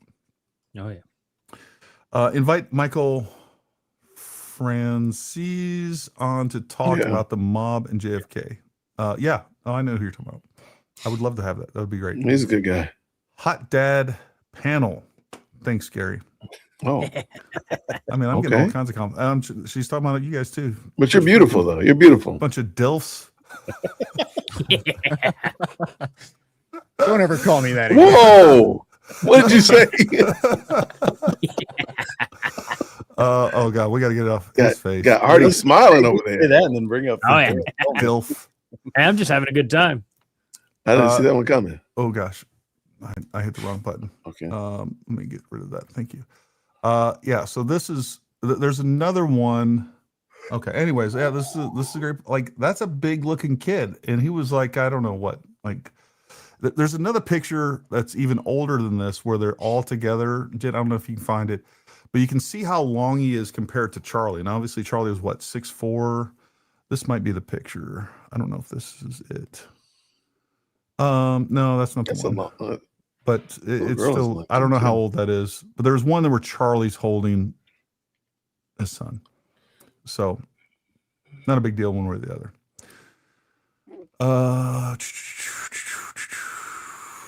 Oh gosh. There's Yeah. one that says the last photo of Charlie holding his son. Yeah, I know. Number one, I don't even know if that's. I know it says that. Doesn't mean that's true. But there's definitely another one where they're together. It's similar to the other picture you put up there, but it's more recent than that one. The son is obviously older at that point, but he's extremely. They're like dress clothes. I wish I would have found it somewhere. I said the members only that Barron was dissing diligent. I meant Blake. My bad. They will eventually eat their own. Yes. Without you three guys, nobody's watching. Without you and three guys, nobody's watching Jay Witt. Venom admitted his conspiracy had no substance. Gary wasted time when he should have brought on the second guest. I don't know what you're talking about. Sounds like a lot of shade being thrown and no substance. Gary, please, I'm begging you. This man called you a liar 15 times and yelled over your guest. Please, can we stop him from commenting anymore in the chat right now? No. I mean, as long as he's not just trolling, and I don't have time to police that. I got mods that do that, and I trust their opinions and what they're doing. So if they decided to boot him, that's on them. If I believe in Santa, evidence might convince me otherwise. If I want to believe in Santa, there's nothing you can say. I agree. This is motivated reasoning or bias. Confirmation. Bias confirmation, yes. Julian said he's having Barron on and basically referred to him as an expert. Of course he did. Well, I think Julian lost a lot of face by having. As a matter of fact, I know he did because he actually sent out another response. Have you guys seen that Julian Dory episode with his friend that's a forensic pathologist? Yeah. I mean, he had to send out a video response to that. Like, hey, I know a lot of y'all are upset about this, and this about what he said. I trust him. He had to do a lot of hedging and basically apologizing to his audience. I mean, his audience capture 101. So now he's going to have somebody like Barron on to kind of mend the fence with his audience. 100%. These guys are cowards. They really are. Yeah. After a hard day's work and I finally get to relax and I'm excited for a live stream, imagine my disappointment when the first thing I see is my screen is Barron being a colon. Shame on y'all. He didn't tell us the movies he worked on yet. Name dropped Netflix, giving Mitch Snow, claiming he's related to the Zodiac Killer. I claim BS. Yeah, don't doubt that. Thank you, Melanie. Woo. Well, that was a turn to. We took a wrong turn in Albuquerque somewhere. Yeah, we did. It was good. I think it was clearly. I mean, we have. I don't know. I saw something like 4,000 or 5,000 comments already, so people were clearly energized by it. I don't know if that's good or bad or one way or the other, but those discussions need to continue to happen for sure. Real quick, let's go around the horn. Artie, give everybody some final words and some encouragement out there. Well, we definitely see what happens if you don't watch the court case and come on and you know what I mean? Just be prepared, keep an open mind, don't get black-pilled, look into everything. Don't say things that you don't know for a matter of fact. And, I'd say that's just, that's about the philosophy I think I took away from this. Yeah, couldn't agree more. Bronson. I'll just go with what Artie said. That was good. Yeah, that was good. Jay Witt. I'm just going to keep Bronson here, though. No, I would say, I guess leaving out, I would just tell everybody, check out Matthew 7:16-20. Looking at a tree, you can tell a tree by its fruit. And we can see the fruit of ongoing, repetitive conspiracy theorists. And we see that in Vermin tonight, the guy's fruit is totally decrepit. So anyway, that would be it. Like, check out Matthew 17. Awesome. 7:16, please forgive me. Yeah, Yeah, I would say don't be black pilled. And I thought it was, I have to say that it was very interesting to see Jay Witt get that amped up. I was like, man. Oh, my bad, bro. I'm disappointed. It was one of the most unexpected parts of the evening. But no, you're right. I'm it's disappointed myself, man. It's good to Don't be have disappointed. conversations, You were but good. I think that even folks that have that think they're in a more moderate position, you can see that when they're presented with information, they completely throw it to the wind, and they leave relatively unaffected. And that's why honestly, Gary, that's why I respect the work that you've done, and all you guys, you and Artie and Bronson and Jay Witt. You've been like just absolutely elbow deep in this stuff for so long, and like the facts stand on the facts. That's it. And it's just easy for people. Yeah, it's just easy for people to get pulled into this, and that's kind of leading back to what I was talking about at the beginning of the show. It's Matthew 7, Jay Witt, bad fruit. Yeah, and look, I think this also highlights the importance of debunking this stuff and making sure the facts are clear and going through and separating fact from fiction, because there's a lot of people that just believe utter fiction. And folks, I would highly recommend that you share this. And by the way, all you creators out there, feel free to cut this. I think this was a perfect example of time and time again where people just believe things that are incorrect. And when you are building your assumptions on a whole lot of other facts that are incorrect, obviously your conclusions are going to come out wrong every single time. And that's what happens. And when there's a little bit of incorrect information here and a little bit of incorrect information here, it adds up. And next thing you know, we've created this sense of suspicion that wouldn't exist if we'd gotten the details right to begin with. So this is why it matters. And no, I don't care whether or not at this point that Tyler Robinson is guilty or innocent. I will advocate on the side of Tyler Robinson tomorrow if the evidence changed or stronger evidence on his behalf came forward. And there again, if there were people that were lying about that evidence, I'd be going after them. That's what matters to me, is the truth. And just like we've talked about before, folks, there are foreign adversaries and political adversaries that are exploiting this situation, and they're using it to undermine and destroy this country. And it is serious. And we need to identify it for what it is and understand. I'm just still shocked at how many gullible people out there. I'm shocked at how effective this actually is, to be honest with you. So with that being said, can I add something? Yeah, please do. So I thought we did a good job, and I just want to encourage people not to make the facts personal, but rather just let the facts be themselves. The facts are not the facts because Gary said them, or Artie Troll promotes them, or Jay Witt, whatever. No, the facts are the facts. And they're just like, you just let truth do its thing. You don't need to caveat it or protect the truth or anything of that nature. Just let the truth out. And as you said, let the truth and let the facts out and let them do what they do. And we saw him squirming and riling about the screwdriver, about the body cam footage, the shoe. I mean, everything we put out there, all the facts that we put out there, he kept riling and frothing at the mouth about. Why? Because he didn't want to deal with truth. He did want to make it personal. He did want to make it more of a Artie said this, Jared said this, Bronson did that, rather than the actual facts in the table. And I think if everybody takes that from there, say, hey, let's unleash the facts on people and let the facts do what they're going to do. Could agree more.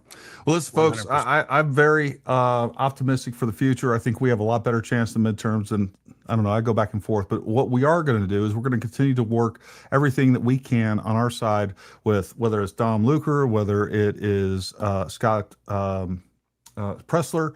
I want to turn this channel into something that is, again, it's always a call to action. So we want you in the fight. I appreciate all of you gentlemen that are in this fight every single day, that are pushing truth. It's not always fun. It's definitely not popular, but you guys are in it for all the right reasons, and I applaud you and I thank you for what you do. So keep doing it. And for everybody else out there, thank you for all your love and support. Make sure you go follow all these guys. Make sure you share our content, and we appreciate you very much. And until next time, stay armed, stay ready. We'll talk to you soon.